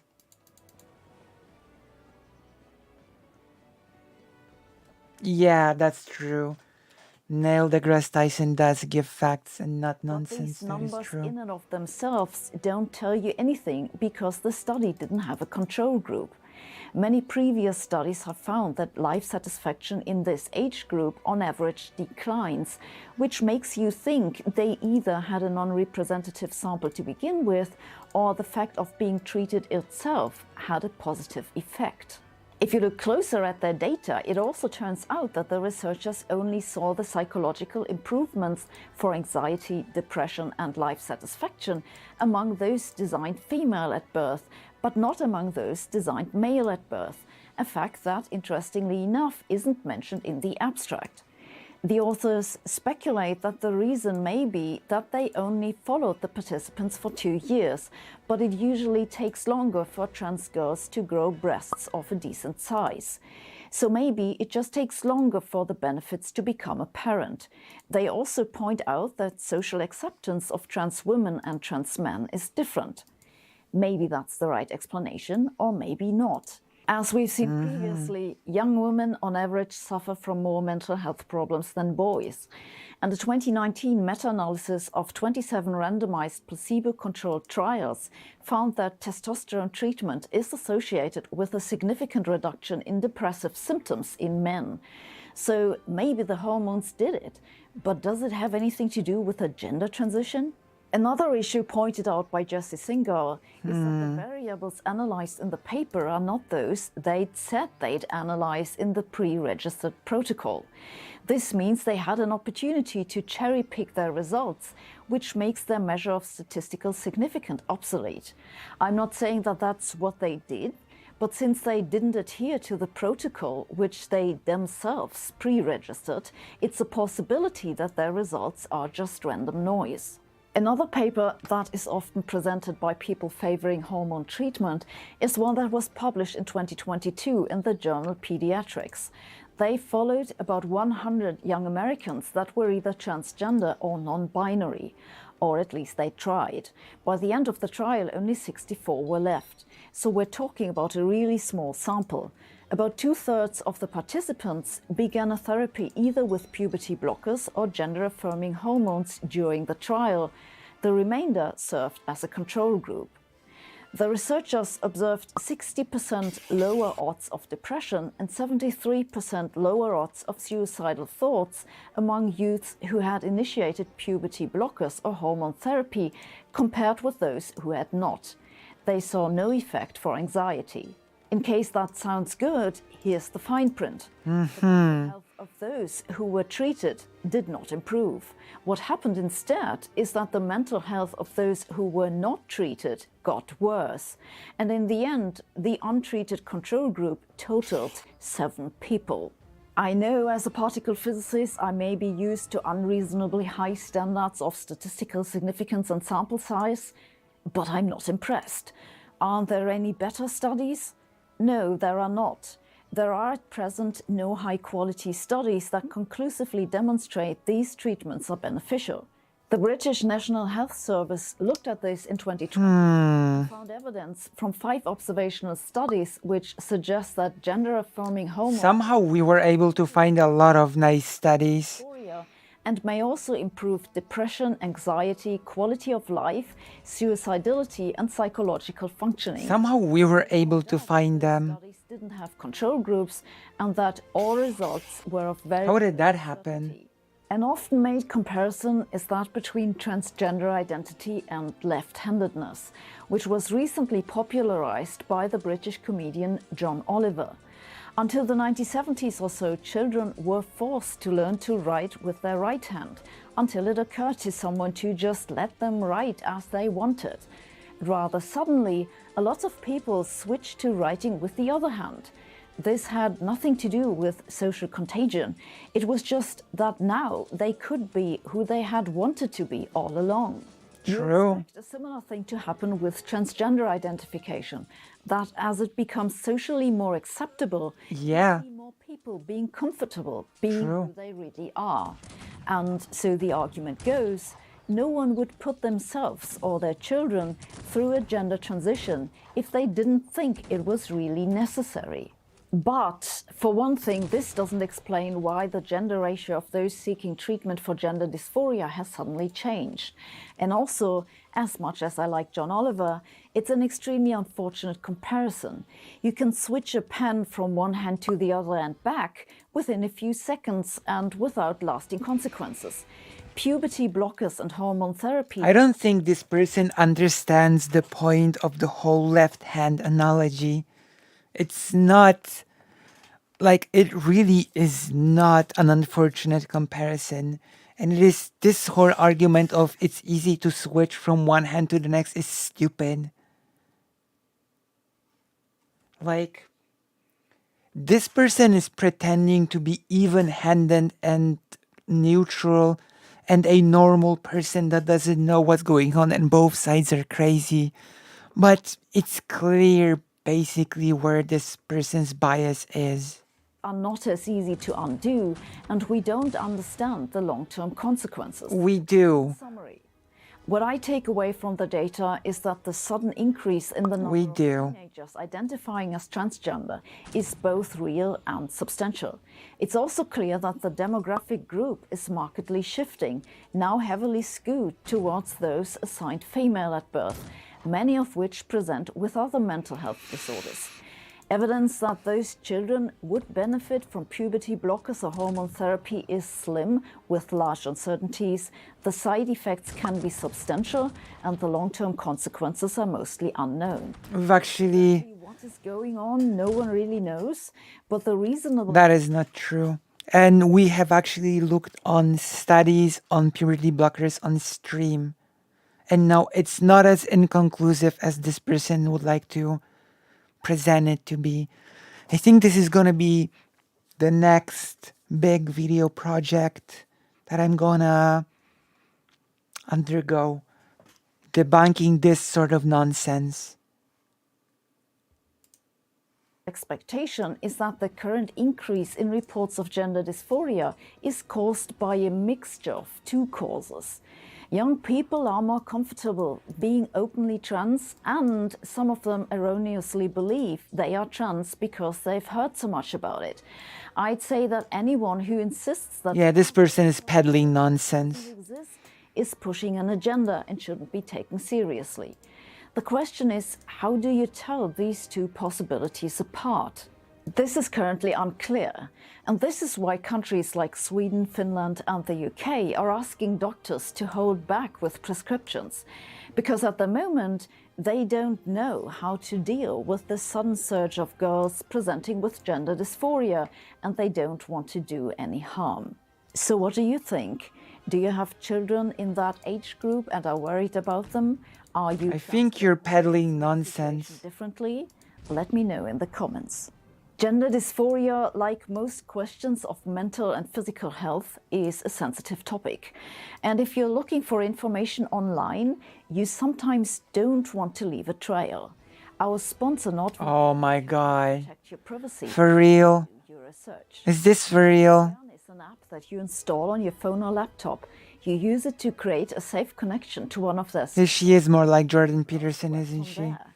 This keeps your data private even on a public wireless. Oh my god. NordVPN also comes with a threat protection that keeps you safe from malware, trackers and malicious ads. For real. You can combine it with We're gonna be debunking this. NordPass and a I've decided. platform to store and share files called NordLocker.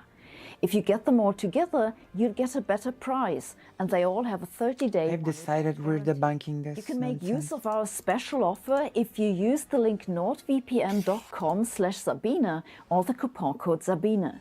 NordVPN is super easy to use, runs on pretty much all platforms and installs in a minute. NordVPN has more than 5,000 servers all over the world, and you can choose one. This is pretty cool because it allows you to access websites in other countries by using a server located there. So if a website or video is blocked where you are, that's an easy way to solve the problem. Once again, that's nordvpn.com/Sabine or the coupon code Sabine for our special offer. Links in the info below, so go and check this out. Thanks for watching. See you next week. Great. Well, that's it. It's like whatever. I guess this gives me a new goal for a video. Okay, I think we've had like a very nice stream. I think we're gonna stop it here. Thank you all for coming. I hope you've all enjoyed the Anna conversation, and I hope you're finding the streams overall to be fun. If you're enjoying what you're seeing, if you want to see more, consider supporting this channel as always. I'm gonna be making a whole thing about this person's claims, so don't you worry about that. I have had enough of people that claim that those things are experimental, and there are quite a few of them. we've done the research streams, and I need to compile them into a comprehensive video. And that is what I am going to be working on starting, well, today actually. Okay, so thank you. I'm gonna go to sleep now because I need to be up very early in the morning. Love and solidarity, and probably we're going to be playing more Cossacks in the future. Good night. Thank you very much.